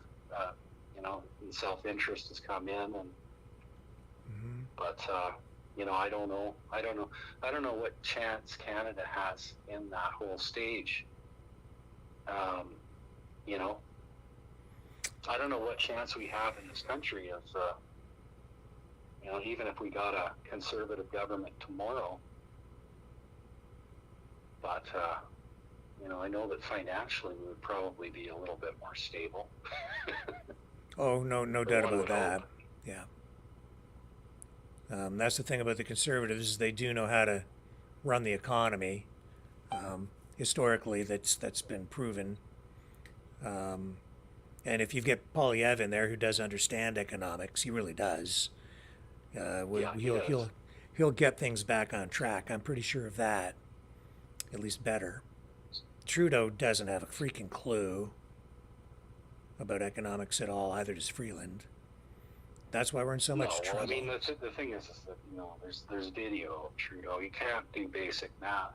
I mean, if you asked him what 5 + 2 - 3 was, he can't answer that question. Yeah. He's admitted it publicly. Mm-hmm. So. Yep. I don't know why he weighs in on financial issues at all, to be honest with you.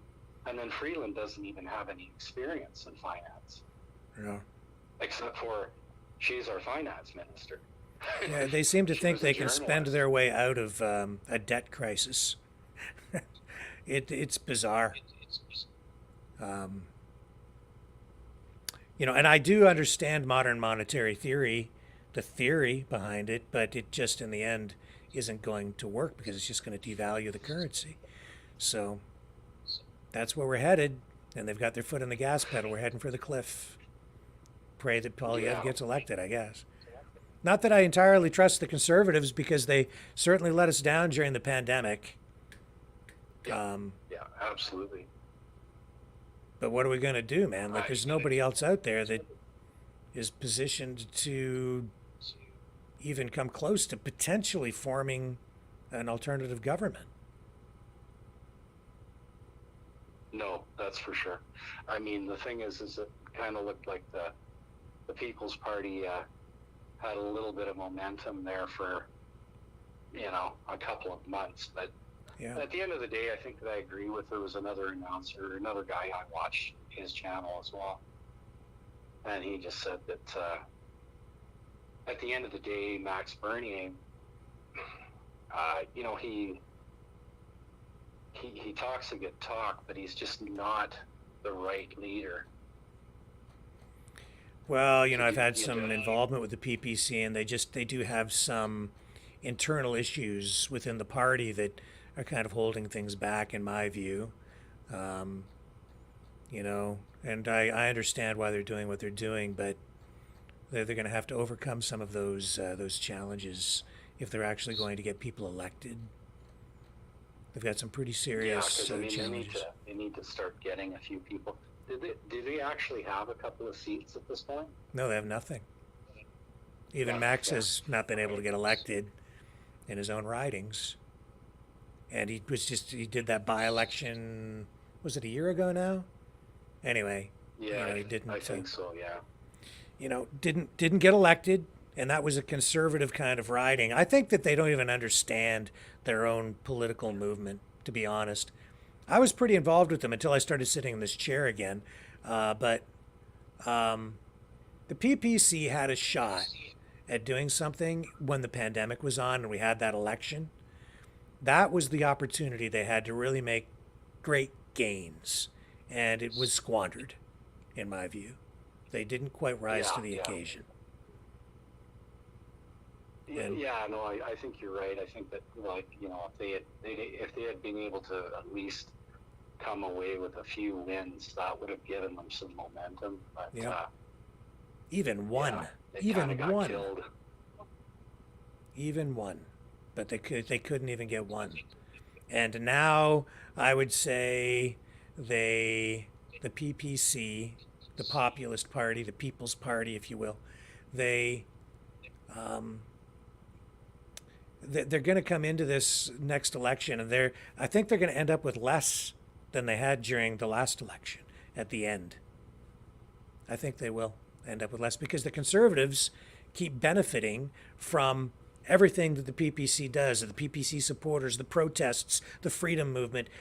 In the end, what are we seeing? We're seeing protesters out there shouting, "Axe the tax, axe the tax." I'm like, what? How did that happen? They've been supportive of the PPC. Now suddenly they're chanting, the slogan from one of the main planks in the Conservative platform. It's like, how did Poilievre pull that one off?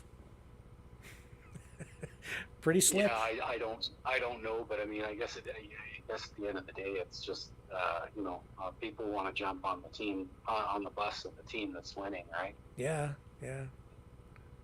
So, regardless. Yeah. That's right. And I've seen a lot of people leaving the PPC from like riding associations, and they're kind of reorganizing, getting things built back up. I don't know how far along they'll be in the next election. It depends on what it's called, I guess, how much time they have to prepare. They are active, and like they've got some organization stuff that's quite positive within the party, and this so structurally they're heading into this thing in some ridings and not a bad position. But but in terms of the overall perception of the public and where the support is going to come down in the end, I think it's just going to shift heavily over to Poilievre because he is, as nerdy as he is, which I like, he's also somewhat charismatic. People seem to like him. He's likable. Yeah, I think there's truth to that for sure. But I mean, I would like to see, a party like the PPC, keep going, because I think it's important that there's, a party with another approach, another view, whatever. I think it's good for the whole political landscape. Yeah. I think it would be good for the country if they were able to get one or two people elected just to kind of mix things up in Parliament, right? And get that messaging in there, as long as they keep it within the guardrails and they're dealing with the real issues. I think that could be a positive thing. And I don't know, like this Grant Abraham with the United Party of Canada, we had him on the program. He's a very smart guy. I like him a lot. And, there could be something that could happen there over time as well. I don't know, are you familiar at all with the UPC? Or? Everybody's touting these diversity of ideas. Well, it would be good to have that. Yeah. In this country, but anyway, I guess we'll see what happens with this coalition. I hate to pray for its downfall, but I think it's okay to pray for the downfall of the coalition. I'd like to have an election tomorrow. Bring it on. We need change. So.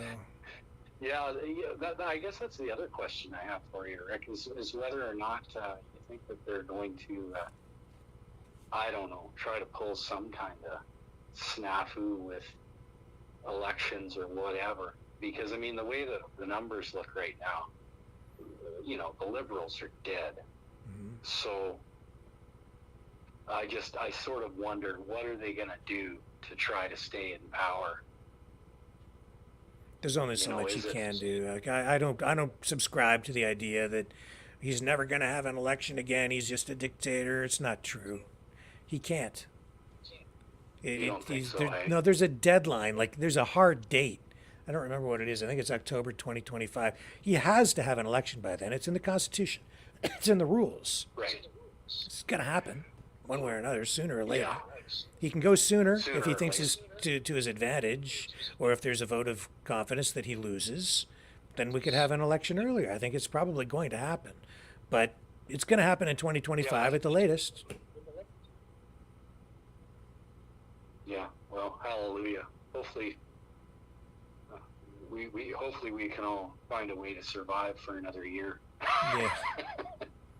Yeah, a lot of damage can be done in that amount of time. But as much as, whatever is done can be undone. It doesn't matter what it is. Whatever is broken can be fixed. Like, it can be. So, that's where I'm at with it. I'm not going to leave the country. I'm not going to run away. I'm going to keep on doing what I'm doing and maybe do more. But I'm going to fight to try and bring things back and improve upon things. I want to make things better. And I don't think we have to. In fact, I know we can't afford to let this country slip into some sort of a violent uprising, civil war, whatever. As much as people may romanticize that in their minds and they think that, they're going to show up on Friday at a protest and overthrow the government or some stupid thing and then go back to work on Tuesday, if they're having a long weekend and a day off and a couple of beers after arresting all the politicians. I mean, come on. That's not going to happen. And if they try that, even if they get a mass uprising, what's going to happen? People are going to be very, very sorry because it'll be their sons and daughters that end up dead in a civil war. Who the hell wants that? Exactly. No, and if it can't... I mean, I think for those of us that had, grandparents that gave their entire lives to the military, and after the Second World War, I think that's the hardest thing to swallow is with this government and what it's been doing. It's, what did all those people die for? Yeah. When, this latest thing with the online harms bill, and it's getting pretty dystopian. It is, yes. So, but I'm with you. I don't think they're going to succeed. And I think that the people that call themselves Canadians should stick it out and not give up. Because this country's it's a special country. It really is. Mm-hmm. And I don't just believe that, because of the fact that my grandfather fought in the Second World War. I believe it because it's just the spirit of the country. I've lived here long enough to see it, and I'd like to see it return. Me too. That spirit of Canada being just a fantastic place to live. Yes. And work. Yep. We kind of hit a sweet spot there for a while. We took it for granted. We let it slip away. That's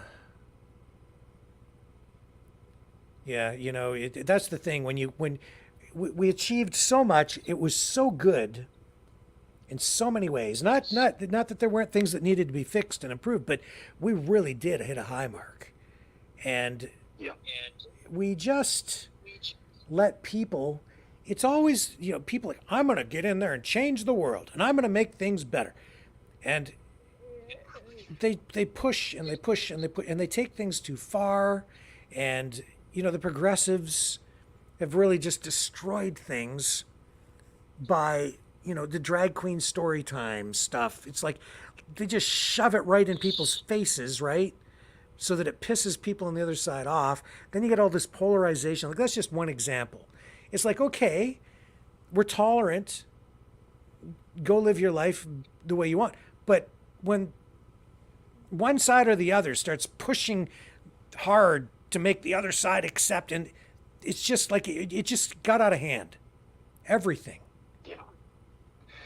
Yeah, like instead of things being,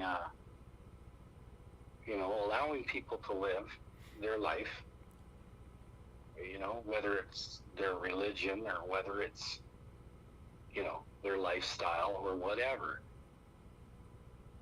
It's like the Liberal government's come in and tried to make a special class out of every class. It's like when you try to please too many people and put them, put them on a high pedestal, it's gonna fall. I mean, it's like the gentleman you were talking to before, who was thinking that, you know, there's some sort of special treatment, you know, for a certain group of people. But the reality is, it's got nothing to do with that. Yeah. And then on the other hand, they're not making them very happy when it comes to putting the rainbow flags everywhere and talking about how to raise your children. Yeah. They're not, you know, so they're making them happy on one hand, but on the other hand, they're attacking the most vulnerable part of their core, which is their children. Mm-hmm. So I think it's all going to blow up on them. You know, because you've got to have, I don't know what necessitates having drag queen story time. I don't know what purpose it serves. Yeah, I don't either, honestly. I think when it comes to those kinds of things, parents should be allowed to, you know, leave it for parents to guide their children on those social issues, in my opinion. Right. Yeah. I believe the parents should have the right to say, no, I don't. You know, this isn't part of our belief system, so therefore, our children will not participate. Thank you, but no thank you, right? Yeah. I think they should be allowed to do that. I think that's the other thing with the Liberals, is everything is about jamming things down everybody's throat rather than asking permission. Mm-hmm. So, I mean, I don't know. Yep. You get a lot more bees with honey, right? Yeah, well, you certainly saw that during the pandemic, right? It's like, you will get this thing in the arm, and you will wear your mask, and you will do this. Oh, but you know, it's not mandatory. You can opt out, but don't expect to get on a plane or a train or an airplane. You know, like, you're not going to travel. Oh, for crying out loud! That make whatever choice you want, but just understand you're going to be eliminated from society. Exactly. Just too much, right? So unforgivable, and yet people are forgetting. It's easy to forget because we want to forget, and I haven't forgotten. At the same time, I have to be pragmatic about things and understand that a lot of people that I saw behave badly during the pandemic, even people I see in my community, right? I have to let it slide now because I need to be able to function and converse with people. I can't go down to the local store where I saw the cashier, you know, harping on people because they had the mask down below their nose, you know, like, yeah. I remember, but I'm not going to bring it up. Okay. So yeah, Chris Sky, I get, you know, you think that you're all free because you just can't wear masks now, blah, blah, blah. Yeah, I know, but I don't have to wear a mask right now. Doesn't mean that we're all losers. It just means that we're human. Trying to do the best we can. You know, at the end of the day, though, you know, like some of the people in the community that were, you know, a little too happy to join in on the authoritative side. Yep. You know, well, you're right. You can't. You can't. Yeah, I don't go around picking fights with people, but at the same time, there are businesses here that I will not frequent anymore because of the way that Yeah, oh yeah, no, I people, mean, right? I've got a list. Yeah. You know, because you know, I made the decision for myself that first of all, I know enough about the scientific process to understand that you can't produce a novel, which I didn't. And we need to be believe was careful novel because to we are on begin with. YouTube here, by the way. So choose your words carefully so we don't get shut down. Right. Yes.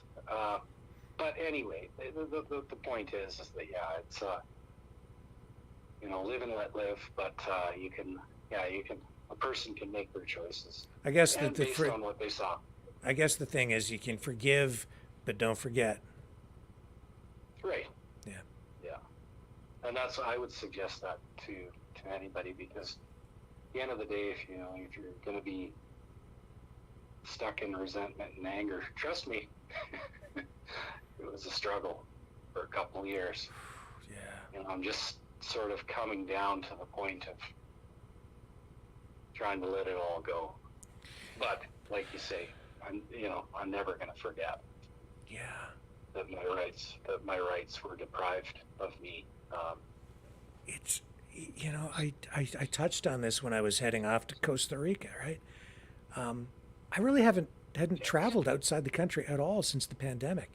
And it struck me, I realized how much of an impact, how much I've changed because of the pandemic and the lockdown.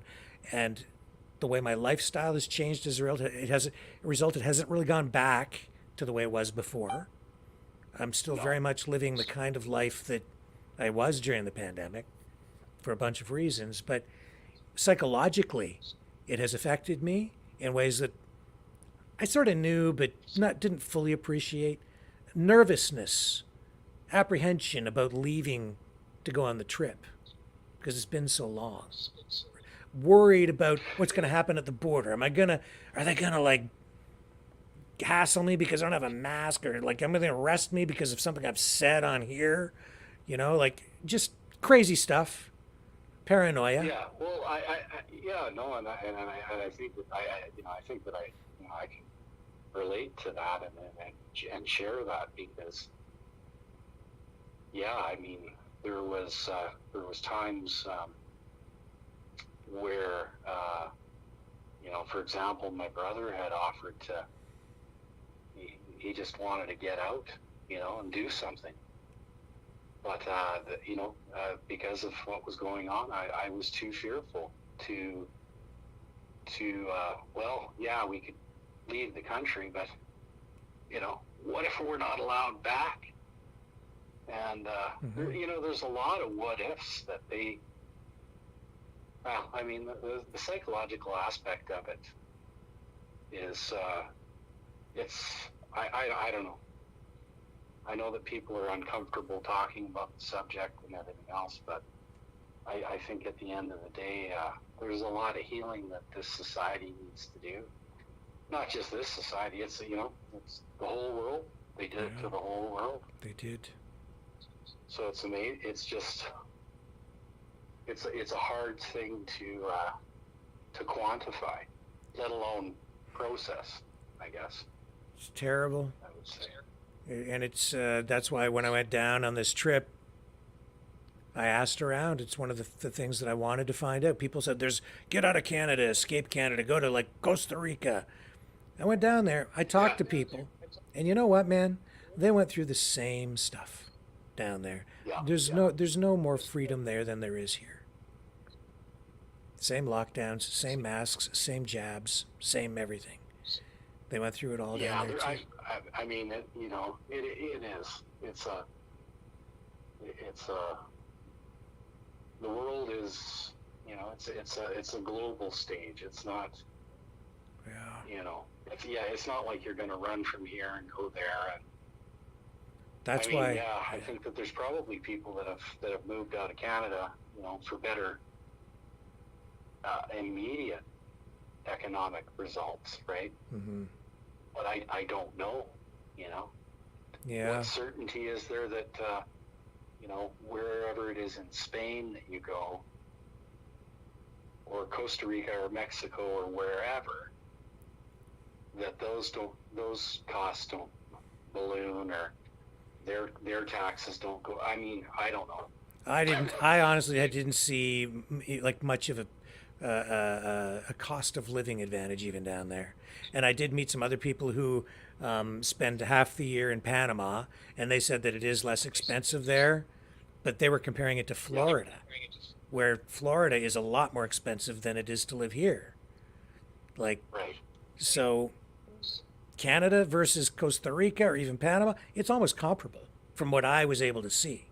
But that's a whole other story, But that's why I think we need to fight to get our country back, because Canada has been a very special place. That's why so many people want to come here. That is the dream that they're selling in those ads that our guest was talking about earlier. That's why people want to come here, and it was true. But no, it was a stable country and a productive country. Yeah. And a good place to invest money. And so yeah, I do hope that returns, because especially in Alberta. I mean, when the federal government's attacking the energy sector and stuff like that, that's our bread and butter. I mean, if you're a carpenter or a contractor, all that trickle down from the oil and gas industry, right? I mean, it feeds us all. I mean, so when you start hating on that because you think, well, we're gonna change over to electric cars, and that's the other thing with people. I mean, don't think for a minute that there aren't a whole bunch of dirty processes that go on with the production of electricity, because you'd be kidding yourself. Yeah. So, and I think that we are, truly leaders in innovation and everything else. Have they made lots of mistakes? Yeah. I'll tell you this, man. They convert everything to electric vehicles. The only way they'll produce enough energy is through nuclear power. And I'd rather burn natural gas than have a whole bunch of nuclear waste laying around after. So take your pick, Yeah, it's the matter of mitigating and choosing what are the side effects that you're going to choose, right? Because none of it's going to come without unless we can figure out a way to harness some energy and have our glider mobiles or whatever.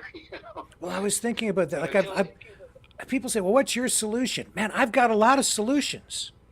I've been thinking about it a lot. I have a lot of things that I would do. Like, I shot video. I was going to run it just of trucks on the 401 coming home from the airport.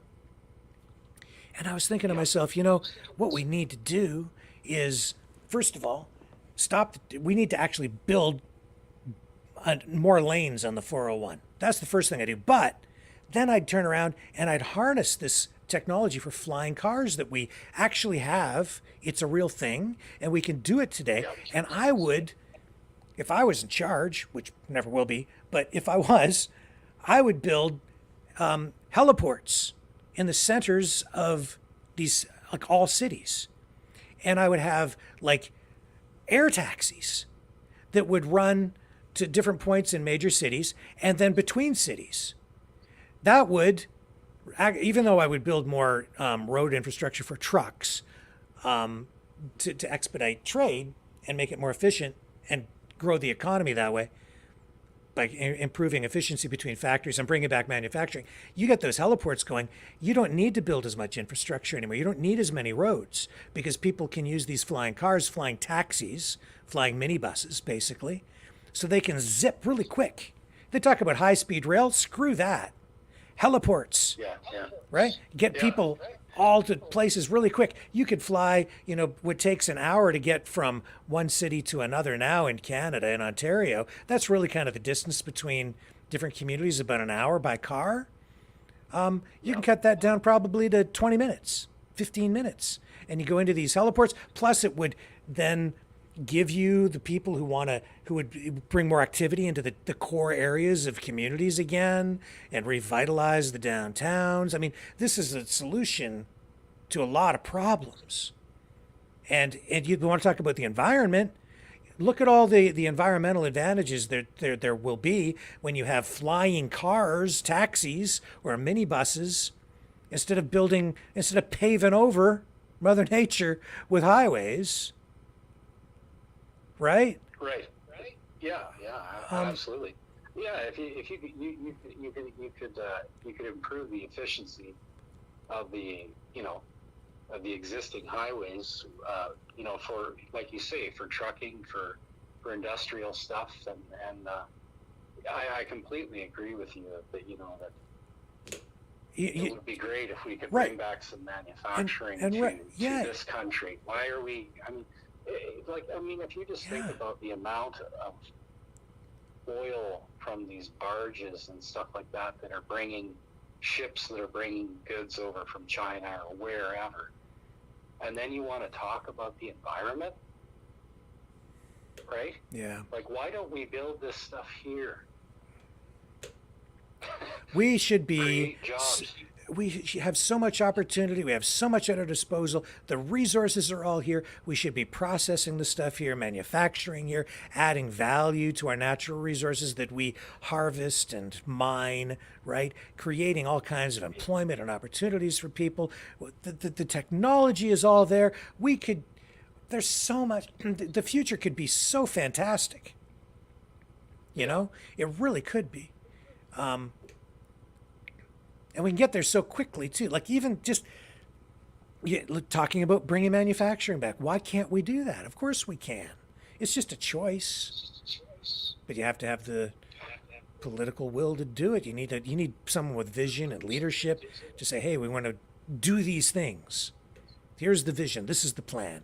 All I'm hearing from people anymore, for a long time, they whine and they bitch and they moan and complain and they want to tear it all down. I never hear very many people saying, here's a solution to this and here's a solution to that. Why don't we do this? This is what we need to do over here. Not too many people with a real vision. I see lots of opportunity. Yeah, well, no, I think you're right. I think it's easier to point out the things that aren't working rather than like you say, to try to come up with some kind of a constructive solution. Yeah. But I think one thing that is certain is that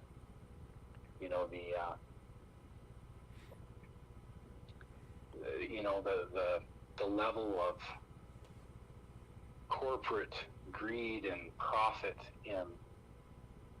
I think that's one of the reasons why they don't want to bring manufacturing back, is because they're worried that they're going to have to pay a decent, or people are going to have to pay more for the product that's built at home.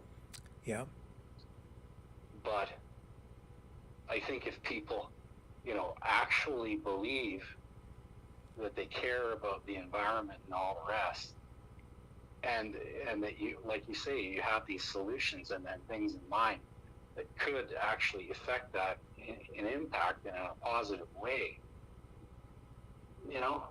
wouldn't we be willing to pay a bit more, knowing it's securing jobs at home? Yes. I think that control at home. That's why even I'm a very much a free market guy, but I think that Trump was getting it right with his use of tariffs, because in the international market, you're really dealing with foreign governments and on a macro scale.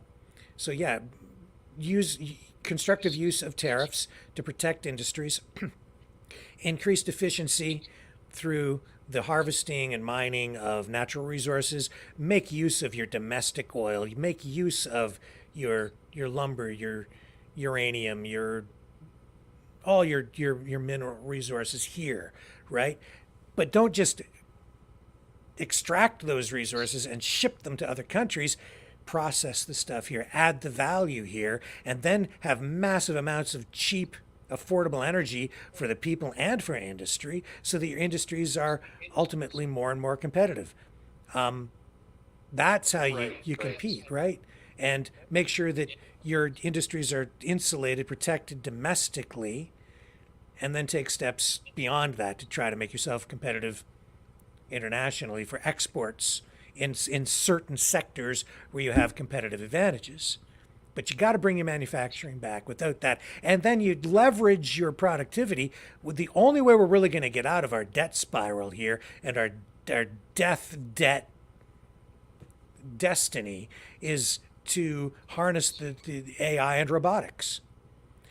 And people will say, but that's going to displace so many workers. Yeah, it will, but you have to understand that if you have massive increases in productivity using technology, which is really what happened during the Industrial Revolution, that rising tide lifts all the boats, and people are then free to do other kinds of work.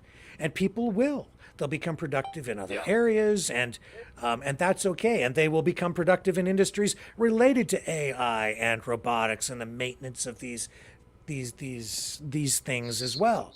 But the key is, harness the productivity and bring your actual productivity, your manufacturing of products and services here domestically. That's how you're going to ultimately get the heck out of this debt problem. The problem we have with the debt is actually a corporatocracy that is addicted to a fascistic capitalistic system, which is not really a free market-based thing at all. The economy that we have right now is largely based on debt spending, money printing, giving people free crap, and then putting the burden of productivity, exporting that to other countries so that they're supposed to produce cheap stuff in countries like China or Taiwan or Vietnam, and then we get that crap back, but we're paying for it with fake money that we never actually intend to pay back, so we just print more fake money.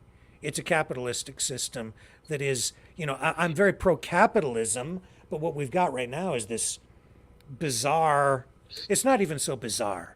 It is a, you understand what I'm saying, right? It's not a free market productive system. It's all based on debt and fake money. Yeah, well, it's the illusion of choice. That's true. As well. So it's not really a free market in that sense, because there's so many monopolies that are, that exist in this country. Yeah, and I did touch on that last night. To cell phone companies as an example in Canada. They have a bunch of different brands, but it's really just like 3 or 4 companies that control everything. Yeah, and the thing is, realistically, it's I don't know. I'm relatively sure that we're paying probably the highest prices on earth for cell phone service, cellular services. Yeah. So. Yep. They have them in these committee meetings, and they discuss all these things, but I don't know. I watch all these committees and discuss all these different topics, but half the time I wonder if it's just theater. Yeah, it's what's coming out of these things. Yeah, and so much of this, it's not always in the best interests of the people. You look at the price of milk. We shouldn't be paying that much for milk. There's so much. So they dump milk down the drain in order to restrict supply to drive the price up and control the supply. Yeah, I've seen that. I've seen that as well. So I mean, that's. Yeah, I mean, you get like Polya is always talking about the single mother. Well, it's a bit of a shock. You go to buy a 2-liter jug of milk and it's $6.99. I mean, that's, if you got 3 kids or whatever, I mean, that's that's not nothing, especially when you're talking about people that are, working on, wages or salaries that are not much higher than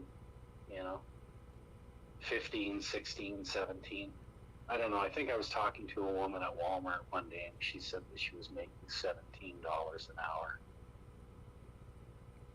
So, and hey, back in 1983 or 4, as a carpenter, $17 is a pretty good wage. But now, I would equate that to the same as being paid $4.50. Back in the day when You know, minimum wage in Alberta, let's say, was around $4.50, I believe. Yeah. So, you know, you couldn't exactly rent yourself a house with that kind of money.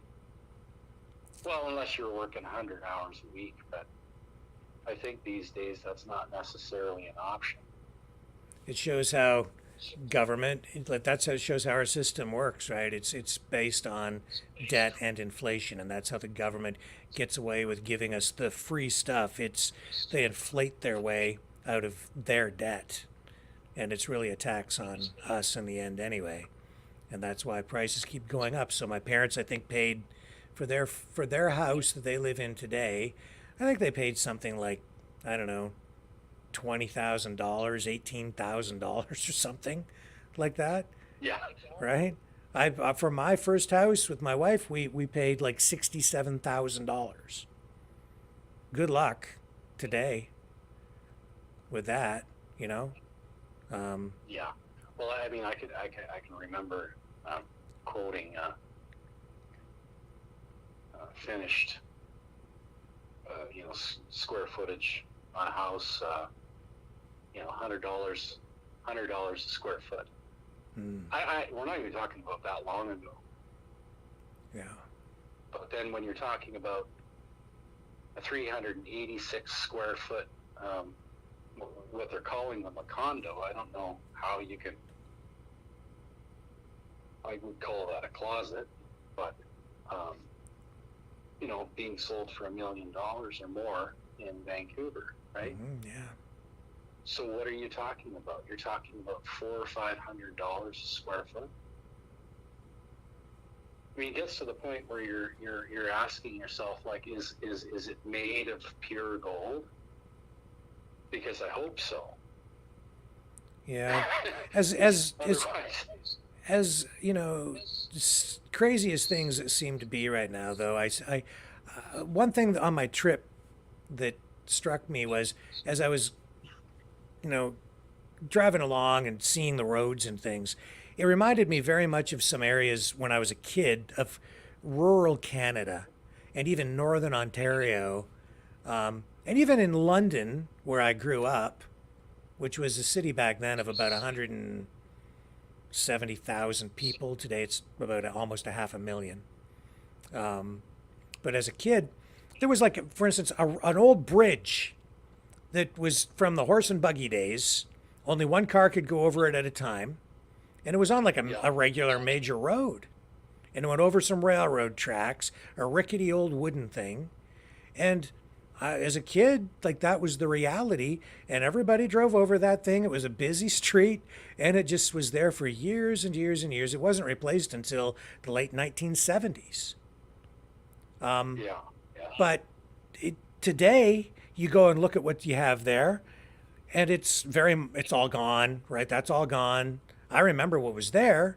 Now it's like a paved road. It goes over the railroad tracks, and it's all, you know, it's a totally different scenario in the whole city.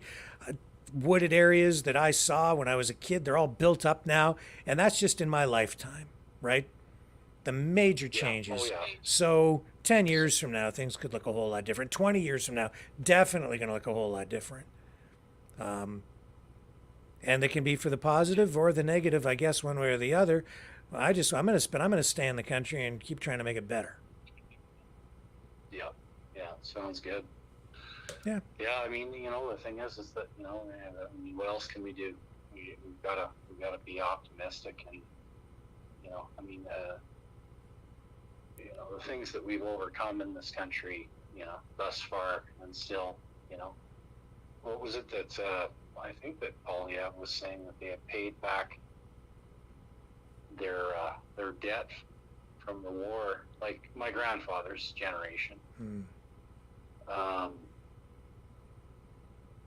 You know, within a few years. Yeah. The debt from a world war, you know. So, I mean, just think of that. You know, if people can focus on the solutions. I mean, we got to look at the problem and look at it realistically. Because I think that there's a good portion of society who would like to just stick their head right in the sand, but face it for what it is. But we definitely need to start with a new government. That's absolutely critical. Definitely agree with that. Yeah, it's time. Yeah.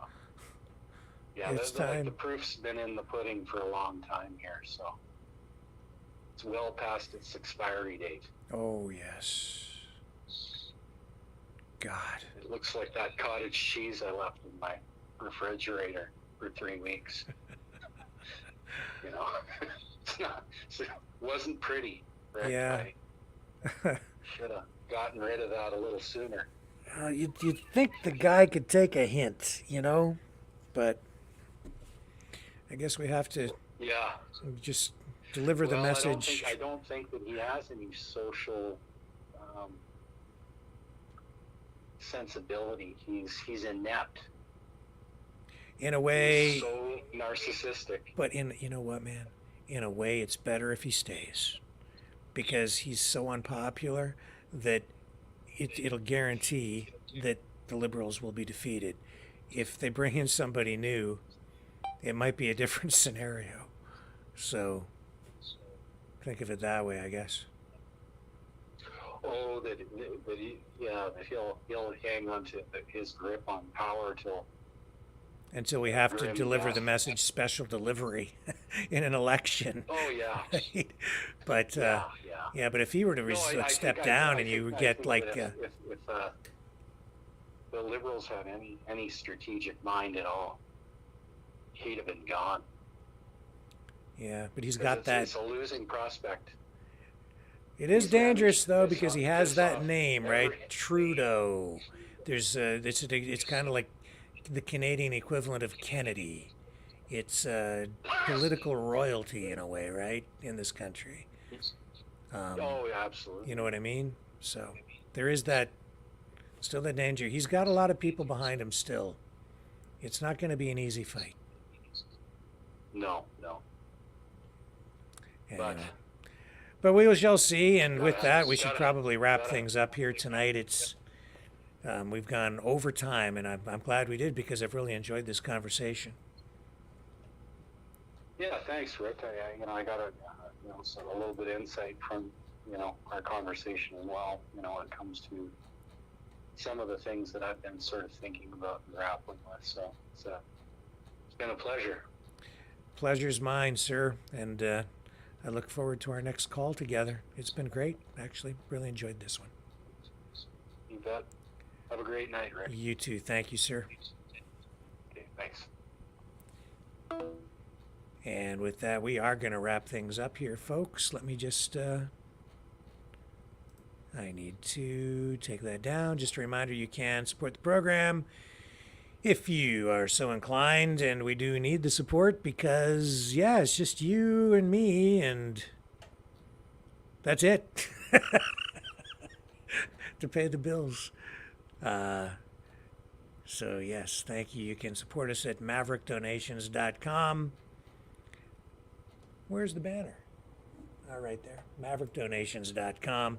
Or you can also support us at FreedomReporters.com. Please like, share, subscribe. And hit the notification bell if you subscribe over on YouTube, so you make sure you get notifications every time we post a new video. We went overtime tonight. Really appreciate Wafa and Raj for helping us with tonight's special interview. That was fantastic too. Some great information there. And I will be back tomorrow night to continue fighting for freedom with all of you here on the Maverick News channel, where we have the antivirus programs for your mind. Love you guys. Catch you on the flip side.